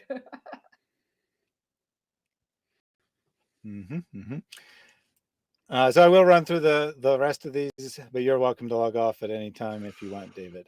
All right. I'm going to head out and go eat because I'm starving. Yep. You've been streaming for, geez. Basically, apart from the little intermission in the, yeah. So it's been since 5. Mm-hmm. Yeah, since 5. So that's 7, basically 8.5 hours. So a little over 8. Count the break. Yep, about 8 hours of streaming from David today. So thank you for joining us. I need to get a good night's sleep and then just stream for like 24 hours straight. Mm-hmm. If I had sleep ahead of time, that would work. Yeah, you can do a marathon, 24 hours to prove Islam false or something like that. That'd be dope. Nice. All right, catch y'all next time. See ya. All right, so I might interrupt. There are quite a lot of these. I might interrupt the little clips just so we get through them fairly quickly. And when David logged off, it messed up and took the cats off along with him. He stole your cat. All right, I'll just take the cat off the screen since they're gonna your cat. there, and we're wrapping it. Well, we're not really wrapping up because, like I said, there's a lot of super chats. Appreciate all the donations from Infinite Oneness. من ذا الذي يقرض الله قرضا حسنا? Who is gonna give Allah a good loan? Ya akhwati, this verse puts shame in my heart. I've seen that one a couple times today, so I'll interrupt it. If Aisha is mommy on Mamas, who is Aisha's mommy? I have no idea what that means. I don't understand it either. I'm sorry. If you're still here, let me know. I'm not parsing this right now. I assume there's some sort of joke in there, but I don't understand it. So my apologies. Let's go on to the next question. Oh, I did have an actual question that I wanted to address before why people are still watching. What's the difference between Mutah and Misyar? So Mutah is a Shia doctrine. Misyar is a Sunni doctrine. Mutah, you can put a specific time. You can say a marriage for 2 hours. Misyar, you're not supposed to put a specific end date, but that doesn't mean you're obligated to be married to the woman for any substantial amount of time. Correct. Any other Mutah, differences? you know when it ends. Misyar, it's up in the air. But effectively, both are just a way to legalize sex and has nothing to do with the Christian conception of marriage whatsoever. Whereas a regular Islamic marriage is also about legalizing sex, but because there are human beings involved, a lot of times they do have a normal-ish relationship between husband and wife. Yep. Let's see, your favorite maid? Can you just imagine giving £100 and it's a sadaqah jariyah, meaning it carries on going even when you are gone? Just imagine being in your grave and getting the rewards in your grave. You will not be able to come back to this video to donate. So why not donate now? Why not donate now? You can't do it when you're in the grave. You got to do it now. Got to do it now. You're going to be tormented in the grave. We're like, oh, I'm in so much pain, but be in even more pain if I had not given stuff to Ali Dawa. Oh, thank goodness for what I gave to Ali Dawa, because now it's going forward and keeping me from being in even more pain while I'm being tortured by the demons. There we go. Thank you very much for that donation. Your favorite maid said your intro music is really cool. And my bad. I really actually intended to introduce that as a new video for today, a new live stream for today. Breakfast Gun made that for me. I encourage you to check out Breakfast Gun's channel. I will try to remember to properly credit him next time because he has made multiple new intros for me, and music 100% him, his idea. All I did is approve of it, basically. Cheryl became an advisor.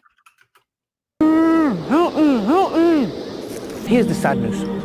We are running out of funds. All our work is going to stop unless people like you watching this video will help us. Your donations can get you a share in a reward. Reap those rewards for years to come, inshallah. It's not a donation or a charity, but an investment for your hereafter.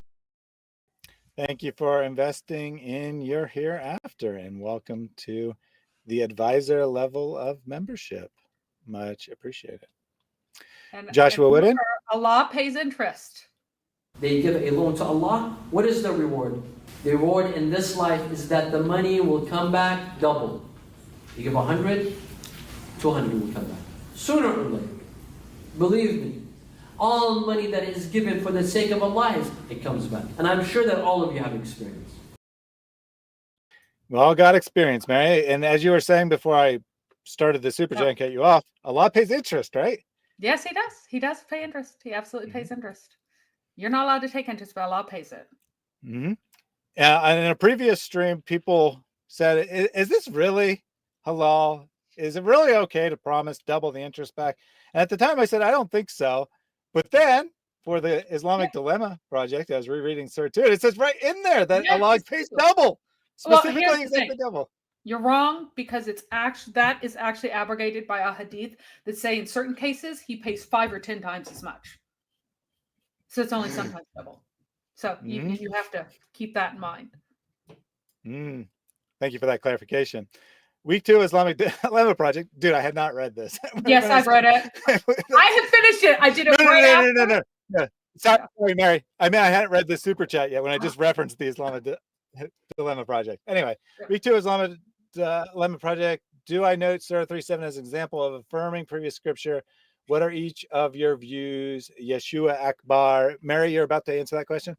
Yes, it is, and it is more than you think. If you can bring this up really fast, it is who has revealed the scripture unto you, the Muhammad, the book in which there are. Okay, this is not what it does not say. Clear revelations.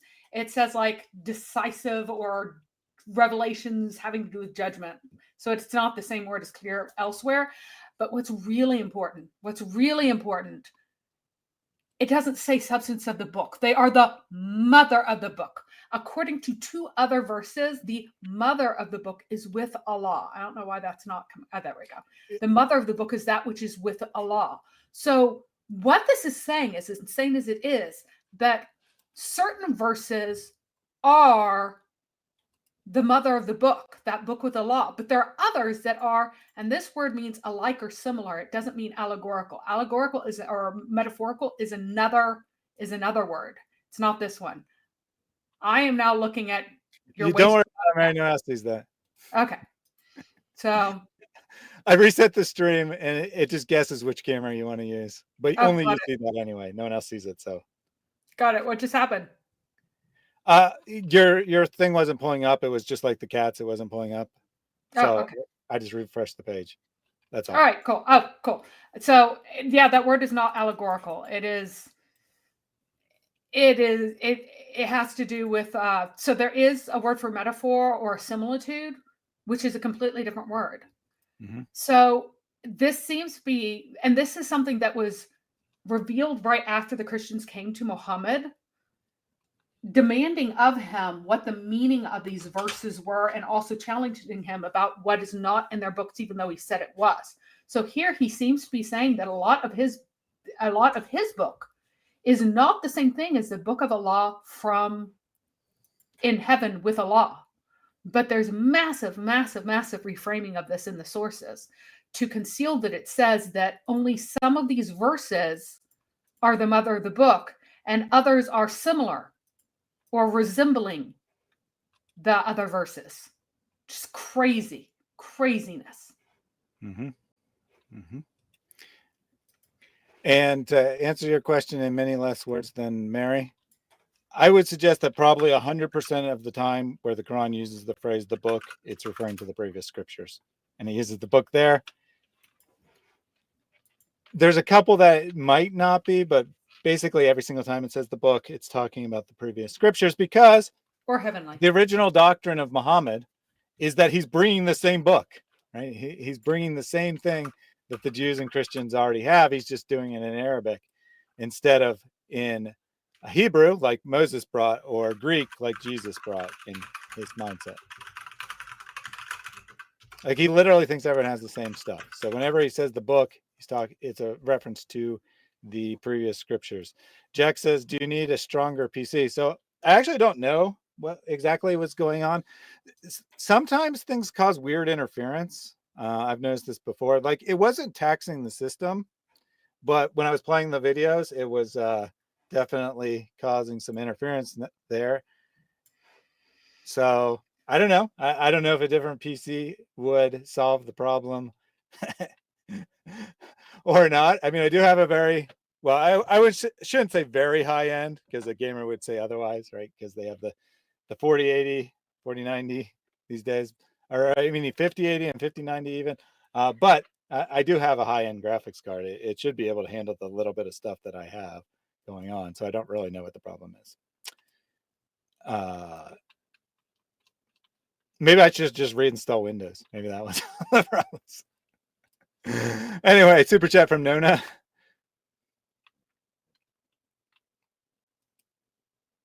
O son of Adam, spend. I will spend on you. Give, then I will give you. It's difficult because you know what? These are my last few. As it is, the price is going up, the rand is going down. This is happening. Excuses. Those are excuses. You give and watch what Allah. No excuses. No excuses. Give and watch what Allah does. So then it says, how do you guys stay calm when talking with Muslims? I often find myself becoming angry and frustrated, and becoming angry when they seem to just deny objective reality. That's a good question. I mean, okay, so I tend to have the same kind of response that they bring to the conversation. So if a Muslim's being calm and they're just like insisting on their same doctrines over and over again without thinking, I just like continue to try to get them to actually think. It doesn't really bother me when they're just repeating lines over and again. But if they come and they're like angry and yelly, well, then I get angry and yelly back. So how do I remain calm? I understand and recognize that by and large, Muslims are victims of a system that teaches them how to not think, teaches them to suppress any ability of critical thought. When it comes to religion, not in general, but I'm not suggesting that Muslims don't know how to do basic reasoning in any other situation. But when it comes to religion, they've learned how to suppress thoughts and just repeat words over and over again. So I understand they're a victim, so then it doesn't bother me. Anything you want to add, Mary? Yeah, that's pretty much it. And I've had enough conversations that I can usually get people cornered and at least aware that they're circling, with very few exceptions. I can at least get them. I said cornered. I must be an evil person. This shows your lack of sincerity. Yeah, I'm not sincere, because I can make them realize that they're trapped eventually. But it does take some. It's basically verbal jujitsu constantly, and it is quite exhausting. It's like arguing with the most stubborn 3-year-old in the world, but forever. So, yeah. A Breakfast Gun just tuned in. Again, check out his channel. If you don't know what I'm talking about, he has several videos with other humorous songs that he's made about things related to Islam and such. Have a couple more new intros coming up from him soon. And again, I meant to say that at the start, I just forgot. With David being so late and us just trying to jump into it as quickly as possible, that's my excuse. Alyssa on Fire became a supporter of the channel. Here's the sad news. Here's the sad news. We just saw that clip, so I'm going to interrupt it this time. But thank you very much for becoming a channel member. Mother Hulda.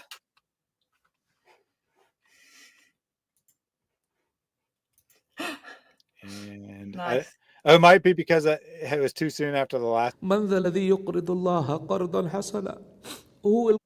I think that's actually what happened, because there's a delay in the thing to make sure that no other animations are played before that video ends. And thus, because it hadn't been enough for the Ali Dawan to end, that I interrupted, it wouldn't play another one. But then the time ran out and then it started playing it. But we've been seeing the shame one over and over and over again today. You rock, Thad, Dizzle, Mary, and the cat. Well, I have to correct you. It is now the cats. It was one at the time you said this, but it's now two. So thank you very much for your donation there. Your favorite maid with a second super chat here. Can you just imagine giving £100 and it's a sadaqah jariyah, meaning it carries on going even when you are gone? Just imagine being in your grave and getting the rewards. In your grave, you will not be able to come back to this video to donate. So why not donate now? Why not? Why not? And we had a very appropriate comment from 2 Timothy. Just $1,000. That's all Ali Dawa needs. Forever. Guys, we're just $87 short of our next $1,000 goal. We wanted to raise it $23,000 and we're at $22,913. We just need $87 more. Someone donates $87. Oh, this is so exciting! Oh! Guys, we're $1,000 short of our $24,000 goal. He learned it from Allah, so Allah is the best of teachers for him. Anyway, the super chat, which I already took off the screen, said we all know that Hijab is a narcissist, and that is very much true. Mm-hmm. We have a super chat from the weird stuff. Maybe. I don't know if I broke it. I might have just broke it now, but the weird stuff says, are these women randomly selected at Reason Answer? So referring to the 4 Men, 4 Women podcast there. I don't know the answer to that, Mary. Do you know if they're like pre-selected or they're just people who volunteered to be on the show? Or it has to be people they already know. I don't know who any of them are, but they got women whose husbands would not like beat them for showing up on TV, I guess. So yeah, I didn't know if they like just put out a general casting call. We need some women to come and react or what. All right. Your favorite maid, 3rd super chat. Here's the sad news. We are running out of funds. All our work is going to... We just need $1,000 more, guys. We're running out of funds. I've been live streamed for the past 12 hours just to try to get some more donations, guys. Your favorite mate says, nice cat. Thank you very much for that. And the cats are regular guests on this channel, if you're not familiar.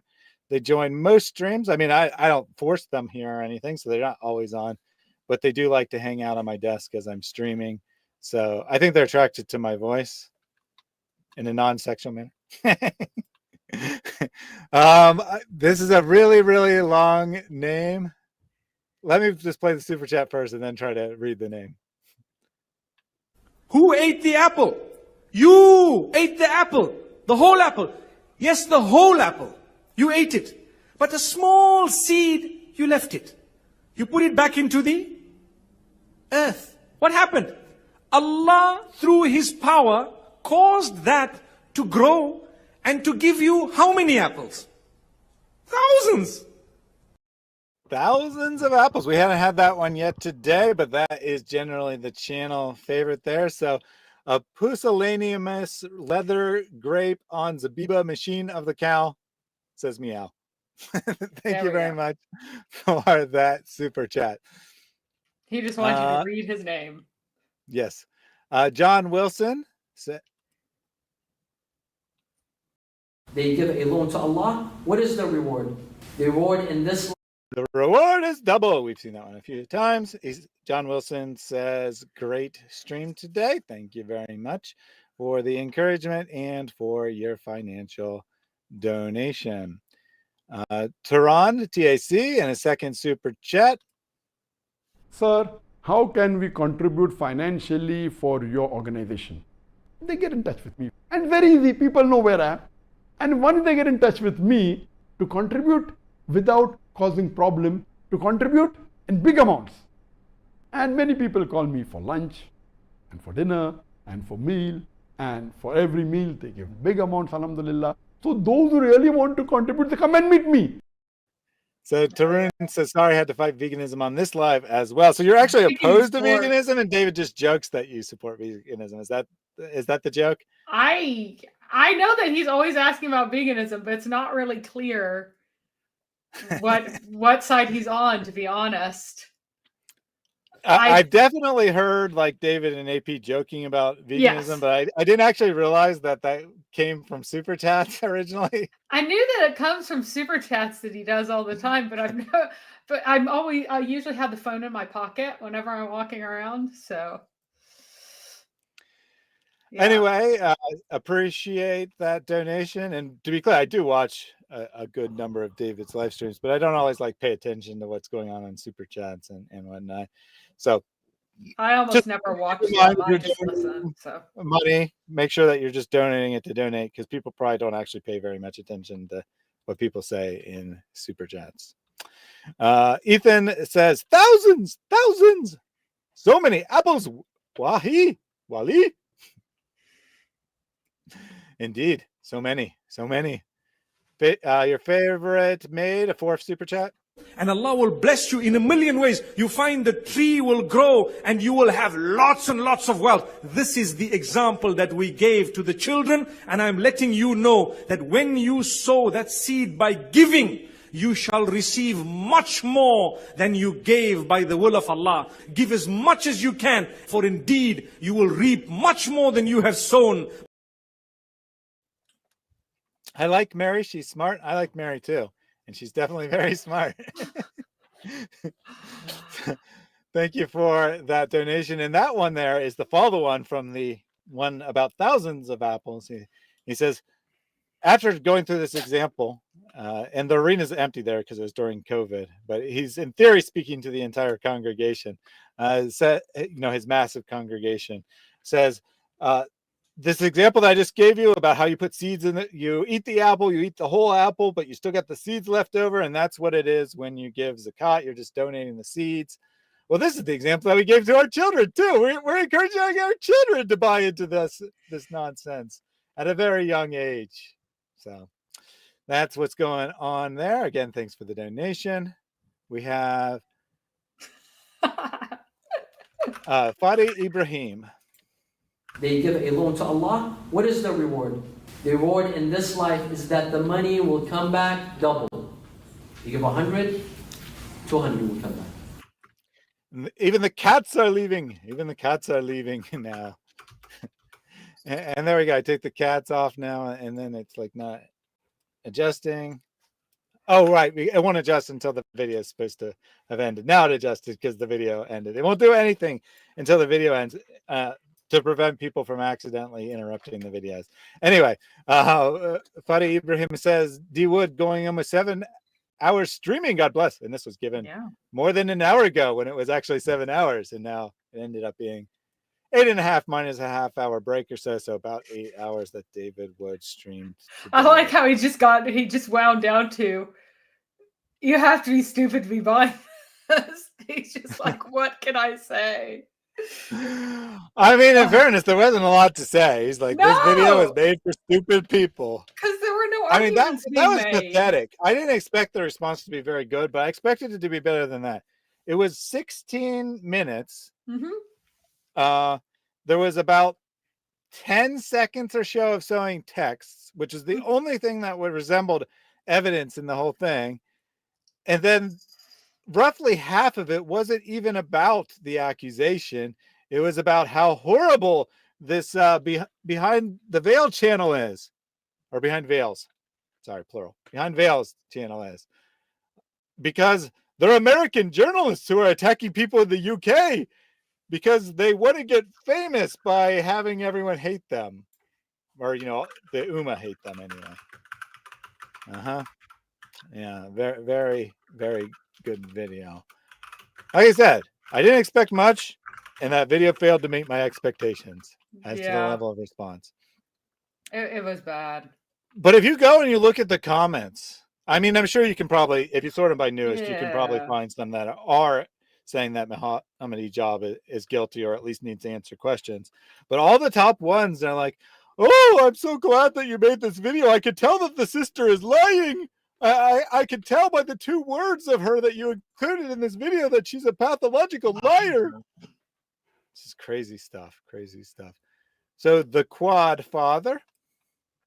Who ate the apple? You ate the apple. The whole apple. Yes, the whole apple. You ate it. But a small seed, you left it. You put it back into the earth. What happened? Allah, through His power, caused that to grow and to give you how many apples? Thousands. Thousands of apples. I accidentally cleared the text there, but thank you very much for that super chat. And I actually don't remember what it said there, so my apologies. I didn't read your message. I think the real purpose was to dox and threaten her. That's what I think the real purpose was for. Probably. Let's see. I should probably be able to catch it here, looking in the video. Oh, whatever. It doesn't matter. I'm sure that it wasn't really anything that I needed to read anyway. But I do appreciate the donation very much. Daniel Miller. I can't answer this question in a 20-minute interview, nor is it wise to do so, which is why I never brought this topic up myself. You will not find one lecture of mine about this issue. It should never be brought up in public. And I don't like these idiots, and they are idiots, wallahi. This is not something you discuss amongst the masses, ya akhi. It's not wise. I encourage anybody who is really interested to go deep to take the class. I do this class. It'll be 1 year later. Yeah, not wise. Not wise to talk about these things in public. Kind of appropriate for today's stream, I think, because that's exactly the attitude that Muslims are going to have, right? It's not appropriate for you to accuse Mohammed Hijab of abusing the secrecy in Islam publicly. You should do that privately. As if that makes sense, right? Daniel Miller says, I was appalled to hear how you were treated by your former employer. Please continue to fight against Islam. I can guarantee that is exactly what is going to happen. They wanted to shut me up. They wanted to prevent me from talking about Islam, say, you're a dirty Islamophobe. You need to be silenced. And as a result, I now spend all of my time talking about Islam. So great strategy there. Great strategy. And thank you very much for the financial support. Third super chat from Tarun. If you want your wealth to increase in this dunya, then give sadaqah more and more every single day. 2 angels come down. One of them is making dua for those who give. He says, Ya Allah, give those who give. You guys always fight against radical atheism, communism, and Islam. And since radical veganism acts just like there's 3, someone has to worry about it. There we go. So that I believe that someone is you, right? Yeah. Someone has to do it, but that would be you. There we go. So if he listens, you he will and be very happy with my response. Yeah, you and Bobby's perspective, because that's one of the main things he talked about before he started the grift against Muslims, was anti-veganism. That was one of the main themes of his channel. I'm sure you could probably still find those old videos. I couldn't care less about the guy, so I don't actually know. He might still do that as well, but that was actually his main thing, was like, me strong, working out, veganism bad. And then for some reason, he just randomly decided to announce that he was going to spend the next year studying Islam to decide whether it was the truth or not. And shockingly, he converted to Islam exactly 1 year later. And just to show you how deep and honest that Bobby's perspective is, in his original video, he says, I had no idea. I grew up as a Christian, but when I started to investigate as an adult, I learned that there's like really weird stuff in Christianity. Like they believe in this Trinity thing. I've never heard that. They kept that secret from us as kids. I know. And I finally got that super chat that I missed. St. Thomas Aquinas is so vindicated about Muhammad. So there you go. That was the super chat earlier that I accidentally cleared. That's true. Thank you for those donations, Tarun. I think that David is just jokingly upset with you, but regardless, you're pretty cool in my book. Yeah, you're welcome here anytime. Gabe gave a super chat. We answered this question earlier, I believe, but let's get the super chat up. Early, and this is indeed a sign, yet most of them are not believers. Give alone to Allah, give alone to Allah. Ride the wings of Gabriel, give alone to Allah. Give alone to Allah. We actually had that one. That's the other channel favorite there. We actually haven't had that one yet today, as far as I know. Gabe says, but is it actually strongly morally reprehensible in Islam? We answered this at the time, so the context made sense at the time. Or is this guy just pushing Christian morality on Islam? And since we've answered that previously, I'll just thank you for the donation. But we do have Joe Biden in the chat saying, who is a Muslim, for those who don't know. So Joe Biden, I call him Joe Biden, and he calls him Joe Bida usually. He is a Muslim. He says Mohammed Hijab is innocent. And then I responded with, is there anything wrong? Is it wrong to have a secret marriage? And he said, of course not. You can have why would it wives. be wrong? Why would it be wrong? Muslim man can have 4 wives. So I said, so what is he innocent of? And so he says, any allegations of immorality. And I said, secret marriages are dirtbag behavior. But yes, I agree. It is normal in Islam and not considered wrongdoing. Tricking a woman as he did is also not wrongdoing. So there we go. Joe Biden. So we actually agree, Joe Bida.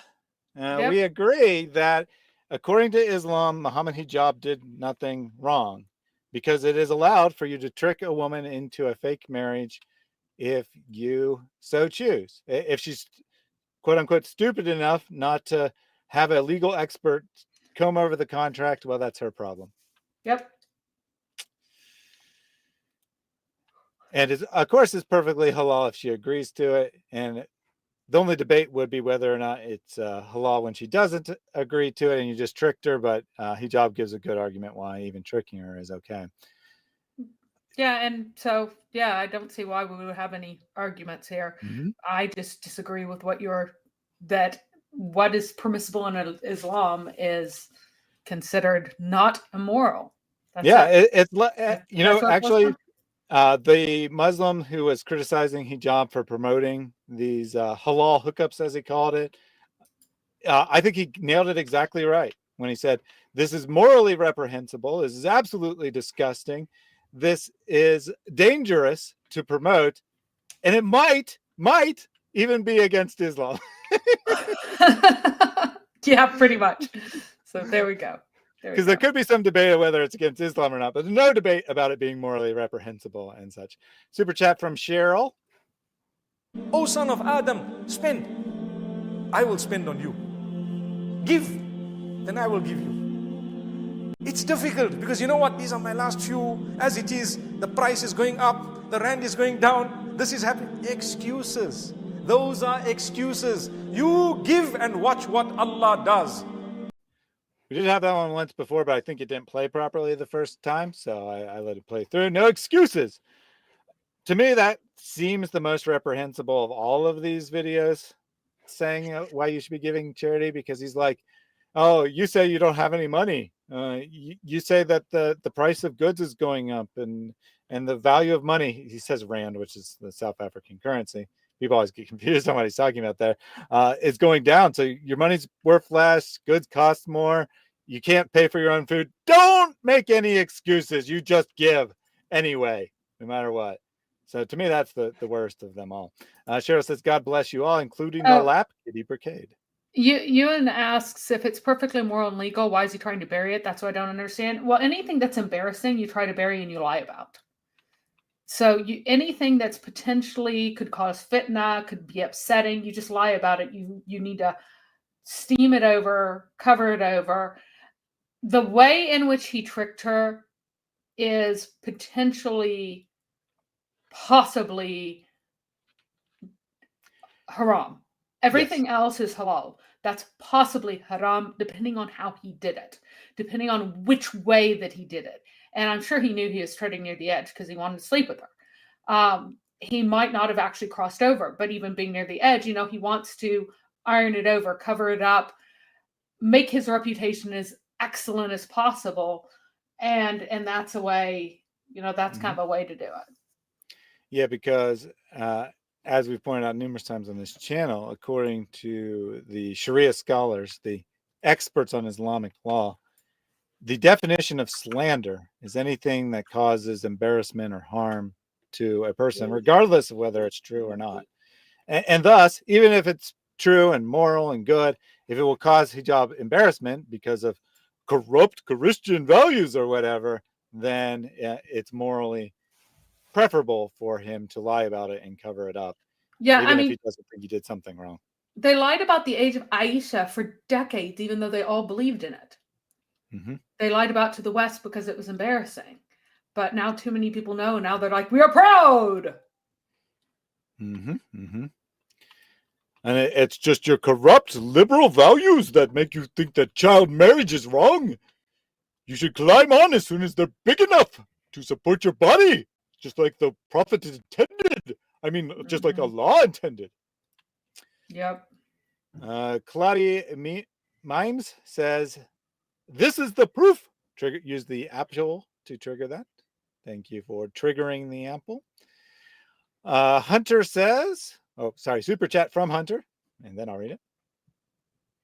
Brothers and sisters, why to lose this great opportunity? Remember, when the person is on his deathbed, the last minute, he will ask Allah Jalla wa Ala to be delayed for 1 second to do what? Not to pray, not to do other things, but to give sadaqah, because sadaqah you can give it just like this, in 1 second. Just 1 second. We did have that one, but I think it was like one of the very first, so I let it play through. Hunter says, Islamic forms of marriage are evil and abhorrent. Indeed, they are. We shouldn't even really call it marriage, because nikah doesn't mean marriage. It means intercourse. It is a contract that legalizes intercourse. In Islam, there is no real concept of marriage as we understand it as Christians or as Christianized Westerners. There is just illegal sex and legal sex, and the difference is whether you've signed a contract, which has requirements and conditions upon it. It's not just pay money. It's usually not just pay money to get sex, but nonetheless, it's as meaningless as going to the bathroom, right? That is Hijab's own comparison there. He's like, oh, you want to get married? Well, you know, I got to go to the potty, so let's just do this in a minute and a half because I got business I need to do. That's him, and then he laughs, like, yep, duh. That's all it is, duh. Disgusting. Yeah, disgusting. So Wastis gave a super chat. Wasting your time on social media is one of the best deeds a Muslim can do. There's a huge need for it. You know this and I know this. So that makes the reward even greater. So give generously and Allah Azza wa Jal will give you even more.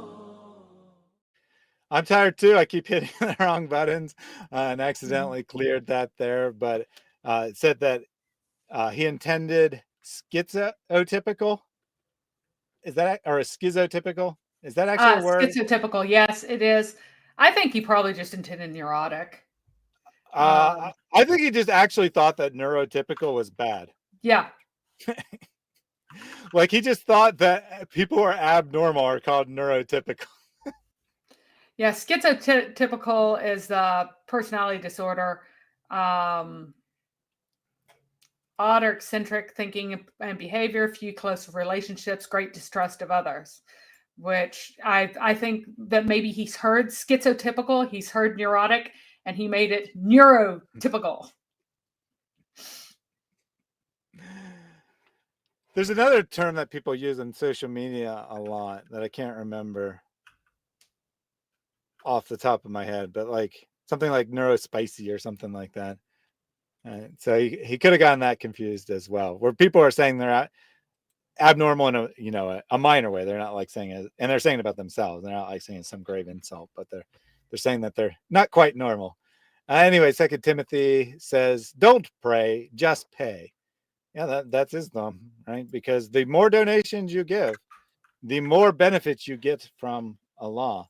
And it's especially good if you donate to building a mosque, because you get benefits for every prayer ever said in that mosque for the rest of its existence if you paid to build it. As they tell us every time they ask us to make donations to build mosques. And that isn't them just making it up. To be clear, that is straight from the teachings of Muhammad there. Jack Ray with a super chat. I can't answer this question in a 20-minute interview, nor is it wise to do so, which is why I never brought this topic up myself. You will not find one lecture of mine about this issue. It should never be brought up in public. And I don't like these idiots, and they are idiots, wallahi. This is not something you discuss amongst the masses, ya akhi. It's not wise. I encourage anybody who is really interested to go deep to take the class. I do this class. It'll be 1 year later. Jack Ray says, hijab, top 40G of the Damwa.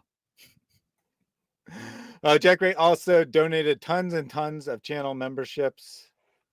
Those ones are not automatically flagged for review, and I forgot to flag them as they came up because a lot was going on. But we probably don't need to see like 20 more super chat things anyway. So thank you, as always, Jack Ray, for all of your support. I think I do have a couple more super chats of actual super chats of yours that I'll read, but we don't need to. I'm just saying that I'm not going to pull up all the gifted channel memberships, but I appreciate those very much. And I'm sure at least some of the people who received those appreciate it as well. Truth Fire says Islam is morally bankrupt. Well put. And then Jack Ray said neuroatypical, neurodivergent, neurodiverse. I definitely hear people say neurodivergent, but I was actually referring more to like a slang term that people use. And it might be neurospicy. I'm not 100% sure. But maybe Hijab got confused with neurodivergent, right? And that's why. Yeah, neurodivergent. Yeah. Who knows? Right? Who knows? Sir Dr. Whitemeat gave a super chat. And this is indeed a sign, yet most of them are not believers. Give alone to Allah, give alone to Allah. Ride the wings of Gabriel, give alone to Allah. Yeah, you've heard me call myself a little bit neurologically spicy before because autism runs in my family, and I got like just just the edge of a sprinkling of being a little bit odd. So Dr. Whitemeat gave a super chat. Didn't leave a comment. I never bothered to figure out why it automatically doesn't thank you for your donation when you don't give a. It's something in my code. It's not something that YouTube is doing. In any case, thank you very much for that donation. Jack says you're welcome. And hey, look, a super chat from Jack Ray. Wasting your time on social media is one of the best deeds a Muslim can do. There's a huge need for it. You know this and I know this. So that makes the reward even greater. So give generously and Allah Azza wa Jal will give you even more. Don't ever forget that the best deed you can do is waste time on social media, as long as you're watching this channel, of course. Jack Ray says, I think Sneeko met Hijab and Ali Dawah and realized that they're idiots along with a lot of the Dawah crowd. I pray he comes to Christ. It was interesting, right? That video there where he's got his Sheikh Uthman buddy there, and Ali Dawah is just sitting there saying, yeah, that's true, over and over again. Not contributing anything to the conversation, but feeling he needed to talk. But what's interesting is that in theory, right, they're telling Sneeko exactly what he wants to hear, ignoring the fact that Uthman was lying blatantly. Sneeko wouldn't know that, and giving him reasons to doubt the hadith, and he's still just like staring off into space, like, that's nice. Like, I think he was super glad that Ramadan ended and he could stop making religious videos, because he promised that he would make religious videos until Ramadan ended. And he's like, I need all the half-naked girls to come in and make out in the background of my live streams. I can't do that during Ramadan. Yeah. But absolutely, I would pray that he comes to Christ. I think that he is at least slightly sincere about Islam. Tate, like 0% sincere. But I think Sneeko is at least somewhat sincere about believing in Islam. He certainly doesn't want to follow all its teachings. But I mean, a lot of people who believe in a religion don't want to follow its teachings, whether we're talking about Islam or something else. So I do think that he is somewhat sincere, which means that he could potentially be reached. I said all that for the last couple words. Renee W. with a super chat. They give a loan to Allah. What is the reward? The reward in this life is that the money will come back double. You give 100. You will get $10 back, or sorry, 12 euros back. I thought it was a $5, but it was a €6. Wow. 12 euros back. Here's my filthy currency to support the channel doing great work over there. Thank you very much, Renee. One more super chat from Jack Ray. If you want your wealth to increase in this dunya, then give sadaqah more and more. Give sadaqah more and more, which sadaqah is voluntary charity, i.e. actual charity, as opposed to zakat, which is mandatory charity, which is, of course, not charity at all. And you get special benefits from sadaqah. You get angels watching you. That doesn't sound like a benefit. Anyway, they're recording all your good deeds. Jack Gray says this has made for several lively live streams, and apparently we're just getting started, right? I read that comment there from the Behind Veils channel at the end that we have a response coming for you, Hijab. You chose to elevate this. It's being elevated. So I don't know if it'll be, I mean, who knows, right? I don't want to speculate, but it could be presenting some of the texts that he sent. It could be another woman coming forward. It could be a sheikh testifying against him. Who knows? But they got something. I encourage people to pay attention, because I have a feeling we're going to be talking about this for a while. Just as Uthman will forever be Sheikh Ibn Ketchup or Footnote. I mean, he's got two.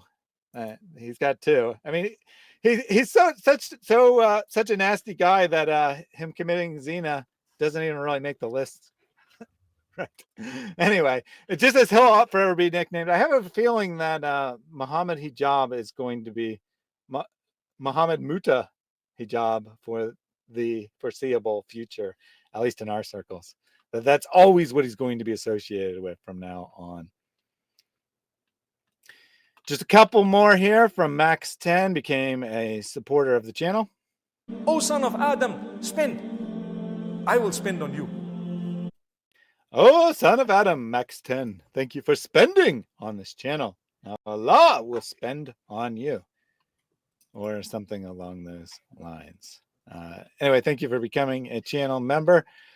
You missed out on one of the many free memberships from Jack Ray, but you still joined the channel today. So I appreciate that.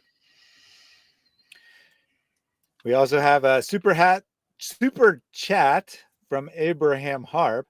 Hey, he's copying you, Mary. His question. See what his question is. من ذا الذي يقرض الله قرضا حسنا? Who is gonna give Allah a good loan? Ya akhwati, this verse puts shame in my heart. It puts so much shame in my heart. I'm supposed to be giving Allah a loan and he isn't getting it. But so Abraham Harp says, Mary Harb, are we related? I would consider it an honor. Very unlikely, unless you go all the way back to Mohammed. That's probably the first time we're likely to intersect. So I'm very European. Harb is also a Germanic last name. Mm-hmm. Well, there's a good, maybe it is his real name. Or he could just be using it for house. It's a very common name in Lebanon as well. Mm-hmm. And there is a family photo there, so I would say there is actually a decent chance that that is his real name. Regardless, thank you very much for the donation. And be sure to check out your cousin Mary here more often. Finally, from GoTub. They give a loan to Allah. What is the reward? The reward in this life is that the money will come back double. You give 100, 200 will come back. Sooner or later. Believe me, all money that is given for the sake of Allah, it comes back. And I'm sure that all of you have experienced. So GoTub said, I just want to see a funny video, so I let the whole thing play through that. Based!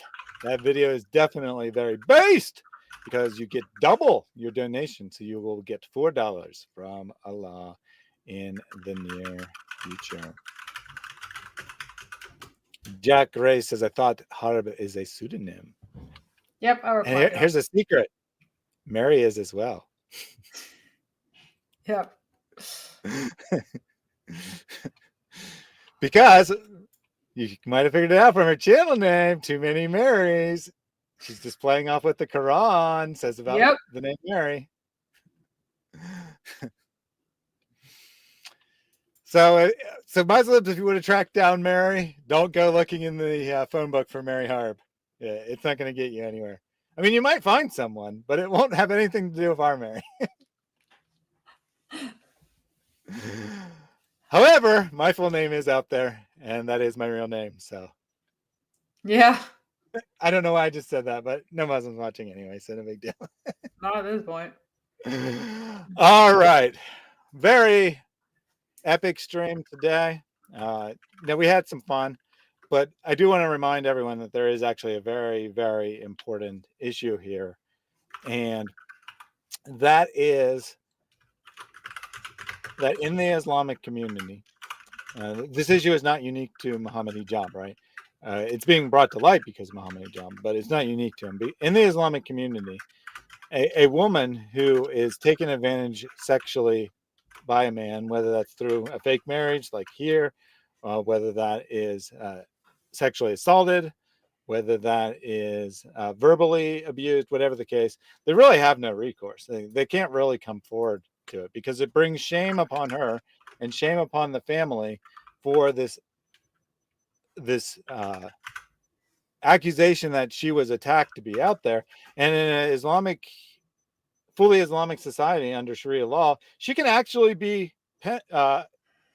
receive all the penalties for adultery by coming forward and saying that she was raped, because she's admitting to sex outside of marriage, but she doesn't have the required 4 male witnesses seeing the penis go inside the vagina that is required to prove rape took place. And thus she's admitting to sexual intercourse, and she can be penalized for that with all the penalties that apply. So very real issue here, right? Within Islam, there is a culture of covering up all kinds of sexual abuse. And then there's also a culture of protecting leaders, no matter what the cost, right?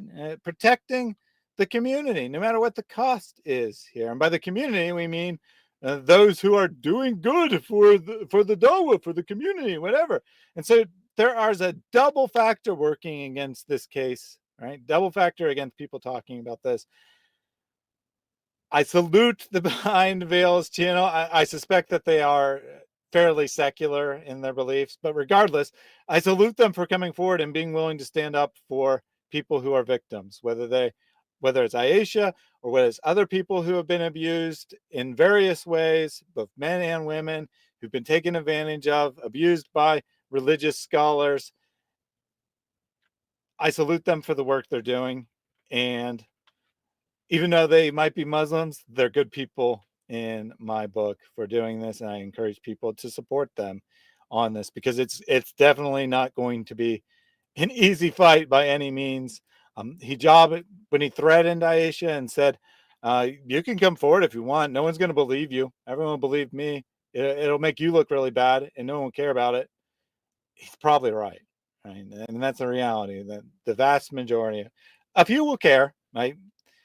Maybe 1 or 2% of Hijab's fans will care. He probably will lose a little bit of support over this, but the vast majority of his fans will not care.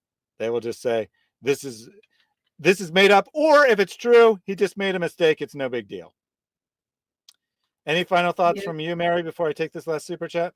I agree with that. And when we are finished here, by the way, Steve Mashni is streaming over on his channel. So I'm dropping the link in there. So after we close, you guys can jump over there and say hi.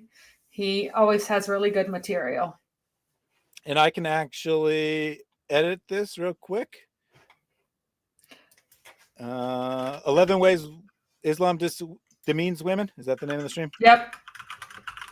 All right. I saved it. So this will redirect over there when we finish up. One last super chat came in from Abraham Harb. And Allah will bless you in a million ways. You find the tree will grow and you will have lots and lots of wealth. This is the example that we gave to the children. And I'm letting you know that when you sow that seed by giving, you shall receive much more than you gave by the will of Allah. Give as much as you can, for indeed you will reap much more than you have sown. So Abraham Harb said, Lebanese through and through. Appreciate you guys. Thank you very much for that donation. I let the whole video play since it was the last one of the night. And I see that Gadfly just arrived, right? Just came in. Sorry I stumbled upon your channel. I can't believe the hypocrisy. I'm Deuteronomy. It states the woman that graped will marry her rapist and he'll pay her father 39 shekels. That's not remotely what apparently you say, since you're Deuteronomy. Yeah. But here's a suggestion for you, Mr. Gadfly. My email address is in the video description. Why don't you take advantage of that email address, contact me, and you and I can have a nice, friendly discussion about what Deuteronomy actually teaches. I know that you've never read it, so we'll go through it, line by line. I mean, not necessarily the whole book, but like at least the relevant chapter. We'll go through it and see what the text is saying. And then you can choose to continue to repeat the lines. You can choose to repeatedly lie for the sake of Islam, and that's your choice. But you'll no longer be ignorant at the very least. He is Deuteronomy. So it says very neurotypical of him. There we go. Yeah. So breakfast again. If you're still tuning in, we need some sort of, I have no idea what, but we need some sort of animation for neurotypical, I think. You need to grab that little bit of neurotypical woman and out of animation or something. I'll definitely at least put it on my soundboard, but I mean the number of times I'd be able to play it is probably not all that high, but Yeah. if it's an animation, people could trigger it whenever they wanted. That's true. All right, thank you all for joining us today. I know many of you are probably tuning into this channel for the first time because you came over from David Wood, or at least are not regulars on the channel. So we normally close out our streams with a word of prayer from Jake, the Muslim metaphysician, or whatever he calls himself now. I think he just uses his actual name, right? Jake Brinicelli or something like that. Anyway, he's going to pray us out. So that is how we end our streams. Everyone get ready to pray. Pray this ceaselessly. Lord Jesus Christ, Son of God, have mercy on me. Lord Jesus Christ, Son of God, have mercy on me. Lord Jesus Christ, Son of God, have mercy on me.